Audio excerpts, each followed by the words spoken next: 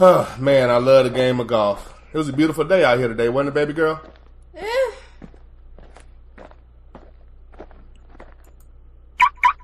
You didn't think it was a nice day today? Well, I am sweating all over, so no, I didn't really think it was. Well, I mean, you got to drive the car. You got to drive the car, and it did have the hood on it, so it kept the sun off of you. Yeah, but it had no air conditioning. Well, okay, fair enough. So, we're going to get something to eat, right? Of course. Cool. And you're obviously paying, right? Always.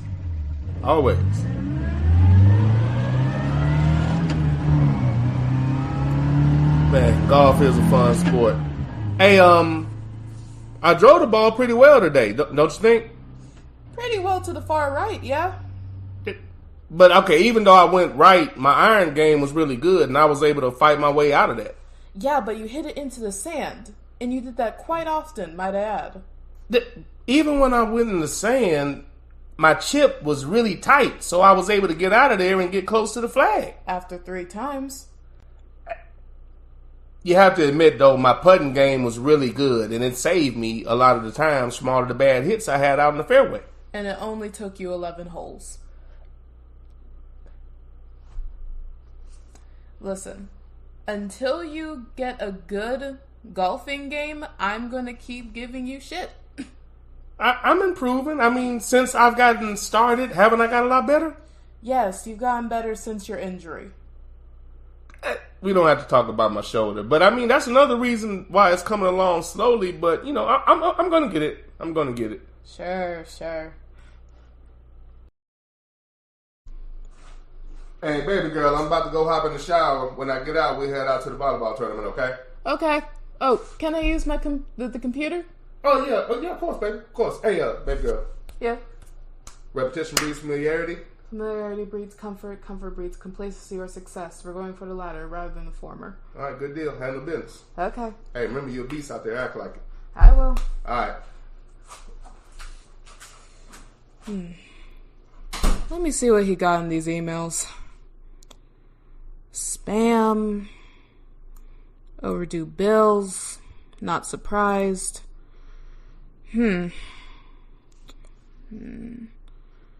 Fuck the police coming straight from the underground. Young nigga got it bad 'cause he's broke. What is this? Sarah? Linda? Becky? Amber? Amy? Molly? Ginger? Heather? Karen? Oh, hell no. We are not having this. No, I don't want no Pancake Tuesdays. Oh God, delete. No, I do not want your lemon bars, Karen. Ooh, my dad's gonna get... Do you have strong opinions and you're looking for a way to express them? Are you tired of carbon copy sports radio that infests the airwaves? Do you have creative concepts and ideas that you want to share with the world?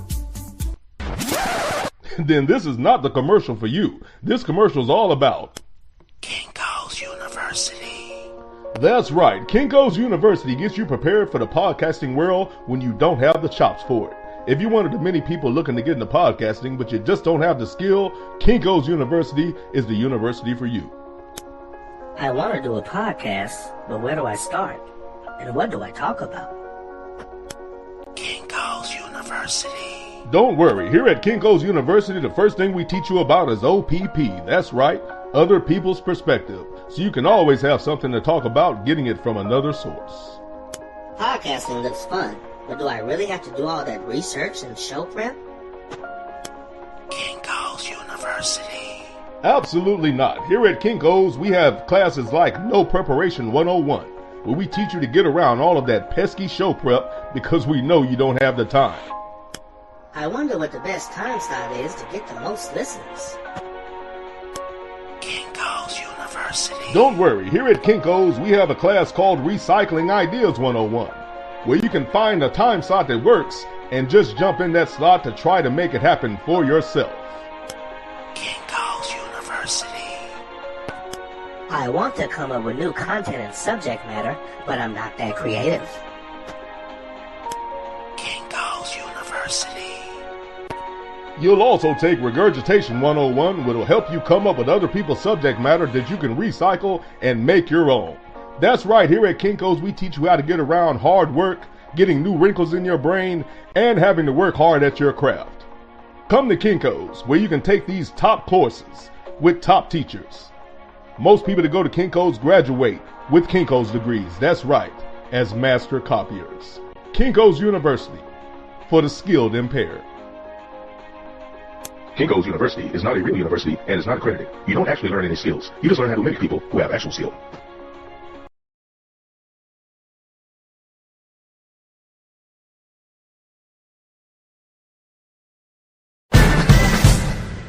Posting in the paint with Doc Bell, Amy Blackman, Underground Railroad Show with that ninja, Militant Monday, Spreaker.com. All aboard, have your tickets ready because the train has arrived. Delayed or on time, it's time to get on board.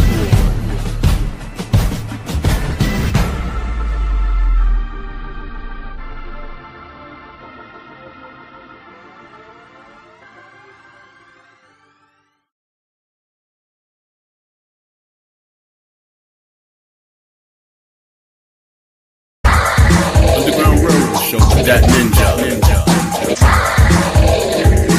All aboard, have your tickets ready because the train has arrived. Delayed or on time, it's time to get on board.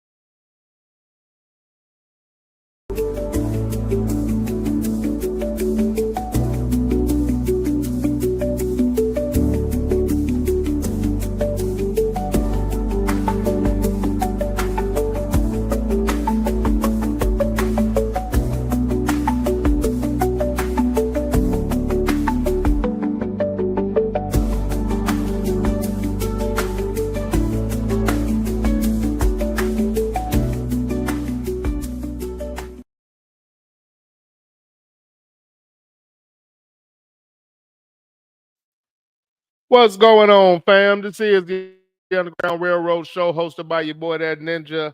Draft recap. I apologize for yesterday. I had every intention on doing the draft recap show yesterday. Well, actually, no. Actually, there's a little bit more to that as well. And excuse me as I do an audio mic check. For whatever reason, I noticed that during the draft show with Light Skywalker, I noticed that for whatever reason my microphone went out. Now, I know that this happened after I snapped, after the Giants made what I felt was a horrific pick, after making a very good pick with Abdul Carter. I believe it was Abdul Carter they picked up, but then they came back and made that pick at quarterback that I questioned, that I felt was highly questionable. And for, I don't know, maybe, God, 10 good minutes, it seemed like an eternity listening to the replay. It was a lot. My voice just kept going out. You know, that initial problem that I was having with this particular platform. So I'm not sure what happened then. Now, yeah, I removed my headphones abruptly, but I put them back on. I had my mic in place. My connection wasn't compromised. I don't know what it was, and I'm not sure why. I'm not sure why that my microphone went out, but I apologize. When I went back and listened to it, it was terrible. You didn't hear half of what I said after that. So that was disheartening. I'll try to rectify that, but I'll be honest, I'm not sure what caused that. And as I did a quick audio check, I see I don't have a problem. I'm double checking something here with this chat room.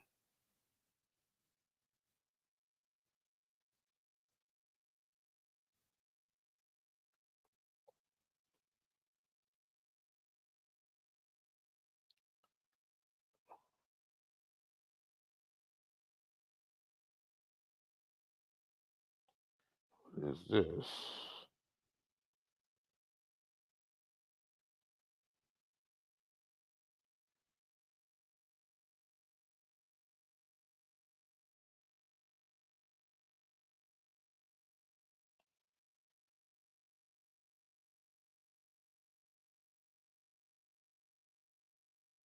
Okay. Sorry, I was trying to get this situated. All right. The yesterday I was actually supposed to give you the annual show on religion, but again, I wasn't necessarily thinking about the draft when I pushed it back. It got pushed back. It got pushed back a week, and when I did that, I wasn't thinking about the draft. And after the draft, I just couldn't. I couldn't go with that because that wasn't going to be the flow of the show. So I decided to push that back. And I'll give you a confirmation. I'll give you a confirmation. I'll give you a confirmation. It's not going to be next Monday.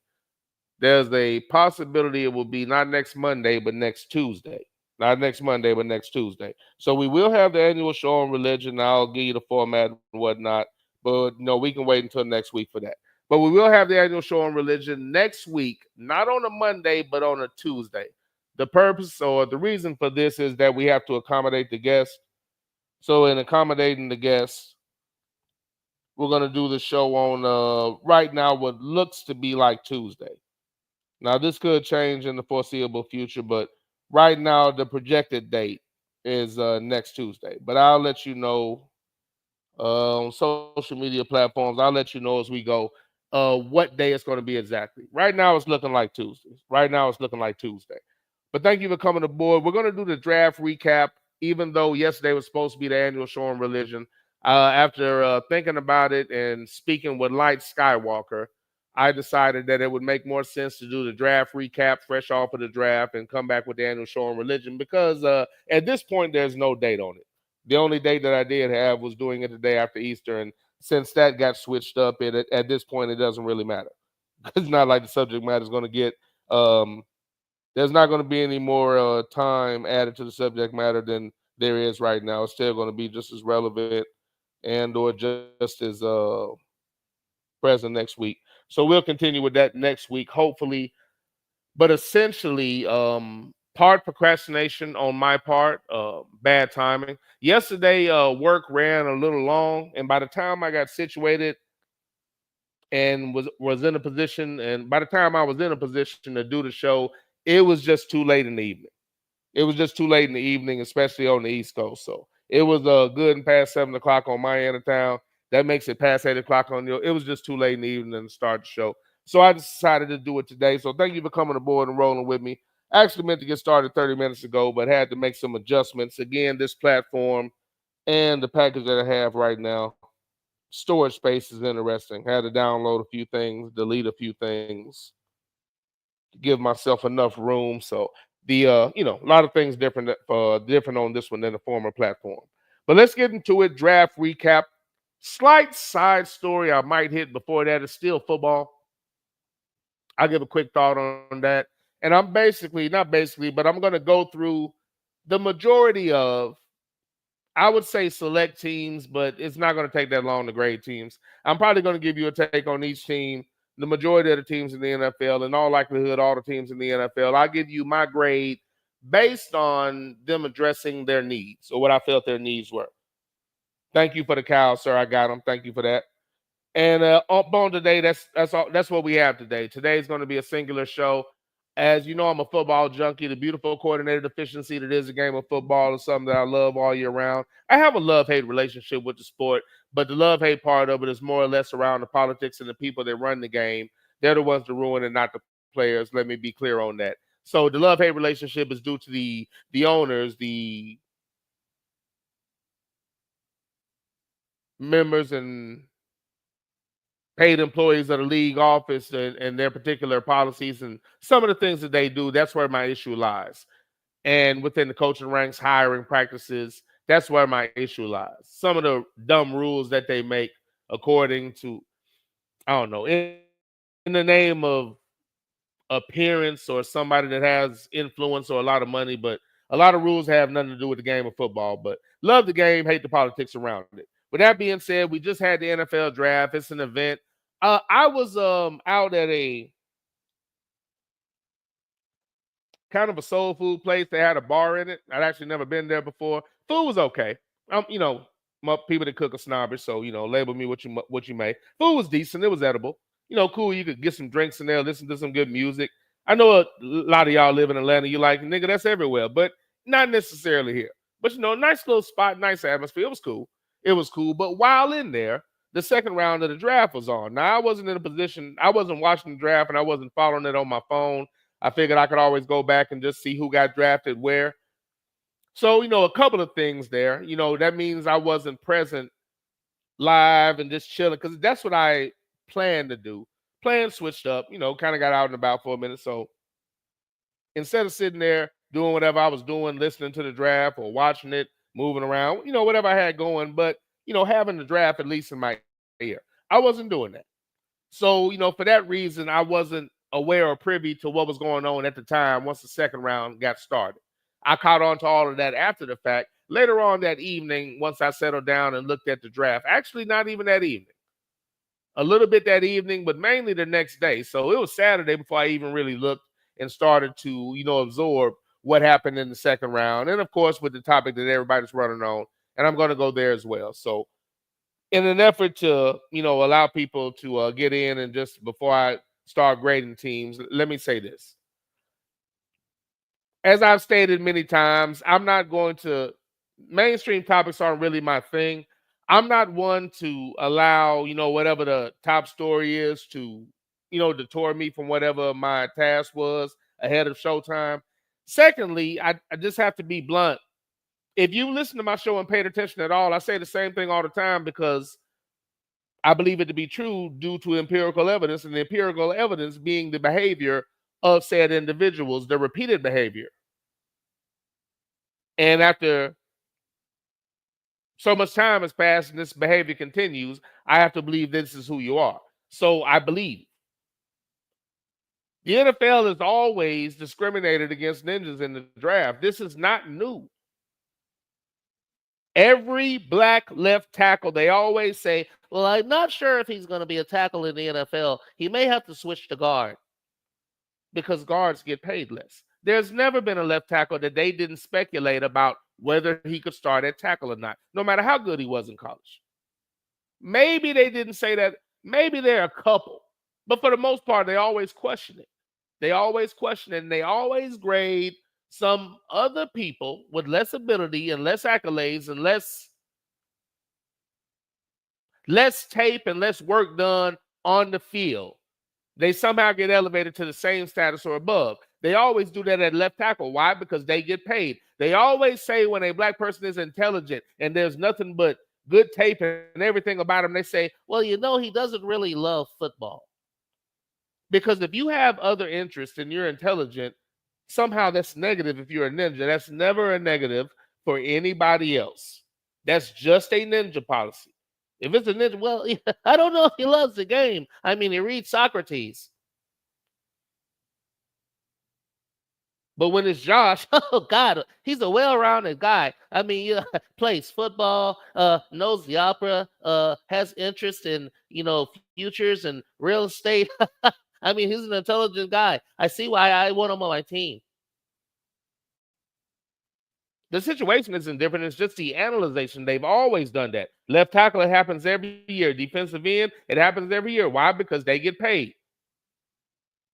Quarterback, don't get me started. Malik Willis, after the combine, was scouted to go one of at least in the top 3 at the quarterback position. And it didn't happen. He just sat there in the green room. ABM posted Geno Smith. Geno Smith, go back and look. Cartoon shit in college. He just dropped. Warren Sapp, they put a rumor out that he did cocaine. He just dropped. This is not new. The only thing that's new in this situation is that people don't slow down, T. The only thing that's new in this situation is that people that don't normally watch football are involved and feel impassioned about it. Speaking about Shedeur Sanders, because they followed this. They're not necessarily football people, but this story interests them. Deion interests them. His key is the story. HBCU to Colorado, that interests them. So they follow these individuals. And, they've come aboard and jumped on to something that, we've all been on. I digress. Let me go back to what I was saying. That was the whole point about bringing up that restaurant. The whole thing about the draft was I was in there eating, and there was a table full of young ladies to the right, like 3 of them, look about college age. And they were talking about nothing but the draft. The draft was on the television in the back. They had it on their phones. Who's on the board? Such and such, da, da, da. who they gonna get? This and that. They needed this. They need a. I'm sitting there listening. I'm listening as I'm sitting there eating. I'm listening in my mind. I'm laughing. I'm like, they actually into it, and they're not into it just to say I'm gonna watch the draft. They actually had opinions on what the teams were gonna get, and I was tickled to death. And as soon as somebody picked somebody, and it was almost like the reaction we had when the Bears picked that tight end. Like, who the hell is that? They said, who the hell is that? And they started going to Google. But at any rate, I was reminded in that moment that, yeah, the draft is going on and how big it is when, a group of young ladies, of course, it's a thing now watching the draft, but they were really interested in it. There were many things they could be doing, but they would turn focused on their TV, looking at their phone, going through every team. And it was just hysterical to me. I forget how big it is sometimes. And generally, I'm at home when the draft is on. Most of the time, I'm just chilling. But at any rate, so I wasn't aware of the pace and how people were just looking at all of these teams passing on Shedeur, hence the build-up and, everything that's popped off since then. But part of it, I think, is just because that particular player in that situation was, it quote-unquote transcended sports, and that's great. But it brings in more eyes that wouldn't normally pay attention. So you're looking at this as a tragedy. No. This is tradition. This is tradition. It's just highlighted in this situation. I know, like Scott Walker said, they break down every player and look for faults, and that's true to a degree. But I have to be honest with you, I don't see a lot of ripping down of Caucasian players. I'll see situations where they just won't say their faults out loud. They'll say things like, as ABM quoted when they picked that, God, who was it that picked that play? I think it was Cleveland. They picked a D tackle, and I was like, what the fuck are you doing? But they say, like, he's not a star.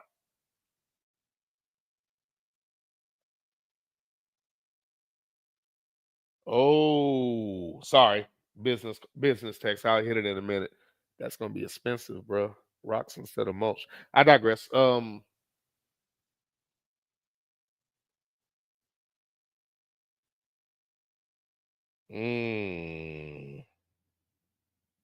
apologize for the pause.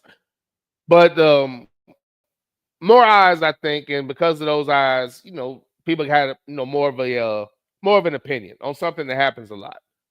But they've always torn down black quarterbacks, and ABM says that they tear down all players. I kind of disagree. I disagree, to be honest with you. I haven't seen a black player that hasn't done well in college where they're looking for a reason to tell you he might not be that person. If you haven't been in any quote-unquote trouble, and, I question what you call trouble. Law and Order Mayfield ran from the police, drunk and high. Drunk and high, got pulled over, tried to run, and no media followed it. Nobody talked about it. Nobody called him a bad guy. He didn't really lose much time in college, and he was the number one pick in the same draft that had Lamar Jackson in it. So I just don't agree. Because any ninja that did that, whether he was a great quarterback or not, probably would have lost his entire fucking career. So there's no equality in that situation. There's no need to draw false equivalents.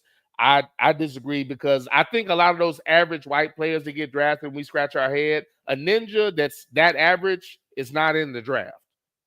And you don't have to take my word on it. Go look. Go look and see if there's anybody that has those limited abilities like some of those cats that got drafted where you scratch your head. Look no further than that first D tackle. Look where, if I remember correctly, it was Cleveland. Ninjas that have those limited abilities don't get drafted. They don't really get a chance to go to the combine. So I think there's a staunch difference, but they're always looking to rip down players and tell you what's wrong with them. But the difference for me is a player that has shown you everything and been nothing but a dog on the field. Hasn't done anything wrong. You don't got any dirt you can put on them. And I brought up the Law and Order thing is because if you can do that, then I don't want to hear anything about, I think there are character issues when somebody can run from the police drunk and high and you don't care. When Peyton Manning can set his dick and balls on the face of his trainer and you don't care. Shut up. I digress. Just pointing out facts that they never bring up. A lot of the reasons for outrage is that they bring it up and you're just not aware. But getting back to what the hell we're talking about,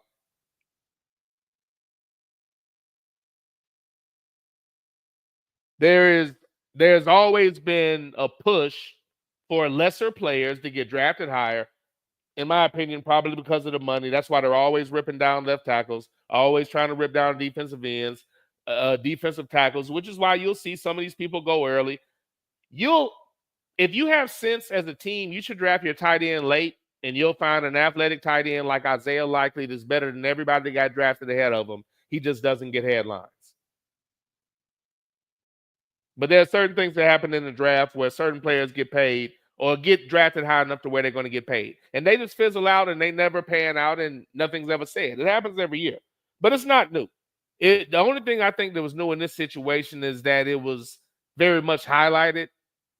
And he slipped down to an area he never should have slipped down to. And again, for me, it's almost like the election. I didn't have a lot of outrage after the fact because if you listen to me at all, I've said over and over again, any organization where they run everything, it's going to be fucked up. If they run something heavily that we're highly involved with, nothing about it is going to be right. You can forget that. Nothing about it is going to be right if they're in charge. Look at the police department. Look at the educational system. Look at banks. Look at their loan practices. I digress. Hell, you know what? Not right now. But it's much like the election for me. I don't have a lot of outrage after the fact because all of my, angst and haste is ahead of time when I'm talking about how dumb the stories are and listen to this narrative. And every time there's shit on a player that's done nothing wrong, you should probably look over here at somebody that's actually committing a crime. All of my angst is like ahead of time. But after the fact, I say every damn week, anything that they run is going to be fucked up. They're not going to act right. They don't know how. They never have. Check history. That's not a controversial statement. It's a statement of fact that they're just not going to act right. Just not going to act right. There's just no proof of it. It's just no proof of it. So today we'll have the grades of every team in the NFL. I'm going to grade them according to whether I felt that they addressed their needs or not. I felt that each team had certain needs, and I'll give their grades according on whether they address their needs. There's one little side story I might get to at one point, and of course we will have the cows. Let's go ahead and do I don't want to bother right now. I'll read a couple of chats right quick. We got my man Sluggo on the train. What's going on, sir? We got my man Rough Buff on the train. What's happening, sir? Fans of Atlanta and Buffalo, respectfully. And I'll tell you what, we'll start there. Let me get something to chew on before we read some chat. There was one situation. And you know what? I won't be long-winded on this because I don't want to. Let me see. Do I want to bring this up?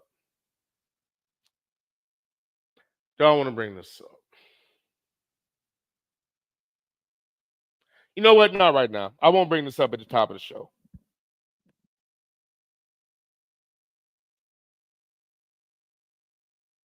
Yeah, I'll wait. I'll talk about both of those later. Let's go ahead and start here. Let's start with the Atlanta Falcons. I'm going to go ahead and start there. We're going to start with the Falcons and the Bills in honor of the first two people in the chat. And plus, I was going to start. I was pretty much going to start there anyway. Not really a big change. Now, again, as we were doing the draft show, and again, before I continue, let me give a belated baller,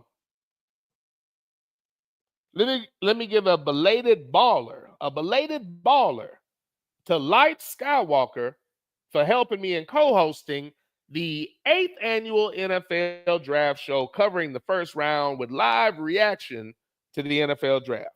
Shout out to Light Skywalker, a.k.a. Terrence Trent D'Arby, a.k.a. Christopher Williams,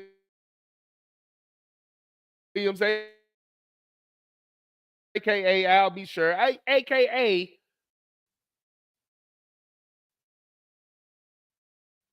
That boy is good.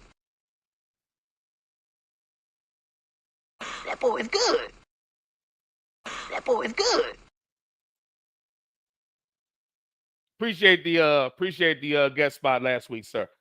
But upon the draft, as we were checking out the first round at least, man, it was interesting. A lot of things that made me shake my head. A lot of things that I was cool with. A lot of things that made me say, stupid as a stupid does. Stupid as a stupid does. Stupid as a stupid does, sir. A lot of things that had me feeling, quite frankly,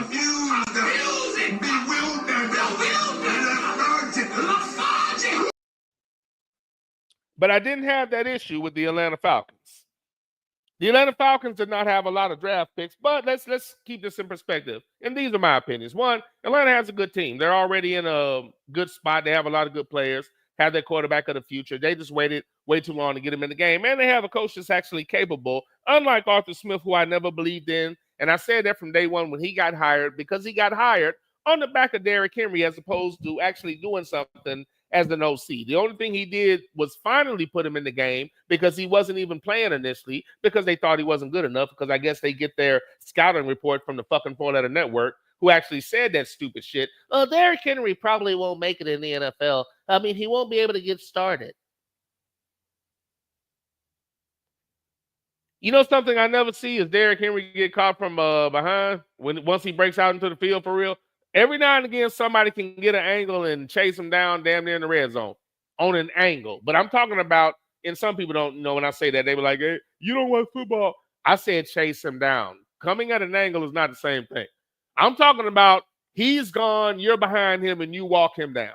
The fact that nobody can do that makes me question, what the fuck were y'all looking at when you were evaluating Derrick Henry? That's just as dumb as saying that somebody that, well, not somebody, but a ninja that played in the shotgun is going to have a hard time learning how to take a snap from center, as if he's never done that in his life and as if that's actually difficult. You would have to be an uncoordinated motherfucker or somebody that's never played ball to actually think that's difficult, or to think somebody's not prepared for something they know eventually is coming. It's just stupid. The things that they nitpick at. Nothing but a stellar career, national championship. Well, I don't know if he can take a snap from center.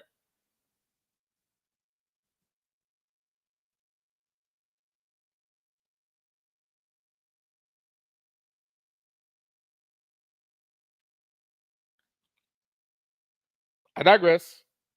Let me stay where I was at.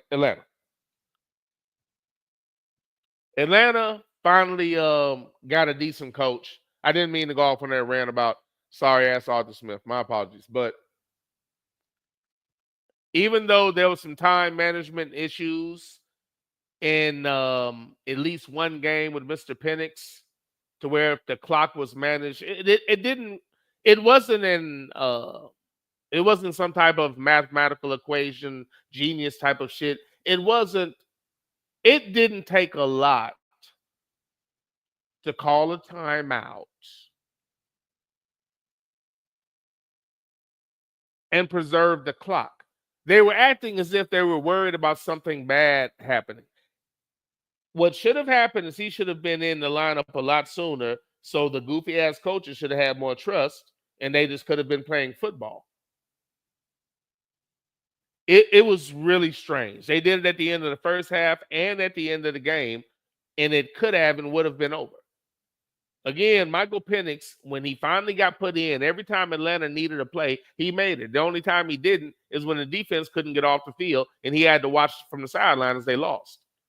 But opportunities were lost during the game due to piss poor clock management. Again, I digress, but you see the difference in the team when you have an actual coach. The OC has proved himself to be efficient. When they finally put Michael Penix in, you saw the difference in accuracy, arm strength, release point, being able to read the field, but being able to throw passes that Cousins was not capable of, which was holding the offense back. He wasn't doing regular things. And if he was one of the people that they chose, it would have gotten talked about a hell of a lot more. But with all of that being said, Atlanta's fine. I didn't have any criticism of the skill position players because they didn't have a coach and they really didn't have a quarterback, or at least a system that was going to allow the quarterback to show them anything. So I couldn't judge their receivers. I couldn't judge their running backs. I wasn't going to waste a lot of breath on that. I firmly believe that until somebody has an opportunity to display their skills, it's premature to speak about them and try to judge their performance. And a lot of people like to use a throwaway phrase that I think came from TV, at some point, stupid shit like that. No, not at some point. When they're able to display their skill, when they get an opportunity, then I can judge them. It's that simple. It's not complicated. When you get an opportunity to play and then you fuck up, oh, now I have something to look at. But when you never get the ball thrown to you, when the coach runs the ball all the time, throws it every now and again, when the quarterback can't get you the ball because the coach barely ever calls a pass play, and the few times that he does, you have to be perfect because you barely get to throw the fucking ball, The shit's just stupid. It's not a good offense. I digress. Just Arthur Smith wasn't a good coach. I couldn't judge their skill players. They've been drafting high in the draft offensively for years. They had a lot of players that could contribute, but you had to have the right guy in there. And once Penix got in, everybody got involved. Even the tight end that Skywalker likes to destroy. And I still wasn't ready to throw away, but when he gave up a football and gave Penix one of 2 interceptions that weren't his fault, that was disappointing. But and at the same breath, he made a game-winning catch, if I remember correctly. He made some clutch plays, but an entire year, an entire offseason, with these individuals knowing who they are and what they're going to be and who their quarterback is going to be. I mean, that play where Drake London was one-on-one with the cornerback. They went to him once, and I think he caught it. Maybe it was out of bounds. It was real close. Came right back to the exact same play. He threw another laser over the helmet of the cornerback. Drake caught it right behind him very calmly and looked at dude like he was small. And they threw a taunting flag, but touchdown. Same play twice. I'll never forget to look on the Carolina Panthers player. He was sitting there watching it, and they showed the replay. And when he went back and dude made that play on him, he was very professional. He kept his hands behind his back, but his face said, God damn, you just got burnt twice. He made that face like, ooh, Michael Penix, nasty. You can see it in there. Shit was funny. But there were some nice moments when that man was in there. So I'm looking forward to their season. With that being said, everybody knows that they need pass rush. They needed defensive players. They needed something to disrupt the opposing team's offense, push the damn line back, and or get into the backfield, disrupt the play, and or get to the quarterback. Atlanta takes Jalen Walker out of Georgia. Easily one of the top 3 linebackers on the board. In a lot of people's opinion, the top linebacker on the board can also put his hand on the ground or in the ground, like Michael Parsons, linebacker as well, but he puts his hand in the dirt. So you have one of the top edge rushers and linebackers in the draft. They come right back, get back into the first round, giving up a 2026 first round pick to take an edge rusher that I've been screaming about for the last 3 or 4 picks. A lot of edge players and D tackles were taken, but the only other 4-4 guy besides Abdul Carter was James Pierce Jr. And Atlanta came back in the first round and not only got Jalen Walker, they got James Pierce Jr., 4-4 guy out of Tennessee on a very underrated defense because the coach left him hanging and out to dry due to his lack of creativity on the offensive end. But again, I digress. Back to Atlanta. Excellent first round. Y'all could have stopped right there, and you probably would have got a great grade from me. Excellent start to the draft. Falcons, I see you, and I hear you with those first 2 picks. You hear you? I hear you. I see you. I hear you. This is what they should have done. They went all out to get what was lacking on a defense that played pretty good football. Again, the entire team gets better when you know you have a chance to win. And when they saw what that young man could do and they finally put him on the field, it lit a fire up under the entire team. And again, this man came in looking off defenses from the jump. He has never stared down a receiver in the NFL ever. Even when he knows where the play is going, he always looks the fucking corner and safety off. Every fucking play. Again, they would highlight these details if it was one of these other guys that they really liked. But the entire time, them and people that don't understand the game and actually don't watch are stupid enough to talk about his knees instead of his ability. The last 2 years, the only thing he's done is play stellar football in college. But if you don't watch him, you fall victim to these idiots on TV talking about his goddamn knees. But again, I digress. Falcons set on offense. You get 2 great players out of college on defense that should pay dividends right off the bat. The Falcons come back in the 3rd round with the 96th pick. And again, Jalen Walker, arguably, in a lot of people's book, top defensive player, or at least top three defensive player on the board. You got Abdul Carter, you got Travis Hunter. So in a lot of people's minds, he was right there at 3, no lower than 5. So yeah, Jalen Walker, top linebacker, puts his hand in the ground. And James Pierce Jr., who I think is going to pay dividends. I mean, being taken number 26 in the first round is nothing to sneeze at. I was just surprised that 3 or 4, I think maybe as many as 5 teams passed on his services being that they drafted somebody at the same position. One of those was justified. A lot of the rest of them I understand. One in particular I don't.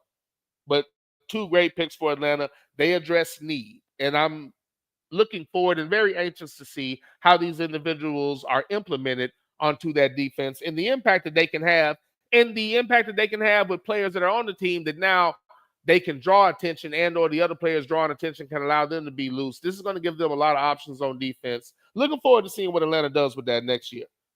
In the third round with the 96th pick, they get Xavier Watts out of Notre Dame, safety. So again, taking care of the back end.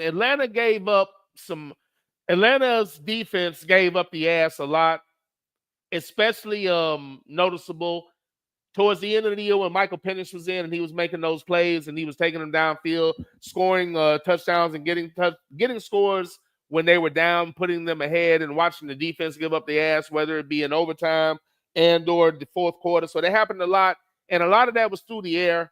Atlanta picking up Xavier Watts, safety out of Notre Dame, Billy Bowman Jr., safety out of Oklahoma, and they also get an offensive tackle to help bolster and reinforce the line, Jack Nelson out of Wisconsin. Wisconsin, the land of the large crackers. And I don't mean that in a disrespectful way, but land of large crackers, land of large white people. They're known for their lines. Wisconsin at one point had a line that was just as big, or if not bigger, than the biggest offensive line in the NFL. Basically, what I'm saying is Wisconsin is a good place to get an offensive lineman from. So a very good, a great draft for the Atlanta Falcons, addressing defense with every single pick except the last pick, and that pick was an offensive tackle. Raheem Morris, the Atlanta Falcons. The GM, who I believe has caught a lot of flack. In a word, that is how you draft, ladies and gentlemen. Good job. That boy is good. That boy is good. Finally addressing the need for a pass rush. And that's going to help it. That, again, a good pass rush makes your secondary that much better because the quarterback has to get the ball out, has to make a decision quicker, has to move, has to get him off a square. And if he's a guy that doesn't have more than one tool back there as a quarterback, then the play is completely dead. The only thing he can do is just throw the ball away or jump on the ground. But if you cause that play and disrupt the timing of the play, that gives opportunity to your secondary, especially if the quarterback throws an ill-advised pass like Will Levis did on multiple occasions last year for the Tennessee Titans, which is why they drafted Cam Ward. By the way, Will Levis. Man, you sorry. Man, you sorry. Shout out to Mike Vrabel wasting the pick on Will Levis. Man, you sorry. On the way out the door, nonetheless. Man, you sorry.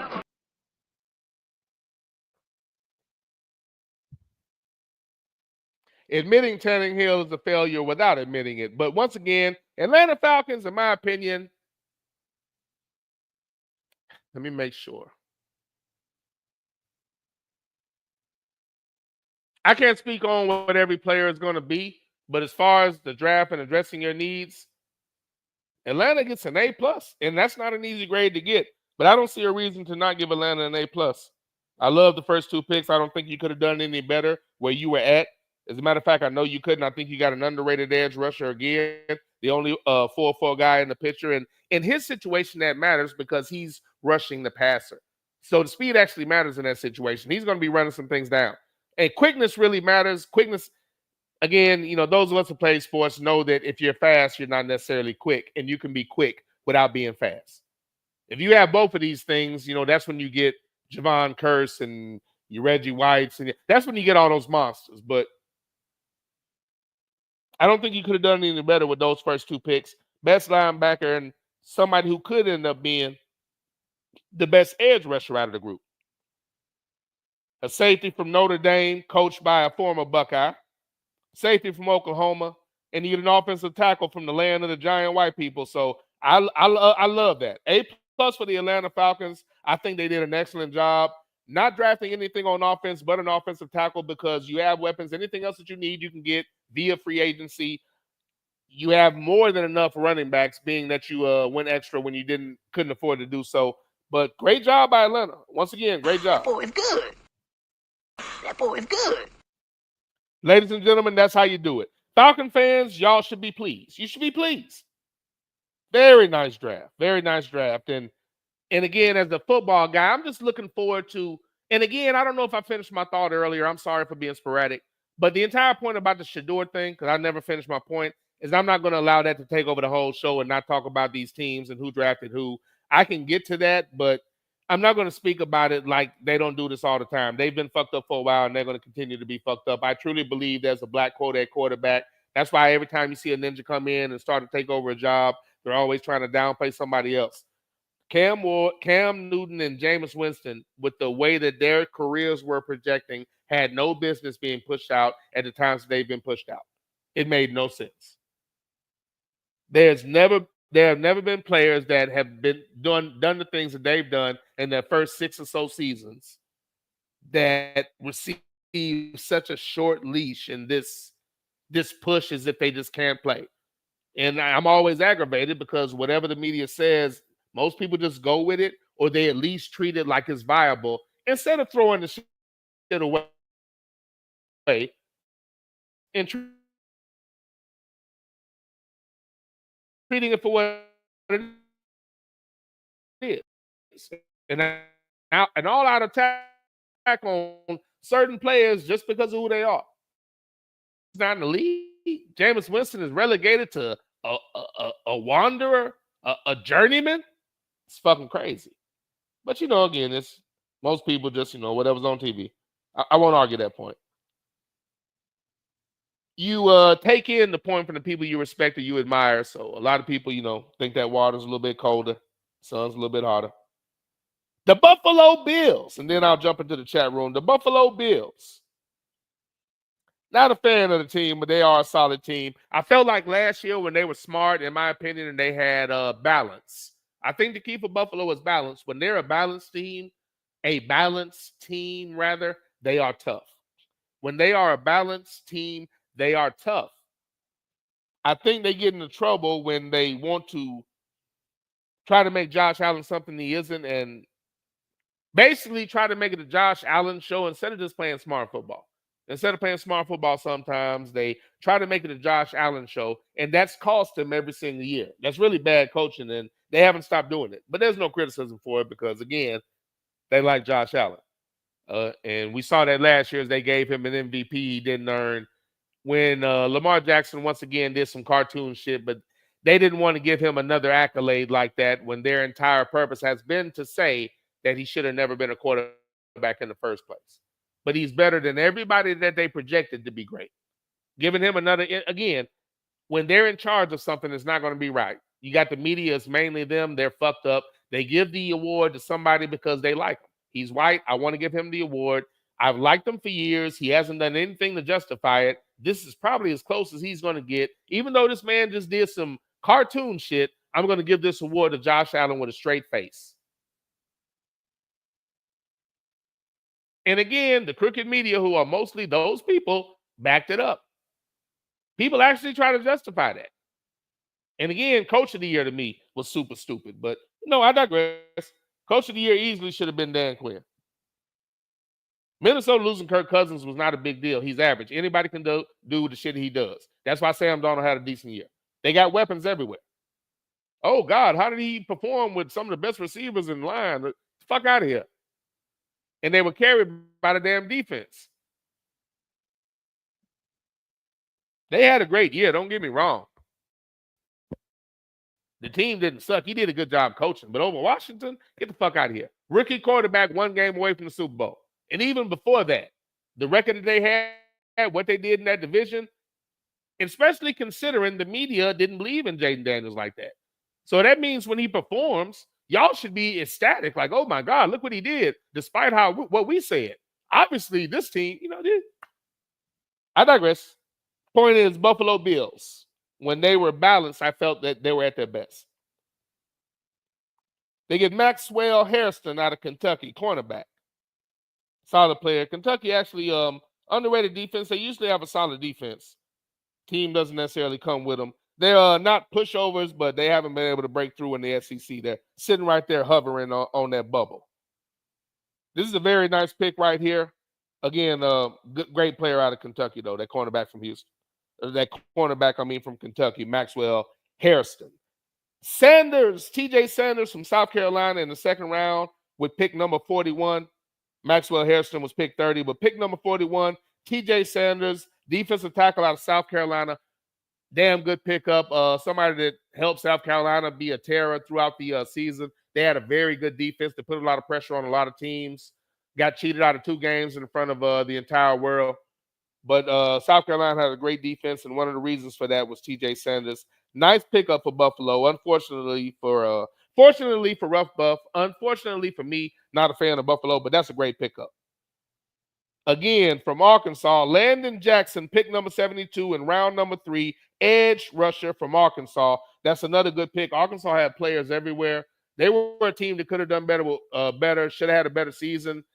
Lost a lot of games where they were doing well and dominating, but I think that's due to their dumbass coach who's going to still be there. And every time they start to get rhythm going, he's over there, okay, tone it down, slow down, let the other team catch up. So as long as that dumbass is there, they're probably going to have those problems if he doesn't allow the offense to flourish and be a little more wide open. But again, Arkansas had a lot of good players on the team. That's a nice pickup, Landon Jackson, in the third round, especially in the third round. That's a nice pickup. Deion Walker from Kentucky, defensive tackle. Again, Kentucky had an underrated defense. A lot of people probably weren't looking at them as far as, when you think about defenses, you weren't going to say, oh, Kentucky.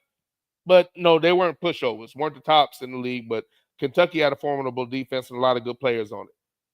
Round 5, cornerback from the Ohio State University, Jordan Hancock, picked up by Buffalo. Jackson Halls in round 5, 173rd pick, tight end out of Georgia Tech. Big target for Josh Allen, 6'4" cat. No real speed, but when you got size, you can get out there. 4'8" guy. At tight end, that's not terrible at tight end. It's not exceptional. It's very average. Very average, very, very average. I personally ran a 4.4. But he only ran a 4.8. But big dude, blocking and all that. Little safety valve. And as we all know, he does take advantage and throw the tight ends a lot. So I understand that pick for Buffalo. Cornerback Dorian Strong out of Virginia Tech at pick 177. And Chase Lunt, offensive tackle out of Connecticut, at pick 206 in round 6. So 2 picks in round 6 for Buffalo. And in round 7, wide receiver out of Maryland. And this is why this really bumped up Buffalo. Caden Prather.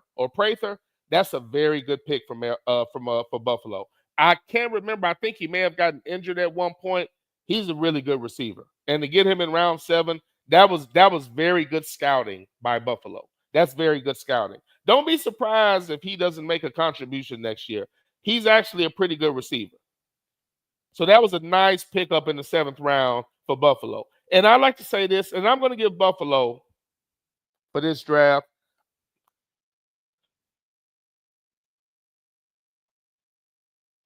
It's a strong B+, possibly an A-. I'm trying to make sure that my hate for your team is not fucking with the grade, sir. Strong B+. And I wouldn't argue with an A- right here, but this is a very good draft for Buffalo. You know what? I'm going to give you an A- because of that Caden Prather pick from Maryland at wide receiver in round 7. That means you were still – a lot of teams have throwaway picks. Buffalo didn't – let me tell you something Buffalo didn't do, and it's something a lot of teams did that made me mad. Wasted a pick on a quarterback. Especially in a round where you could have gotten a contributor. I'd rather you get people that can contribute. In this situation, because it's Josh Allen, they didn't draft a random quarterback just for the hell of it. There's no need. There are too many veterans. There are too many backups. You probably got somebody on your team already. There's just no need unless you feel like there's nothing that can be gained by getting another player on your team that may contribute at a position. They didn't waste any picks on that. For that alone, A-. High grades in these first 2. So Atlanta, I felt, got an A+. They did a great job. They went above and beyond and addressed their needs. Coming back in the first round to get Pierce, I felt that's what pushed them over the top. That's where the plus came. Buffalo did a great job of addressing need. Now, the B+ is because I felt like they could have picked up a wide receiver. They did get Caden Prather, and I thought that was a great pick. It was in the 7th round. It was only one receiver. Again, I think they picked up somebody in free agency, so perhaps they feel they don't need a lot. That's the only reason I'm teetering on the B plus and the A minus, because I felt that possibly they maybe should have gotten another receiver. But I'm not mad at what they did, and I feel like they should lean on defense anyway. A minus for Buffalo. Rough Buff, y'all did a good job in the draft. But again, the key to your team, just like Mr. Miyagi said, balance, focus. Y'all just have to stay balanced. When y'all had a good run-pass ratio, y'all's record was a lot better, a lot better. If y'all stay with that and don't make the moment too big for Josh Allen, I think y'all can get somewhere, sir. But until then, it's going to be early exits out of the playoffs. Early exits out of the playoffs. This is the Underground Railroad Show hosted by your boy, That Ninja. Let's go ahead and get into some chat. I wanted to give you a little something to chew on, some fat to chew on before we got started. All right. And, of course, we will have the cows at one point in the show. Side story, I don't want to say what is concerning because that would be too obvious. One quick second here.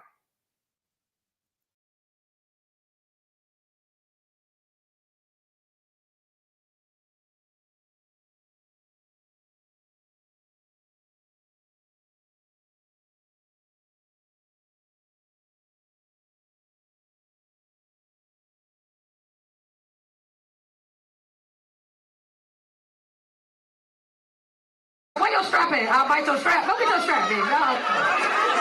I'll throw up on the strap, bitch. I'll throw up on the I'll bite the tip off the strap. Go get the... Where your strap at? I'll bite your strap. Go get your strap, bitch. I'll throw up on the strap, bitch. I'll throw up on the I'll bite the tip off the strap. Go get the... My apologies. My apologies. All right, let's get into the chat room. And so I apologize for not giving you the show on religion yesterday.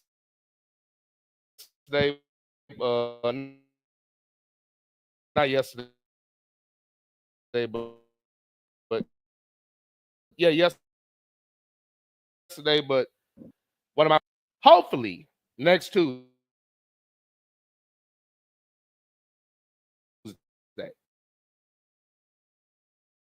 Next Tuesday, get some bullshit off of the screen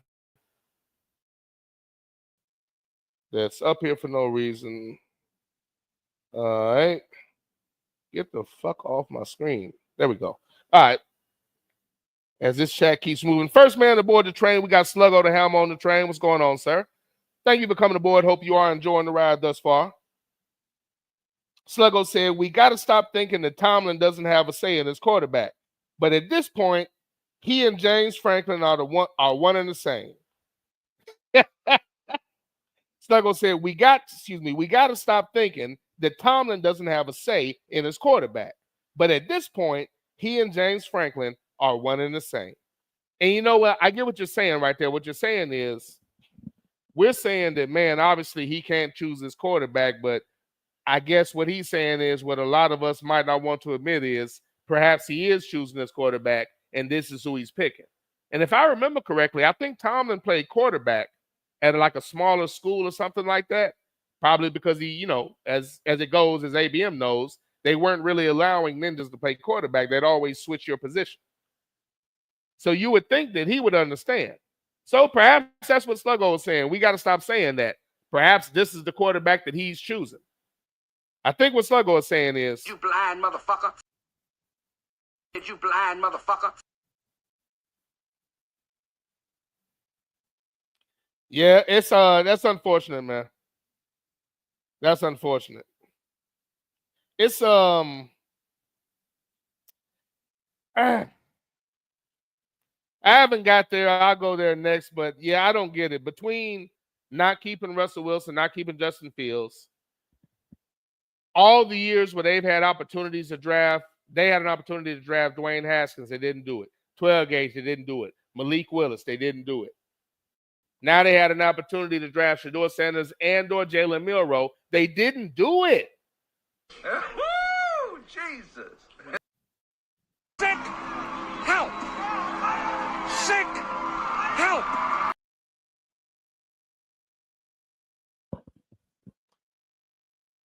Hey, I know I asked this earlier. Let me jump to the bottom of the chat. Mic check. Are we having any mic issues? And I'm only asking because I had that issue the last show. I know there's a delay, but mic check. Thank you, sir. That's all I needed. All right. But yeah, it's disappointing, sir. It's disappointing. Honestly, with everything that I just said, Sluggo, you're right. I'm stupid for thinking something else was going to happen, but maybe I thought that. You must be on something. Maybe I thought that because they picked up Fields and Wilson last year.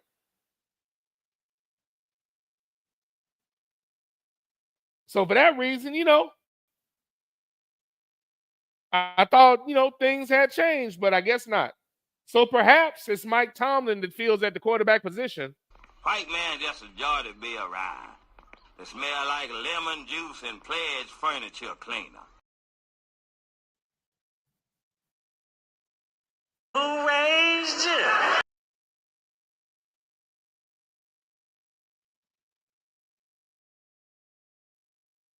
Disappointing.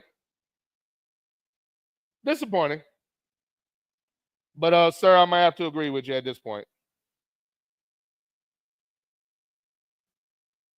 At this point, I probably have to agree with you.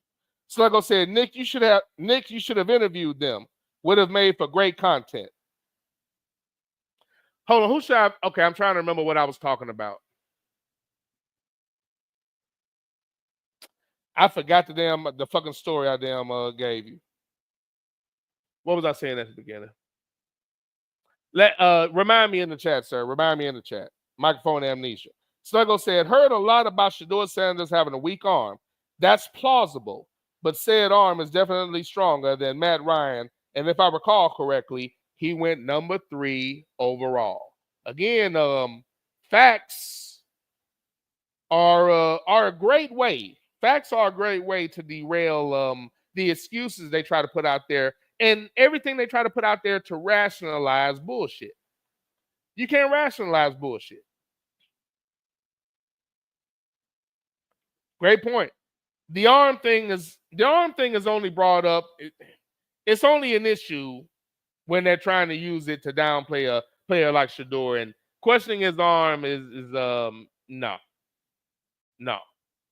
But again, that's not a valid complaint, especially if you consider some of the other quarterbacks that were taken. But a great point, sir.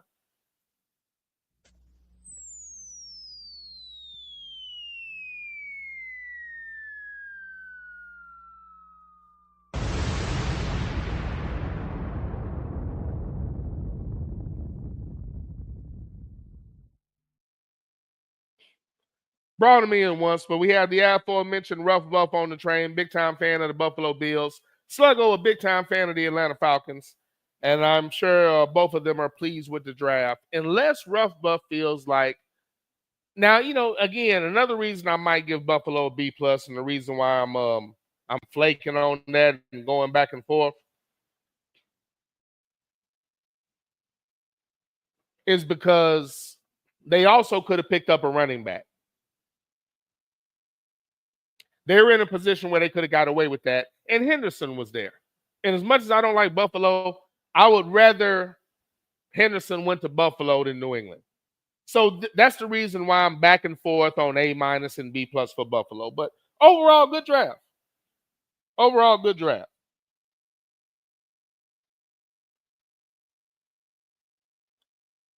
Sluggo said, we got to stop thinking that Tomlin doesn't have a say in his quarterback. But at this point, he and James Franklin are one and the same.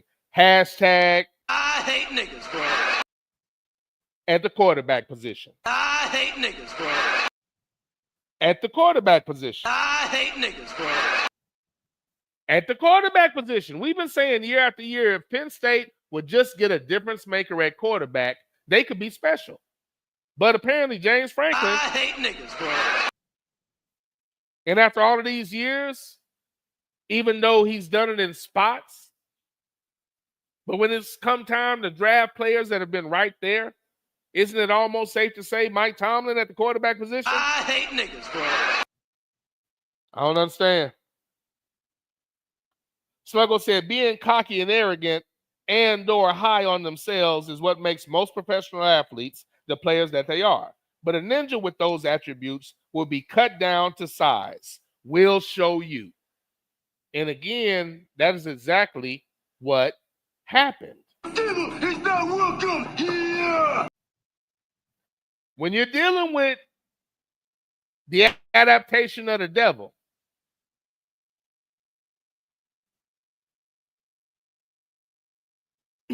unfortunately, you just can't be surprised in this situation. Unfortunately. And I've said it for years. A lot of people would say, if the player is good enough, that's all that really matters. In my opinion, these people are fucked up enough to sabotage a great player because they'd rather watch an average player who they like on a personal level play. They would sacrifice watching phenomenal play. Not all, but a lot of them would sacrifice watching phenomenal play. The people that cover it would. Watching phenomenal play for a guy who they like. And you get that from just watching them every year with with their commentary and the way that they rate these quarterbacks. Sam Darnold had one good year out of his entire career, and he got paid. 1 year. His entire career, he's only had 1 year, and he got paid. Any ninja would have to hear the same thing. Well, he's going to have to show me something else. I mean, he has to do it again. Look at his body of work.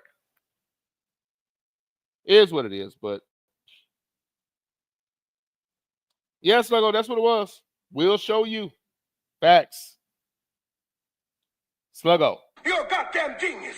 That's the most outstanding answer I've ever heard. You must have a goddamn IQ of 160.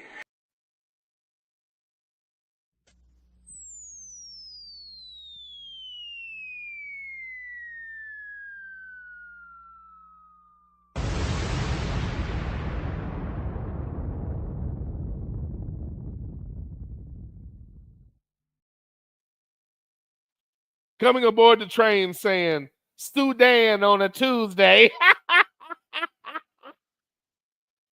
We have the aforementioned Light Skywalker, a.k.a.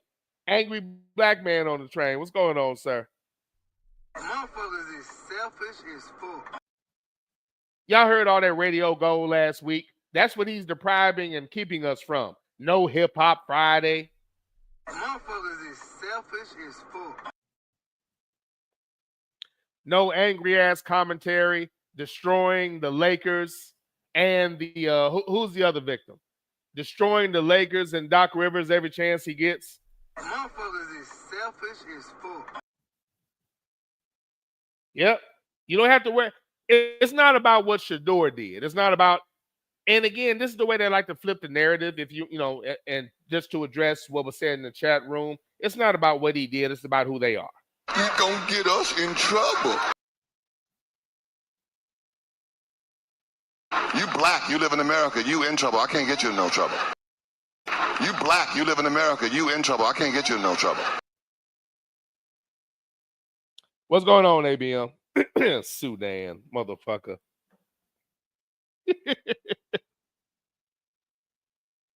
ABM says, Sudan, you are too high on Raheem. He blew 2 games with his lack of clock management. I mentioned that. I said, but it's what I said was he's an improvement on Arthur Smith. And he is.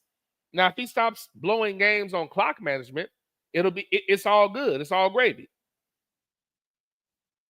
1 second. Let me, I need to turn this air if I lose my damn voice.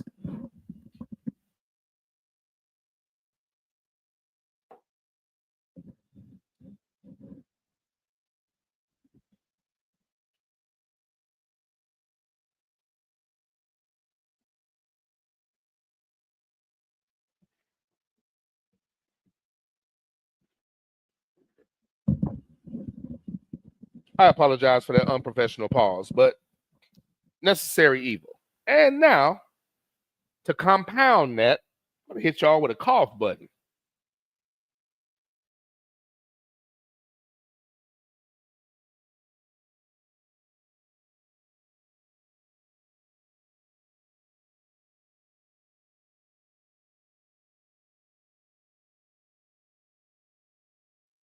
All right, let us continue.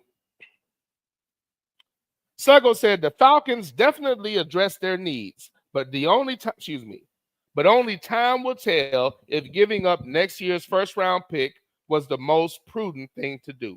I like it because I don't think James Pierce is average. And the fact that he was still there was very nice for y'all. And again, it would be different if your team was lacking. Giving up that first-round pick hurts, not having a first-round pick next year. But you're not a team looking to rebuild. Y'all are already built. Y'all just have to go play football now. So in your situation, I'm not mad. I'm not mad at that because y'all are going for it to a degree. And I think the tools are there offensively. You just had to plug some holes defensively, improve on last year. And again, with the play calling, the aggressiveness, knowing what you have in Penix this year, the confidence the players have in them, I'm good with that pick. For your team, I'm good with that pick. A team that had a lot of holes and didn't project to play well next year, that would make sense. But for y'all, it makes sense. For that player, it makes sense.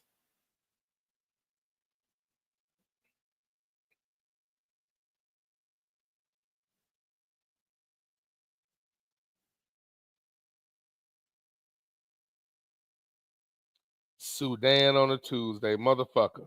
But yeah, ABM, you're correct. You're not lying.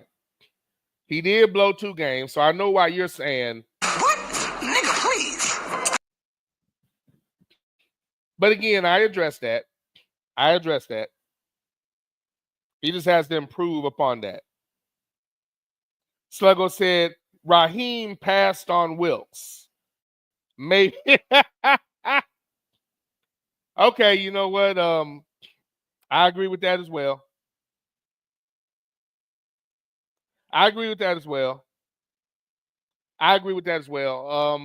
When I saw that y'all were looking for a defensive coordinator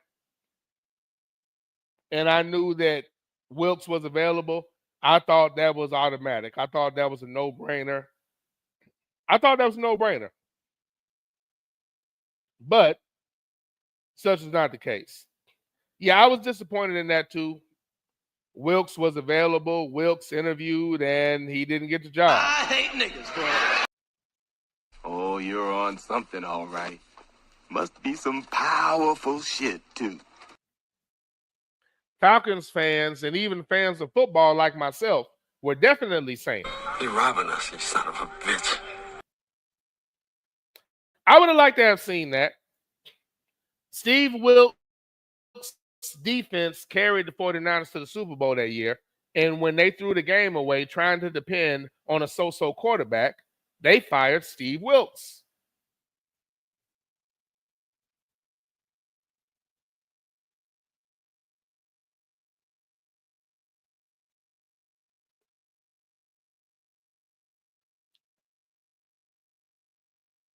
Me and ABM talk about that one all the time. Defense carried the entire team. And when it didn't work out, they blamed Steve Wilkes.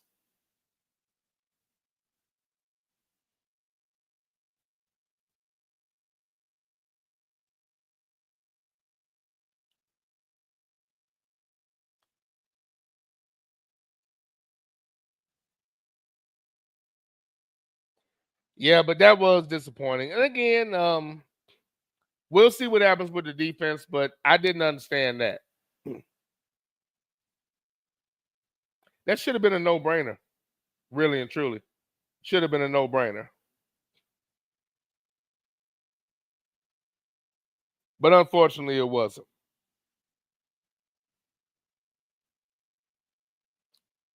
Sluggo said Raheem and crew literally snatched defeat from the jaws of victory as it relates to the division title. Y'all did. Y'all did. But again, I'm staying with he's an improvement on Arthur Smith. I still believe this to be true. And he should correct these mistakes this year. Should.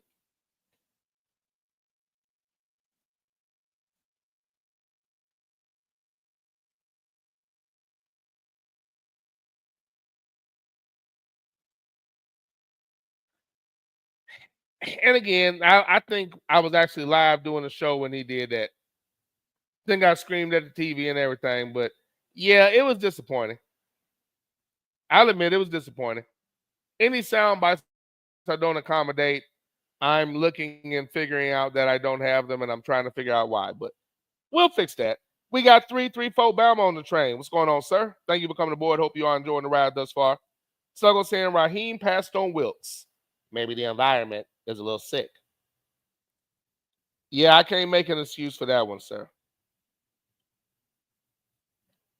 Sluggo said Cousins should not be on the roster week 1. They need to remove all distractions and give the reins completely to Penix, in my humble opinion.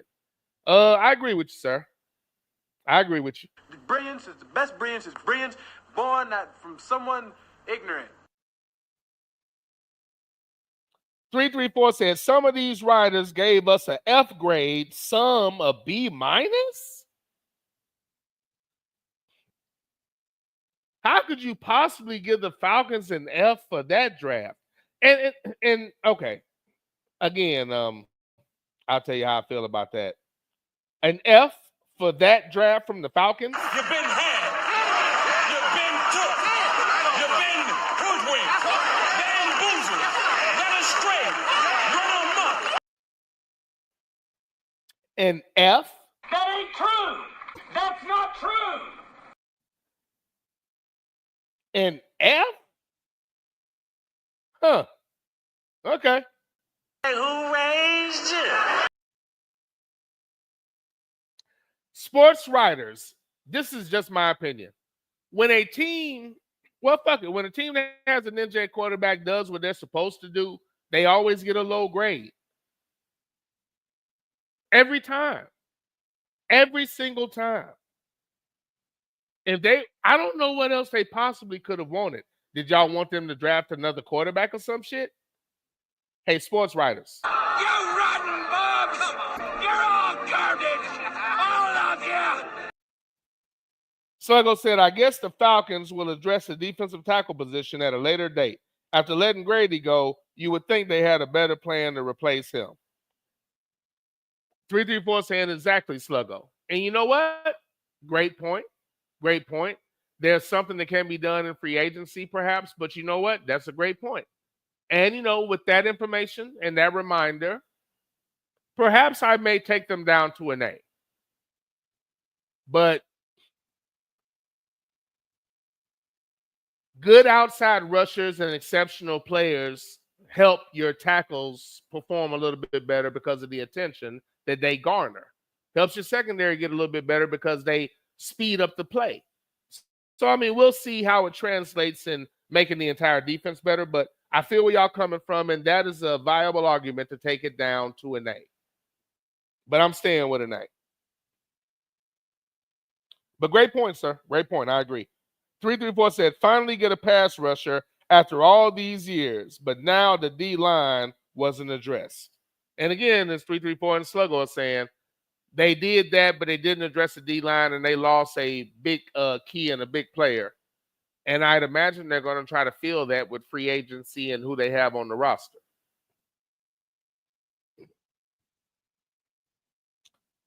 Time will tell. ABM said, all varies really are incomplete until real games are played. And that's facts. That's facts. All grades are really incomplete. And that's what I'm saying. That's why I said I'm basing this on addressing needs. I can't say what people are going to do in the field. But addressing needs, I feel good about what they did. And I definitely feel good about the first two players making immediate contributions. Multiple players, actually, but definitely the first two. Definitely the first two.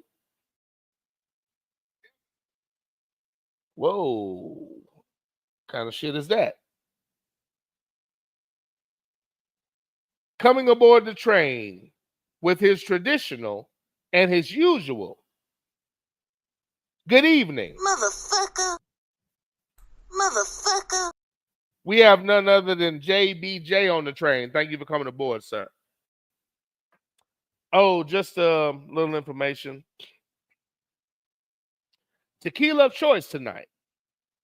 Don Ramon. First time trying this. This is nice. This is nice. It's called Don Ramon. Let me know if anybody, if y'all have tried this.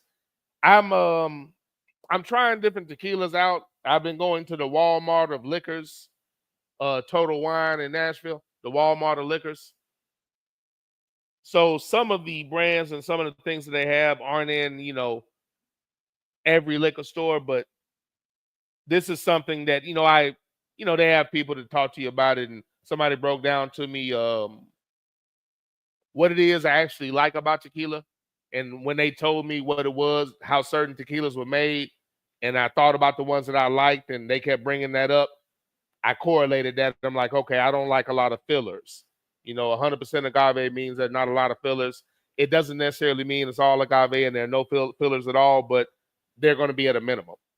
And that's really where I lie. That's why I don't care for, at any rate, but because of that information, I've been able to pick out some different things. And so far, El Padrino, definitely, that works. That one that Michael Jordan was involved with, that was good.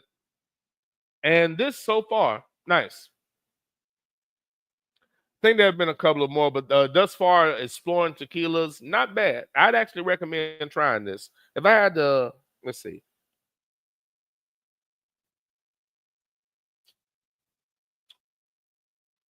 Smooth. Not sweet at all, but there's a hint of something, but that is so smooth, and it has a good effect. Not bad. She said that the Reposado sells more, but I'm a silver guy. But at any rate, random tequila rant, but that's my latest choice. Don Ramon. Never heard of that before, but thus far, I'm a fan. Sluggo said Falcons grabbed undrafted free agent Kobe Bryant, the corner out of Kansas, and gave this guy the Atlanta Falcons and gave, let me see. Okay, my bad. The Falcons undrafted free agent Kobe Bryant, the corner out of Kansas, and this guy, Nick Nash, as an undrafted free agent on Saturday. Eyes open when the San Jose State product went undrafted. The converted quarterback led all FBS wideouts in receptions, touchdowns, and receiving touchdowns. The college football triple crown. Okay, so y'all kind of got a little gem there. Okay, nice. You can never have too many weapons. Ask Green Bay. Motherfucker. Shout out to the great TSA. She doesn't have all of her grades yet, but it appears she had a very good year. Every grade that has been given to me thus far is an A, and there are 3 of them. And I will fill you in with the remainder. But sophomore year, as Scarface said, shares a success.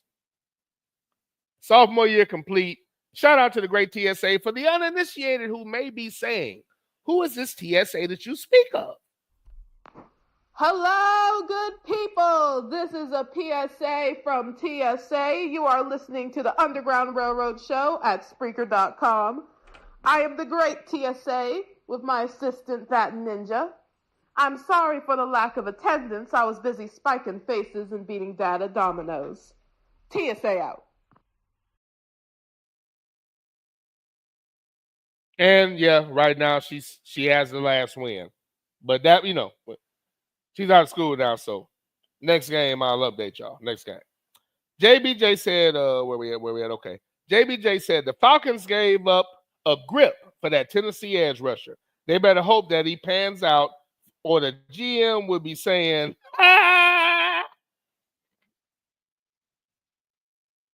You know what? The GM will be upset, and it will be something to be talked about. It will be something to be talked about if it doesn't pan out because of what they gave up for it. I understand, but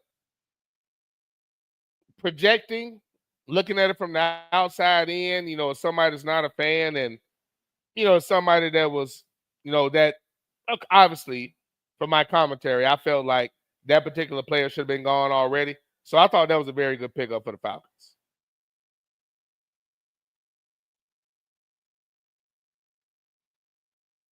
I thought that was a good pickup for the Falcons.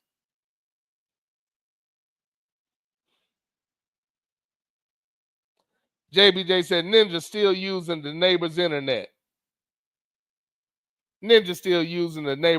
I see. Not true, sir. Not true. Now, I should be, man, that last show, I don't know what happened.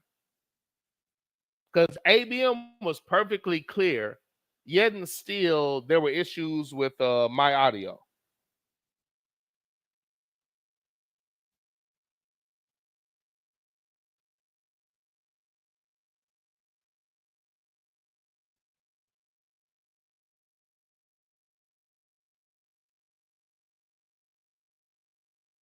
And I still don't know, because when I went back and listened to it, I was shaking my head. I shook my head, cussed a couple times, because it went on for a long time.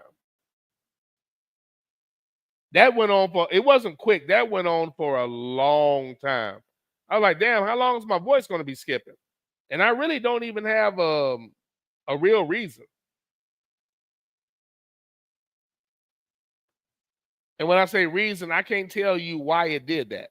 I have the same setup. I didn't change anything. So I really don't know why that happened. So I can't really say if it won't happen again or what caused it. I can't really troubleshoot it because I don't know what caused it in the first damn place. Interesting. Just know in the chat room, if you don't hear it, I'm finding out what I don't have, and something about that is disturbing. That means everything wasn't downloaded. But that's okay. It's still available. I can still fix it.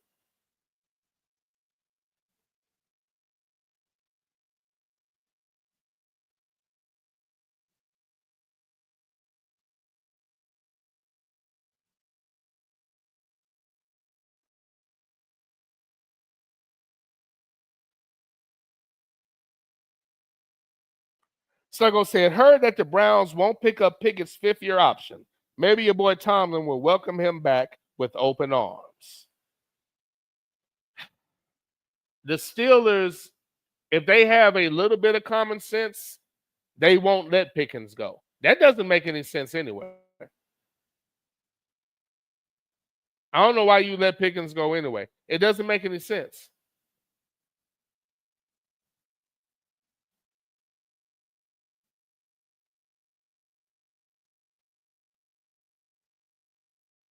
This doesn't make sense. You just picked up DK Metcalf. If you have Pickens along with Metcalf, you have something. And you're going to need that considering you haven't addressed your fucking quarterback position. So at least if you have superior weapons, you can probably assure that you're going to have plays to be made, open receivers. But what they're doing doesn't make any damn sense. You have to keep Pickens. Once you decided to wait on somebody that's elderly and not address the quarterback position, you've dedicated yourself to making sure that you have some weapons. You have to have weapons at this point. Yeah, I agree. At this point, you got to have weapons.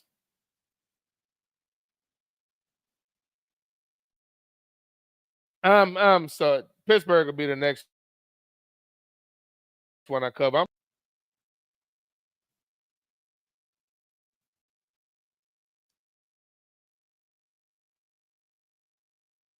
Pittsburgh. But again, going back to what Sluggo said, quite frankly, I have no reason to be surprised at this point. So it's just disappointing. Everything was set up, man. I had already started forecasting in my mind that team with Justin Fields and those weapons. And that quick, that shit was snatched. As JBJ said, the Falcons gave up a grip for that Tennessee edge rusher. They better hope for the fan, they better hope that he pans out, or the GM will be saying, Boy, what in the hell's the matter with you? You want me to get fired? Boy, what in the hell's the matter with you? You want me to get fired? I think he'll be okay. I think he'll be okay. Boy, what in the hell is the matter with you? You want me to get fired? Think he'll be all right. But I understand the concern considering what you gave up. I get it. Coming aboard the train to his usual bomb drop for slapping the sauce out of his wife's hands when she tried to apply it to my ribs. True story.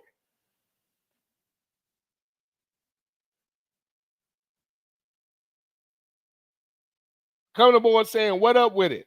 Just came back with senior prep night with my son. Hard to believe this little ninja will be a senior and graduating next year.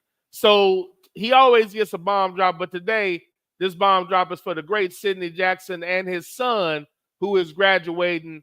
And it's been a while. I remember him speaking about his son in the chat room every now and again. He didn't do it a lot, but he would say things to let you know where he was at in life. And the fact that he's a senior reminds me of my age and how long I've been doing this show. Bomb drop to yourself and your son for graduating, sir.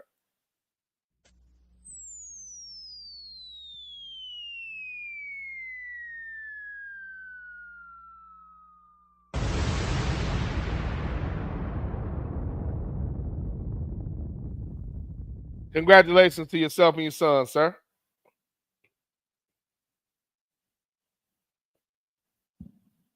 Sluggo saying, yep, Sydney, I'm in the same boat with my daughter. Is your daughter graduating, Sluggo? Is it that time already?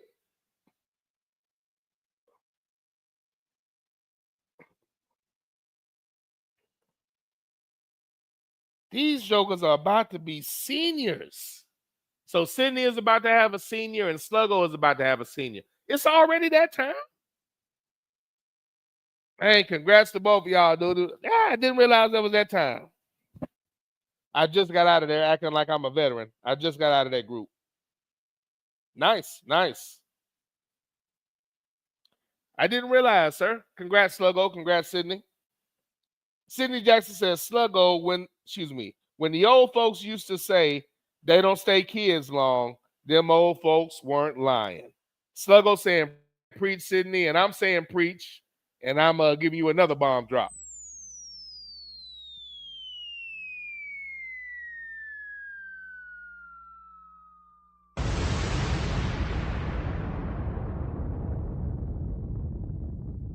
But it's nothing like those things the old heads used to tell you and they hit you later.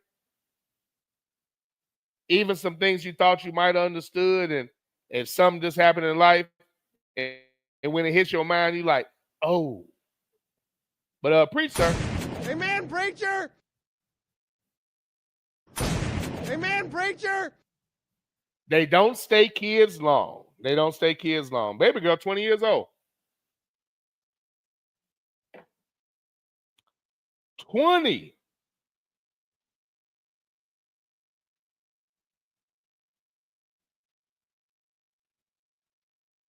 Okay. I'll deal with that later. Sluggo says, stop inhaling hot dog water fumes, and you wouldn't need the cough button, sir. Has nothing to do with it, sir. I know it. I know one thing. You're funny though. Not Sick true. help. Sick help.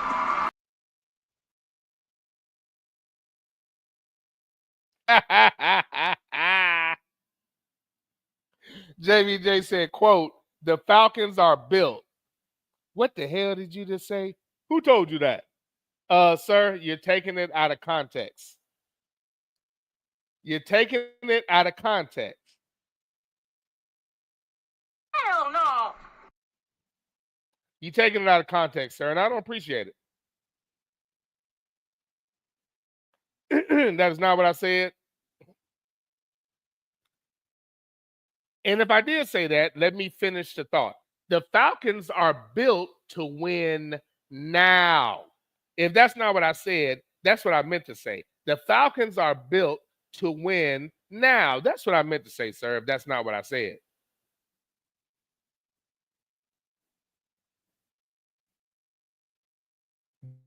They're built to win now. That's what I said. Or at least that's what I meant to say. They're built to win now. Is that better, sir?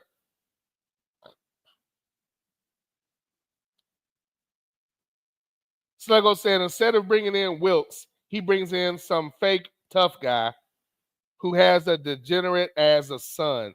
Oh, wait a minute. The D coordinator he hired instead of Wilkes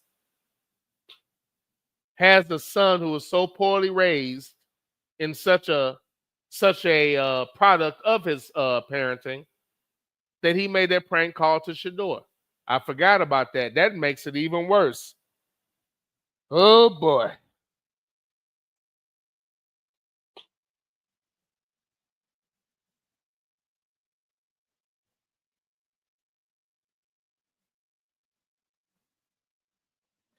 I completely forgot about that.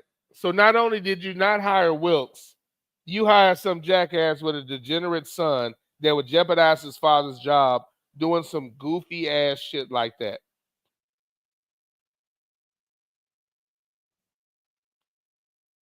You jeopardizing your father's livelihood. I don't know, for a laugh or jeopardizing his father's livelihood. Yeah, you talk about ass whooping on deck. JB saying the Falcons defensive coordinator told wrong chat. Quote, JBJ said, quote, the Falcons are built. What the hell did you just say? Who told you that? What the hell did you just say? Who told you that? What the hell did you just say? Who told you that? They're built to win now, sir. Nobody told me that. I'm telling myself that because I've been watching them play. Give me.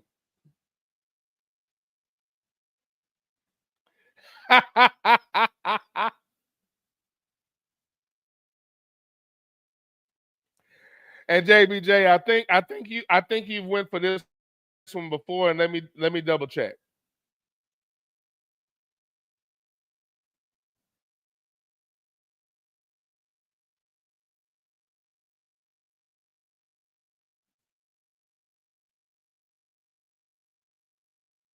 Okay. There's some things I gotta replace, man. Forgive me as I'm looking in some of my folders and realizing that a lot of basic things are just not there. Some of these things are basic. Some of these things are basic and they should be there. Okay, I'll take note. Some of these things are really basic, and I'm not expecting those to not be present. Some of this shit is really basic.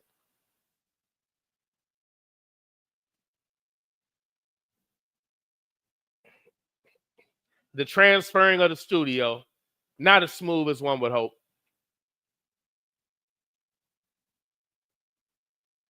JBJ says, Sluggo, we can't curse in here. You're right. It's fact. Hey, man, hold on, man. Y'all still shouldn't have that problem, man. Y'all still shouldn't have that problem.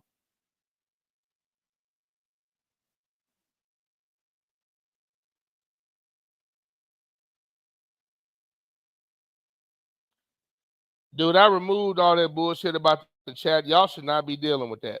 I don't care for that at all.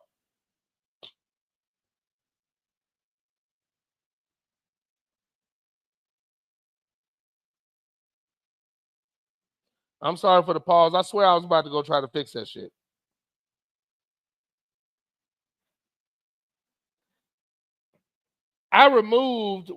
There were some little curse restrictions on there. I removed that. Y'all should not be dealing with that anymore, man.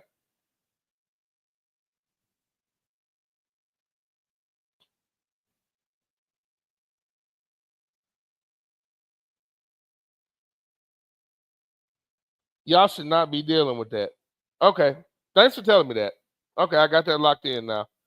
So y'all actually can't curse. Y'all really shouldn't have that problem.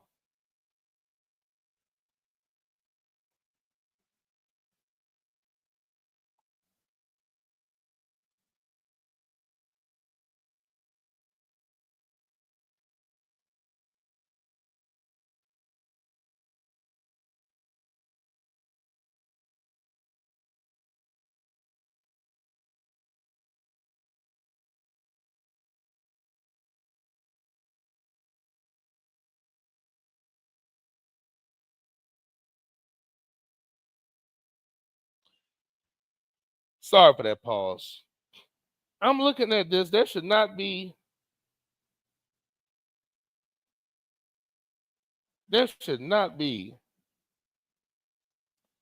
And okay, they actually won't let me do it while the show's going on. I'll leave it alone. I swear I took all of that off. I didn't like the fact that y'all telling me y'all couldn't cuss. I swear I took that off.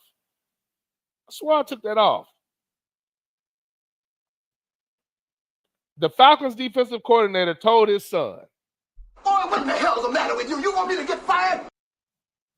I hope those white bitches get tear gassed. Boy, what in the hell is the matter with you? You want me to get fired? It would be so much funnier if it was a soundbite. Don't ask me why that one's not in there, but again, these things will be corrected. Sluggo said, JB, and now everyone is calling this grown-ass man a kid. Yeah, imagine if a black coach's damn kid did that shit.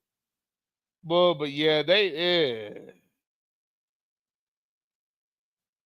he doesn't fear his father the way he should doing something like that. He should fear his father to the point where he shouldn't even think about doing that. Should.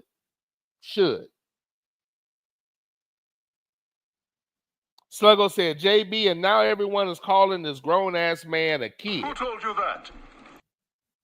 Who told you that? JBJ said, I seen it, Sluggo. There is no accountability when it comes to the Crackers. Again, these are facts. You're a goddamn genius. That's the most outstanding answer I've ever heard. You must have a goddamn IQ of 160.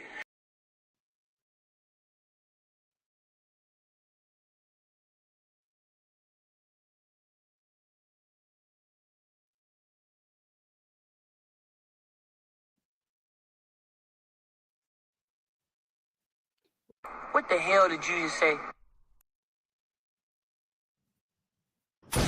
Amen, preacher. Preach, JBJ. Preach, sir, preach. Sidney Jackson said the Falcons deserve an F for leaking Sanders' phone number to that punk ass, to them punks at Ole Miss. You know what? There's something to be said for that. Amen, preacher.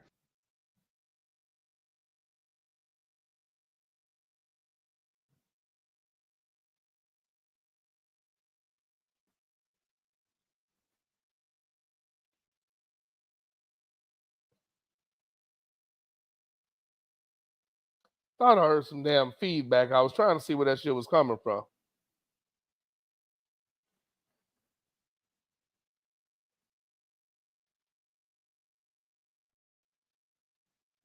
Sydney, you got a point, and I hadn't addressed that, but you got a point. As a matter of fact, Jesus, wow. Come on down and kill that won't get you. Sluggo said, congrats to TSA, job well done. Thanks, sir. I'll let her know. JBJ said, not Pickens, Kenny Pickett, the terrible colonizer quarterback. What did I misread on your chat? I'm going back now.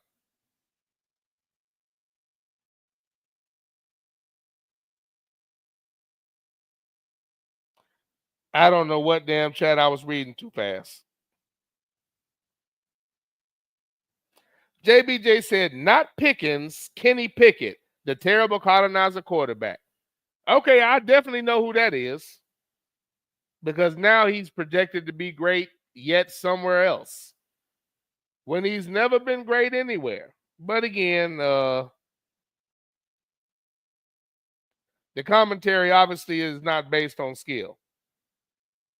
That's a lie! That's a goddamn lie!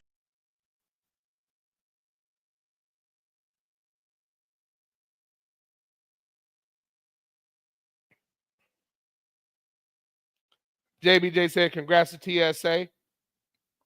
Sluggo says she's graduating next year, sir. Boy, time flies. If I look at that picture that TSA took with them, that's going to make me laugh. But all of them were little then. All of them were little then. JBJ said the Falcons are built to win now. Hey, man, back off, man. Back off. JBJ said, not Pickens, Kenny Pickett, the terrible colonizer quarterback. You blind motherfucker. What happens is sometimes, I don't know what it is with the chat. Sometimes you'll read it too fast, and I'll replace something like that. Sometimes I go back and hear that, and I'll say that didn't make sense. I must have messed up the chat. But that happens every now and again, sir. Not blind, just caught up in the moment. You blind motherfucker. Did you blind motherfucker?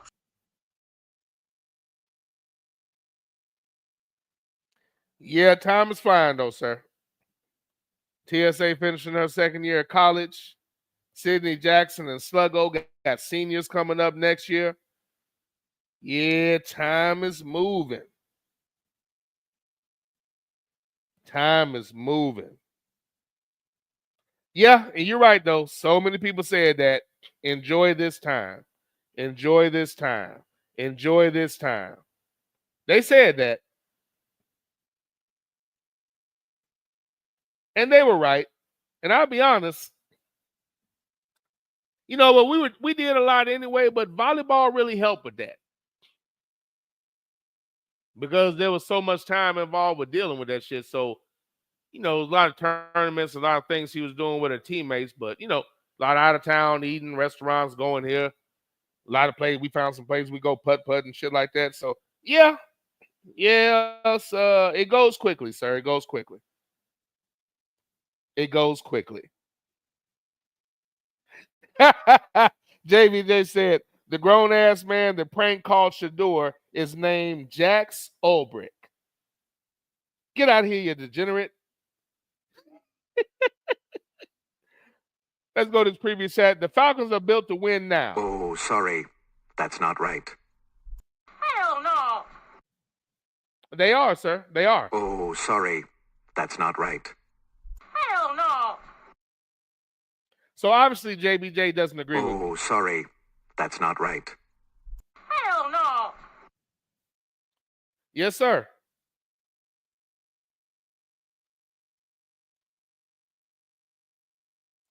Built to win now, sir. Built to win now.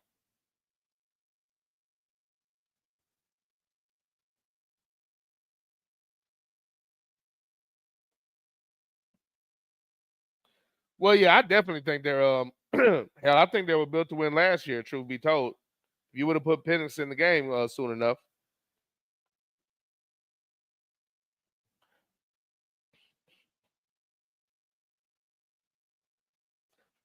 Penix should have started the whole damn year.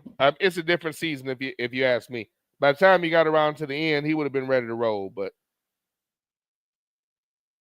my opinion. I'm glad that he got in because I know a lot of these situations, a player like that won't even get an opportunity. A player like that won't even get an opportunity.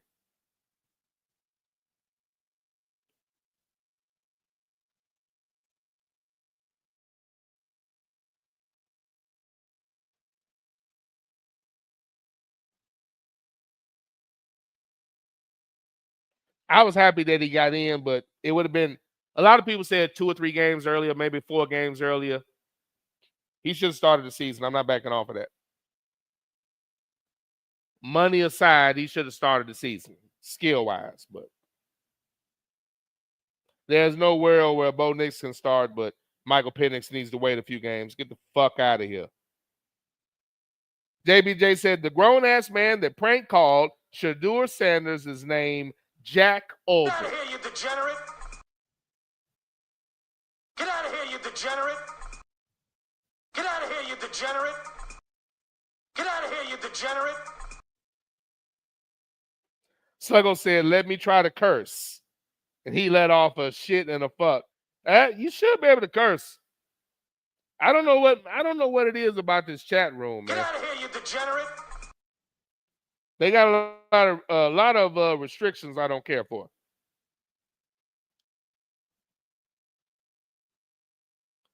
Sluggo said, facts ninja on all of them being little at the time of that picture.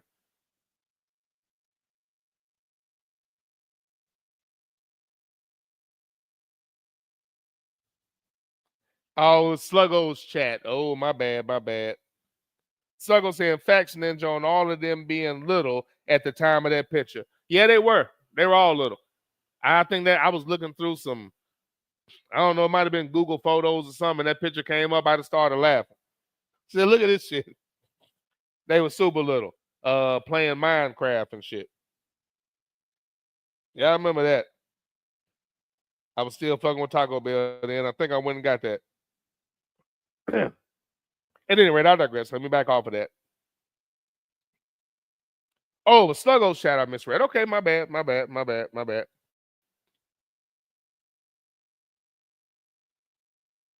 Yeah, Kenny Pickett is damn, again, never done anything. On his third team now and nothing but positive predictions. Okay. But again, I can't play surprise. You misread Sluggo's chat. Hey, slow down. Watch your speed. You might be right, sir. I may need to slow down. Cough button.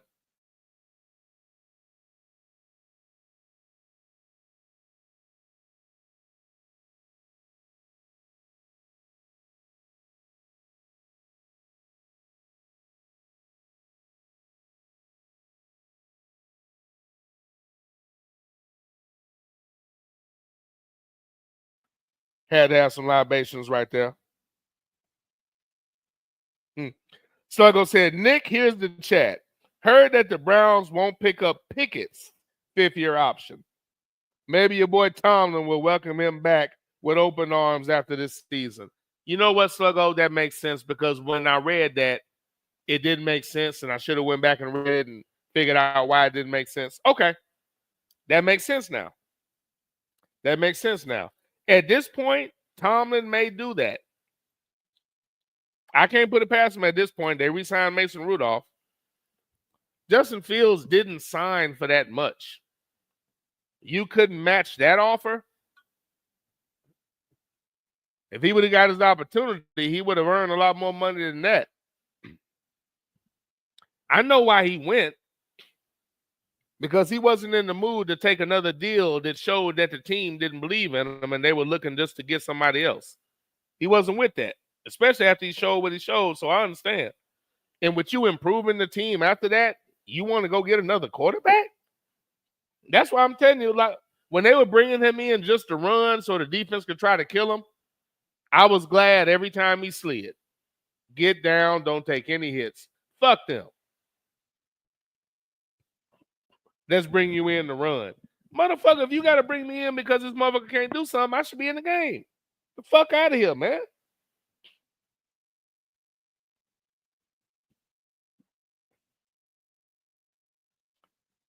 Unfortunately, Sluggo, that's actually valid. Unfortunately, that's valid. Let's continue. Now I want to go to the Arizona Cardinals. Arizona Cardinals were another team that had a very good draft, in my opinion. First round, Walter Nolan. Defensive tackle out of Mississippi, Ole Miss. Will Johnson, the cornerback that fell a lot further than he should have, possibly due to not working out, as ABM said, that injury, maybe not working out. So he fell to the second round, pick number 47. That's an excellent pickup by Arizona, getting Will Johnson behind a defensive tackle from Ole Miss. Pick number 78, Jordan Burch, edge rusher out of Oregon. Jordan Burch. 6'4" edge rusher, runs about a 4.6, but was highly productive at Oregon. Nice pickup again by the Cardinals. So I like their first three picks. This is a very good pickup, or this is a good place for this guy to be picked up. Cody Simon, linebacker out of Ohio State, picked up in round 4, pick number 115.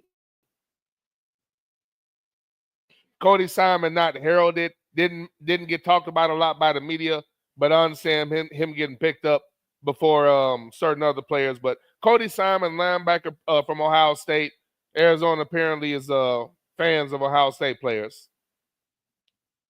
So again, you get a defensive tackle in Nolan, Will Johnson, corner that fell to you, Jordan Birch edge rush out of Oregon, Cody Simon, linebacker from The Ohio State University, Denzel Burke, cornerback from The Ohio State University, guard Hayden Connor out of Texas on a very good line that kept a very average Quentin Ewers clean, and Katon Crawford, safety from Nevada. When you're drafting safeties from Nevada, at one point or another, you've done some scouting. 4'4" corner, very athletic, 5'11", and was a senior, so played 4 years of football. Nice draft from the Arizona Cardinals. I like the players that they picked up. Strong B+. I really want to give them an A, but a strong B+. And when I said I'm not going to base this on what the players end up doing.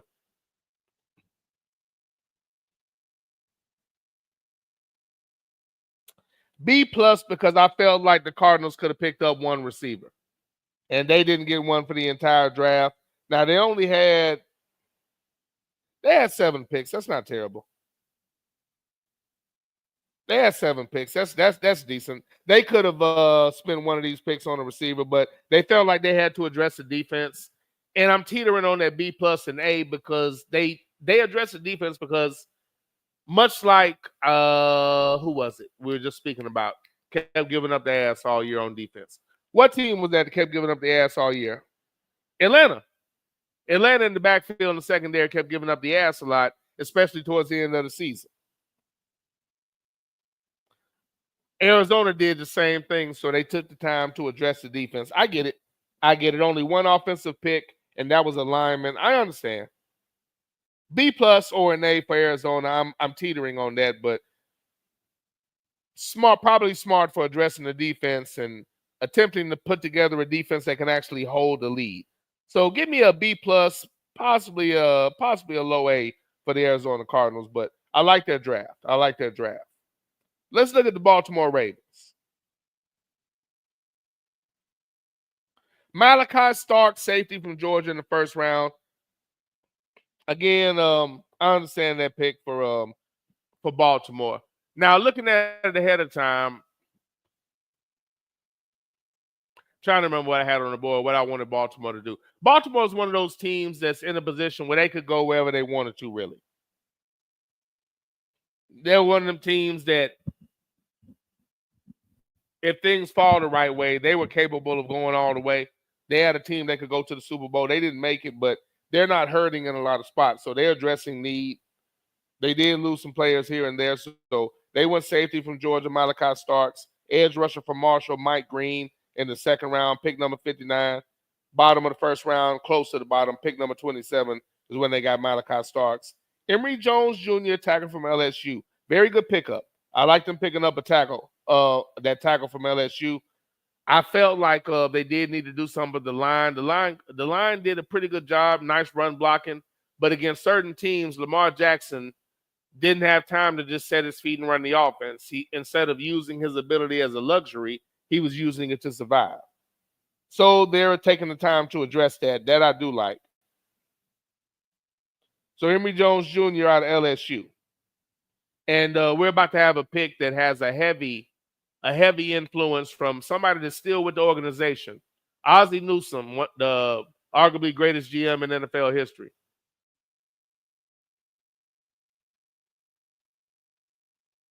I believe he's still an advisor, and there's a pick coming up that shows me that he's probably still involved. Teddy Buchanan, linebacker from California. Again, addressing the defense.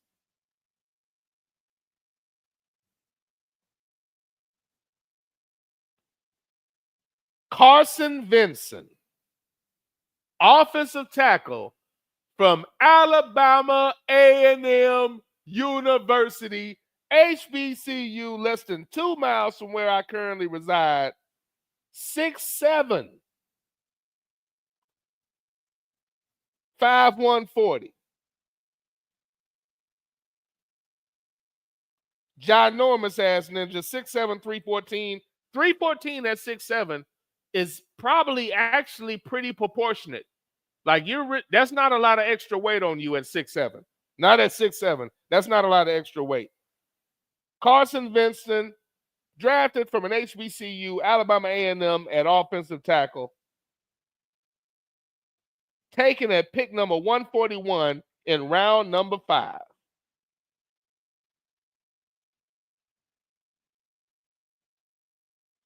I don't know if that's Bilal Cone or Bahal Cone.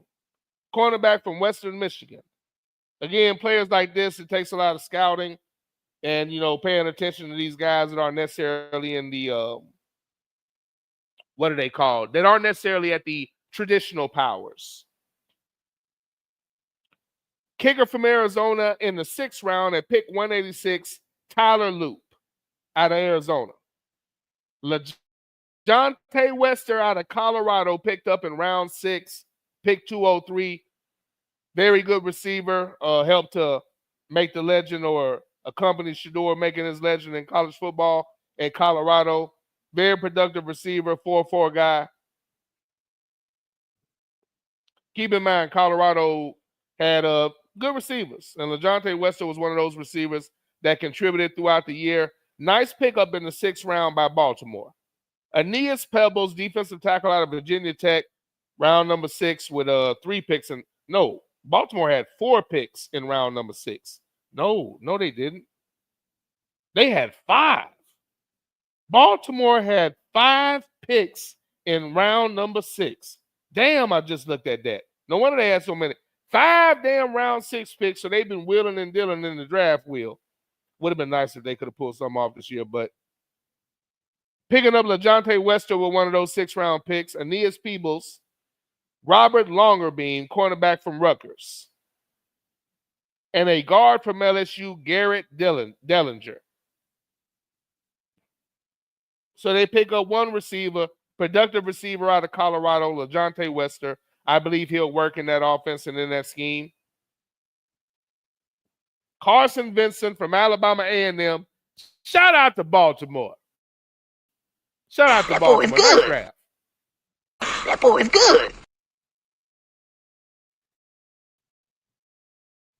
Baltimore didn't need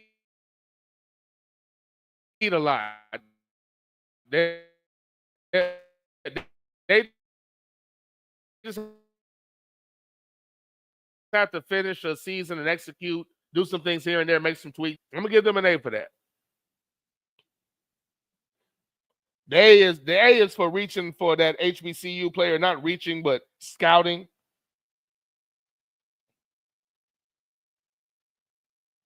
Nice pickup. Big man from Alabama A&M right there. But nice draft for Baltimore, who obviously through previous deals, I'm not sure if any of them happened this year, but 5 picks in the 6th round. Let me make sure I'm not lying. 1, 2, 3. No, they had 5 damn 6th-round picks. That's just crazy. Wheeling and dealing. That's something that the Cheat Treats used to do back in the day. Trade up and get a lot of picks and shit. Nice. Good job by Baltimore. I'm a little lenient with these grades, but with Baltimore, they didn't need a lot. So there's not a lot for me to criticize right there. If you went B+, I wouldn't argue with you. Let's take a look at the Carolina Panthers. Presumably quarterback by Bryce Young. Finally get an opportunity towards the end of the year. They got McMillan in the 1st round, 6'5" receiver out of Arizona. I was pleased with that one. Nick Scorden out of Texas A&M, edge rusher. Nice pickup there. Princely, the edge rusher out of Mississippi. I'm not going to try to pronounce his last name and destroy it. But I like these first 3 picks for Carolina. First thing they did was get a tall Ranger receiver for Bryce. Then they went to their defense and got 2 different edge rushers, both out of the SEC. Trevor Etienne out of Georgia, running back. That's a great pickup. Lathan Ransom, safety from the Ohio State University. Defensive tackle Cam Jackson from Florida. Mitchell Evans, tight end from Notre Dame. And Jimmy Horn Jr., wide receiver from Colorado. I know I'm tossing a lot of these out, but that's a B+ or an A for me.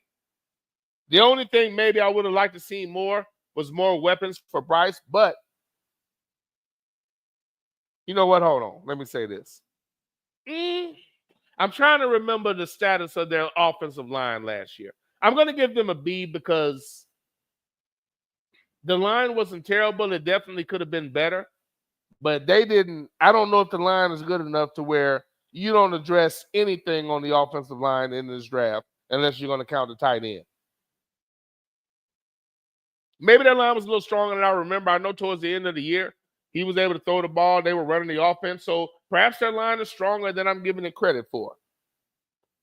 Let me say B+ because only a B+ because I feel like they could have done something else with the O-line unless I'm overlooking something and the line was better than I thought.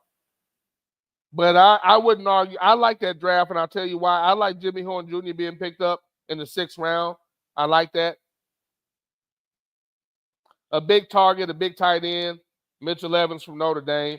And again, 6'5" guy, so that's a big target. 6'5" guy, that's a big target for Bryce.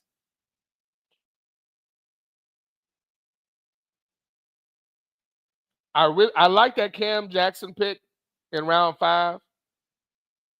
I like Etienne. I love those first two. You know what? Yes, easily a B+ or an A. B+ or an A. They didn't get any offensive linemen, but I like that draft. Very good draft for Carolina right there. That's a good draft for Carolina. Give me a B+ bordering on an A. Good draft for Carolina, addressing needs. And if they start Bryce Young like they're supposed to next year, I'm looking forward to seeing that. Let's go to ABM's former team, the Chicago Bears. Then we'll jump back into the chat room. The much ballyhoo Caleb Williams. So I think he'll be fine, but it was just the coverage was over the top, and it seems like it was over the top because they were using it as a way to criticize Justin Fields as if he did not get the job done, something I disagree with. So I guess that's where the commentary started to get on my nerves. One quick second, please.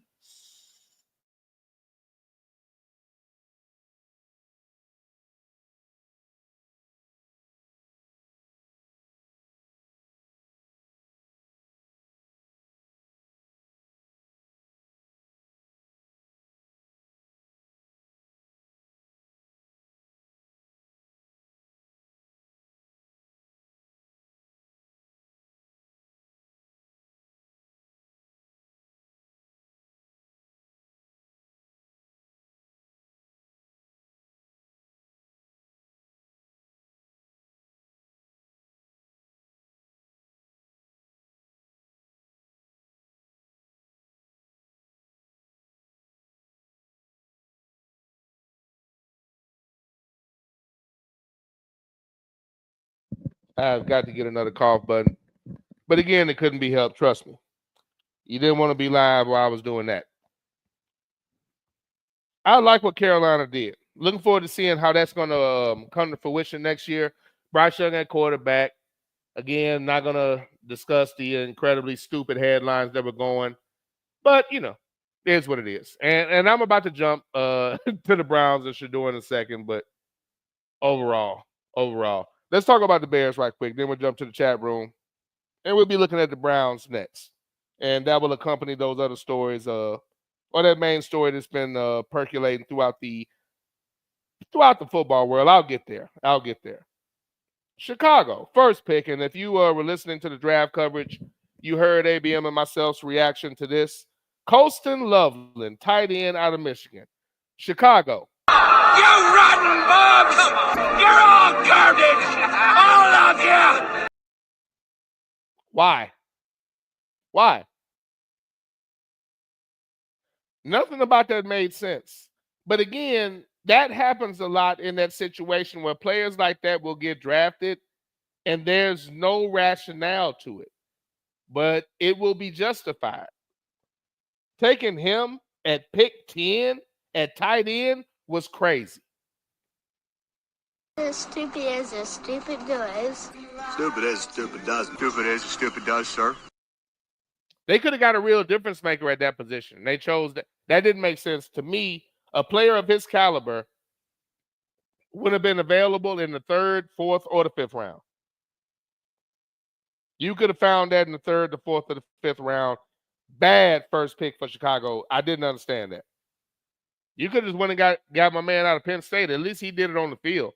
I don't understand. I really don't. And I would have thought that was too high for him, quite frankly. But terrible first pick for Chicago. I didn't understand that. That comes off as another one of those. It comes off as another one of those. Hang in there, Whites. What the fuck is wrong with you? Hang in there, Whites. What the fuck is wrong with you? That was the weird ass pick. Didn't make any sense to me. You must be on something. Picks like that generally have one prevailing thought behind them. White man just a joy to be around. They smell like lemon juice and Pledge furniture cleaner. Wide receiver out of Missouri, Luther Burden III. Ozzie Trapillo out of Boston College. Offensive tackle. And again, yeah, let me look at that. Okay. Interesting. And let me go back. Considering last year, Chicago, and I had this on my board, but why didn't they get an offensive lineman with the first pick? Because I was sitting there thinking about it. That was super stupid because a tight end of his caliber was available later. I don't remember them having the best line last year. So with your first round pick, you do something other than getting one of the best tackles that are still available when you had pick number 10. Incredibly stupid. And then you went with that guy. Super stupid. But okay. Wide receiver out of Missouri with the second pick. Still hasn't addressed the line. And then again, in round number 2, 56th pick, their third pick. Then they get Ozzie Trapillo out of Boston College. Shamar Turner, defensive tackle out of Texas A&M in round 2. 3 second-round picks.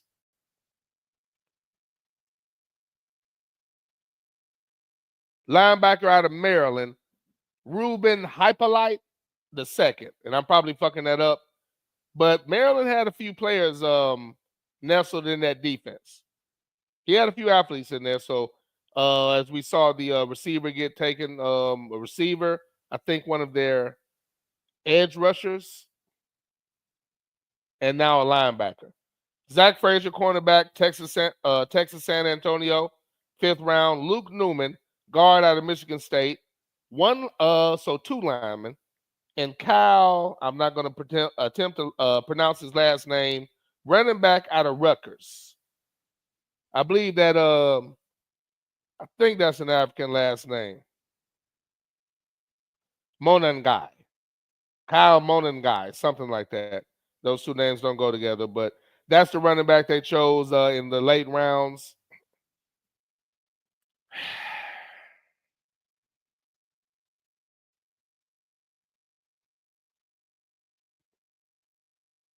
B- for Chicago, mainly because of that pick in the first round. I think they should have addressed their line. Caleb was running for his life last year, and you addressed the line, but you did it in the later rounds with 1 tackle and 1 guard. Perhaps they felt they've taken care of it through free agency. But even if you don't take that offensive player, taking that tight end with that pick, B- for Chicago. A lot of these other things you can work with. We'll wait and see what happens, but that's a borderline C+ draft. But I'll say B- for Chicago. I would have addressed the offensive line sooner, and I think that was a bad pick with that tight end early in the draft. That's a bad pick because you can get that later. There was no reason to reach and panic and get a guy like that. He hasn't done anything.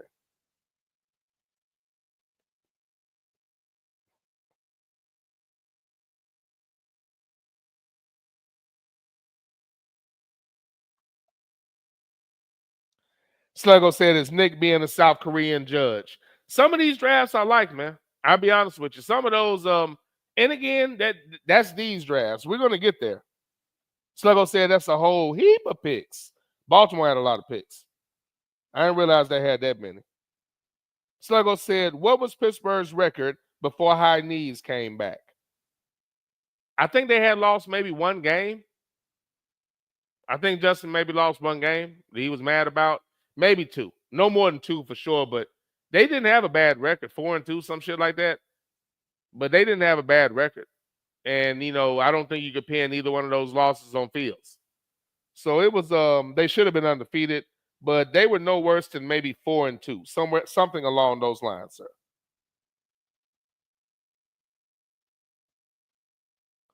JBJ said, Doc is gone. Y'all talking round ball, ain't you? Y'all talking round ball. Okay, so that means the Milwaukee Bucks are gone. Okay, that's unfortunate. Well, I guess depending on what your loyalties are, that is unfortunate.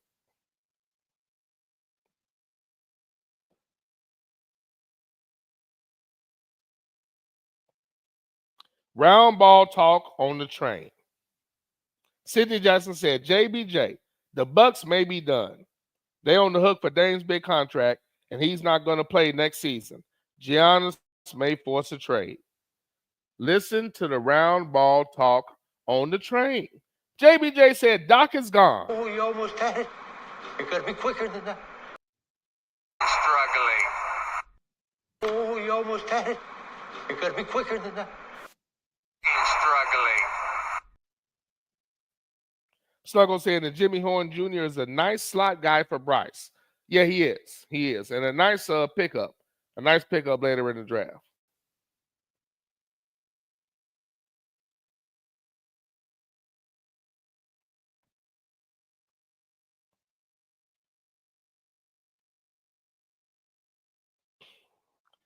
Yeah. You know what? C for Chicago. Mainly because of that first pick, but also not prioritizing the offensive line. And if you're going to get him a weapon, get him a difference maker, not a guy you can plug in that you might like to play golf with on the weekends. Chicago not addressing the line. You're right. Maybe I'm being a little lenient. Maybe I'll go C+ because the draft wasn't completely terrible, but I don't like the lack of. They should have addressed the line. And perhaps I should go through my mental Rolodex and what I thought the teams needed before I get my evaluation. But Chicago, okay. They should have addressed the line. And looking at that, they did, but it wasn't priority. It obviously wasn't priority. All right, let's go here. The Cleveland Browns, who did pick up Shedeur Sanders, and for that, I give him credit because he was available and he shouldn't have been. But let's talk about that draft. Browns had 7 picks.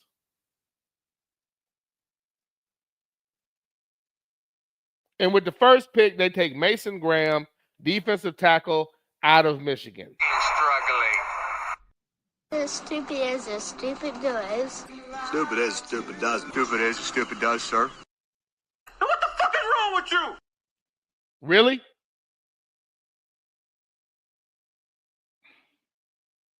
A plethora of defensive tackles were still available when that pick was made. And they took Mason Graham out from that school up north. Extremely average. Nothing about that made sense.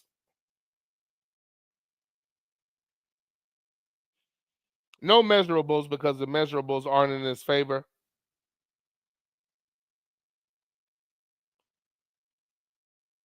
I felt that Mason Graham was a reach. That was a terrible pick. That first pick was a terrible pick. And consider that Cleveland traded out of the position to where they could have drafted Travis Hunter. And let's not gloss over that. Cleveland had an opportunity to get Travis Hunter, and they said no.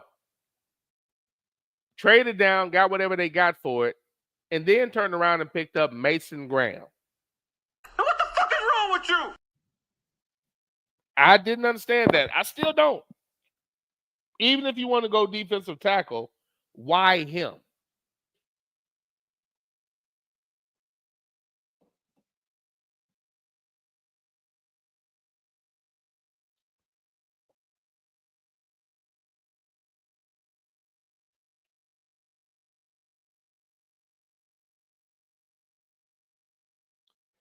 They then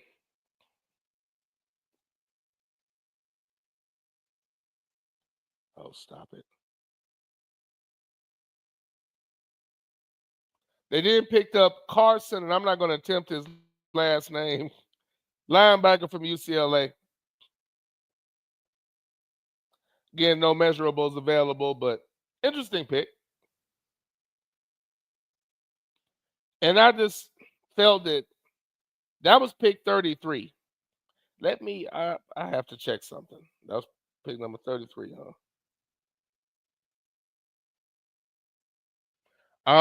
That was right. So this man, I believe, had to be the second linebacker taken. That's interesting. So they take Mason Graham and then they take Carson out of UCLA. And if I'm not mistaken, he was the second linebacker taken. That's interesting. So those initial 2 picks for Cleveland are interesting to say the least.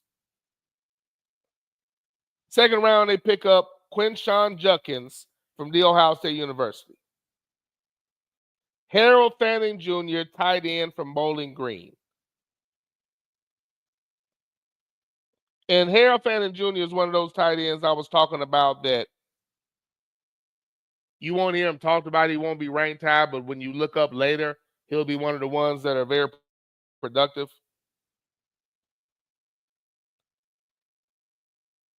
But sneaking in a nice pick at tight end, that's not a bad pick at tight end because a lot of teams wasted picks on tight ends early, guys that were average, when you can get a guy like this in the later rounds and get the same production, if not more. Again, I liken it to picking up an Isaiah Likely, who wasn't necessarily talked about a lot, but he definitely produces on the field. But the first 2 picks for Cleveland, I hate. These next 2, I understand. And this is when we get into some – okay, basically, I think the first 2 picks, they picked up players that are probably going to be productive and play, but there were better players available at that position, so I found that to be interesting. Interesting meaning, what the fuck are you doing? What the fuck is wrong with you? Judkins obviously is built for the NFL. Nice running back. Harold Fanning Jr., big tight end out of Bowling Green. I can understand that. I think they're both going to be productive.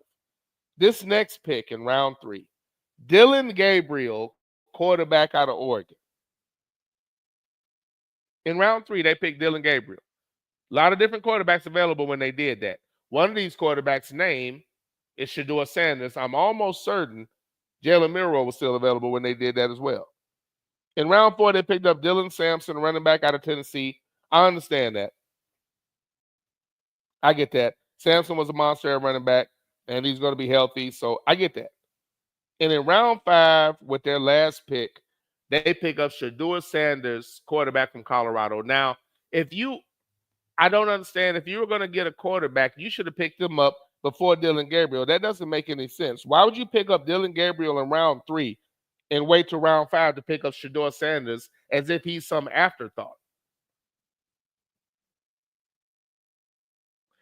I didn't understand that. I didn't think the Cleveland – I appreciated the fact that they got Shedeur Sanders, but there was so much conflict and there were so many bipolar moments within the framework of this draft. I don't know how to grade this shit. But overall,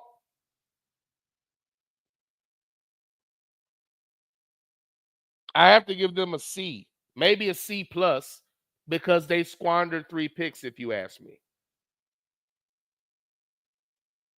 With the quarterbacks that were available, I don't get Dillon Gabriel, not if Shedeur is still there. You didn't need to draft 2 quarterbacks, not 2.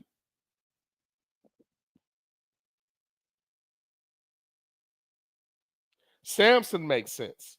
Shedeur makes sense because he had no business falling that low.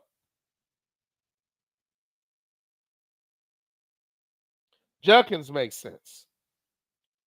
Graham and Carson are going to probably get plugged in and do their job, but to take people when there are people at their positions that were more productive and project higher, but yet and still you draft them anyway. And I see 3 of those players on here. If somebody wanted to go B-, I guess I could see that. I'm going C+ because I see 3 picks I don't understand. 3 picks I don't understand. Not 1, not 2, but 3. They're kind of doing that Detroit thing where Detroit did that a lot as well. And again, I know they're a productive team, or they have been at least last year, maybe the year before. The first 2 years they were under 500. Nobody remembers that, but they did the same thing. On the defensive line, they drafted a guy from that school up north who was not the best person on the board at that position at the time. And then they turned around and drafted a linebacker the same way. Another linebacker that was not – there were probably 4 or 5 people ranked higher than him, and I think that's a low number, and they drafted that individual. Now, they do their job, but this is the difference. A Mason Graham will do his job. Carson will do his job. Those guys for Detroit, they will do their job. But you know what they'll never do? They'll never have an impact like a Jalen Carter. And that's what you have the opportunity to draft early in the draft and in these positions. And based on feelings or I like somebody or whatever it is that turn you off, but they're never going to have the impact that a Jalen Carter could have. You're choosing lesser than, and it's weird to me. And it's become almost normal. Shedeur drafted by Cleveland after he inexplicably fell to the 5th round. Interesting what they've done. Brought in old colonizer, brought in failed colonizer. Now they have Dillon Gabriel and Shedeur Sanders. This is going to be an interesting camp. Which bridge quarterback will they start, and who will that bridge quarterback be bridging for if they're not going to wait on Watson?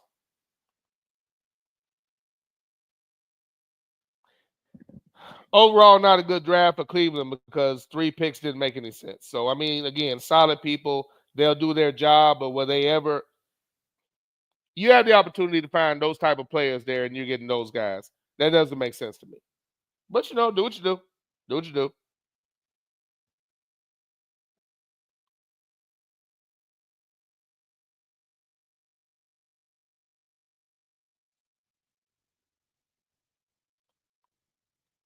Let me stay current in the chat. Sluggo said, seems like Cleveland is just hoarding quarterbacks at this point. I didn't understand. If you take Gabriel, you turn around and take Shedeur later. That was weird to me. And if, again, taking Dillon Gabriel before Shedeur is crazy to me. Taking Dillon Gabriel before Milroe is crazy to me. But, you know, do you think? Do you think? JBJ says, Sid Jack, as he should. Doc should have stayed his ass in the booth. Are y'all talking about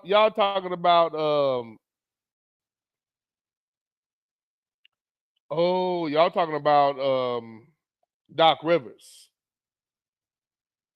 Y'all talking about Doc Rivers. I have not been watching the series, so I guess I can't really comment on that. JBJ said, as he should.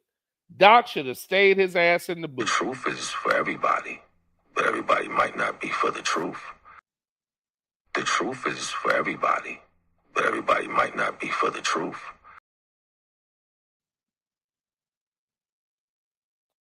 BJ said the Browns have Njoku.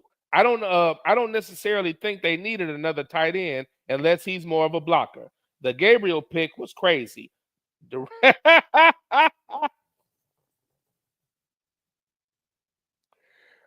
Yes, I agree, sir. The Gabriel pick was crazy, deranged, motherfucker. And unfortunately, again, certain things I should have, I don't have. But again, for whatever reason, my brain didn't even go to that. I was just concentrating on the. You know what? I just stopped and thought about that, man. Hold on. That makes it even worse. And I don't know why my brain didn't go there before. But wait a minute, man. Wait a minute.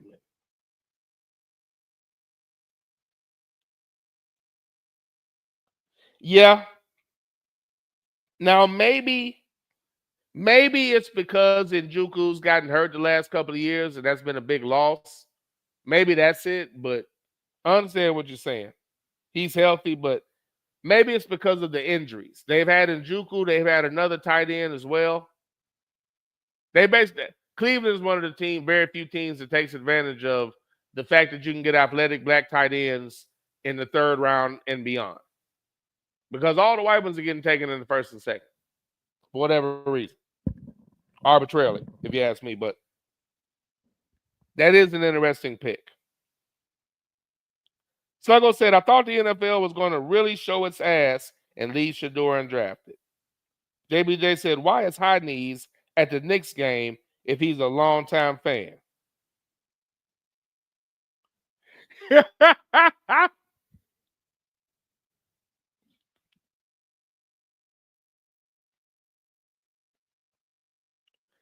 JBJ saying again, why is High Knees at the Knicks game as if he is a longtime fan? Yeah, well, I mean that's the look. Now being a member of the Giants, you're definitely supposed to go support the Knicks. That's just kind of how it goes.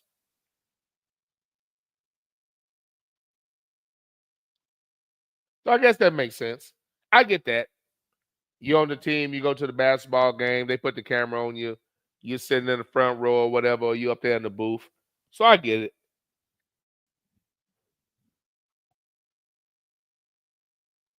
I get that, but I don't get the Giants. And I'm definitely not going to get to all these teams. They're going to get ready to do these Cow Awards before I get too far into the game. And while everybody else has to suffer with me, while I do these damn Cow Awards. I should not have to suffer alone.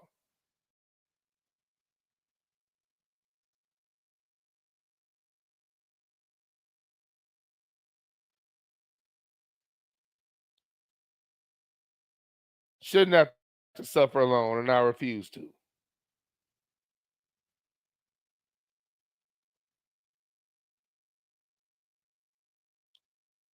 Okay, figuring some things out photo-wise. Okay.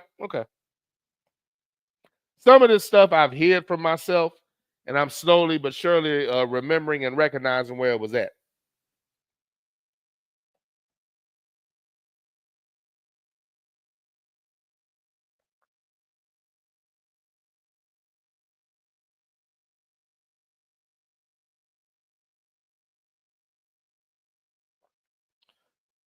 Wow. Okay, that's what that was. Hey, JBJ, I actually did have this.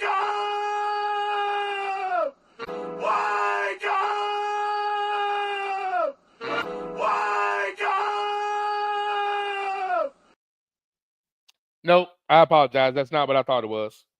Not what I thought it was.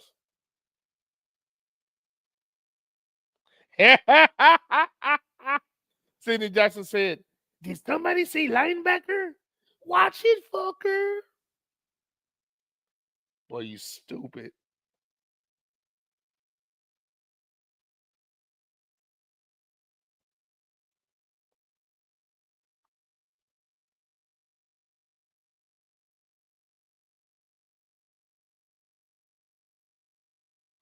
Why is High Knees at the Knicks game as if he is a longtime fan? Get your ass down! Get your ass down!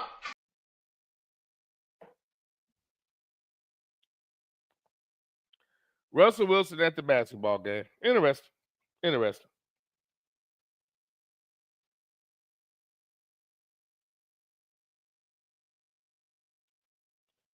Overall, didn't like the Browns draft. Didn't like that draft.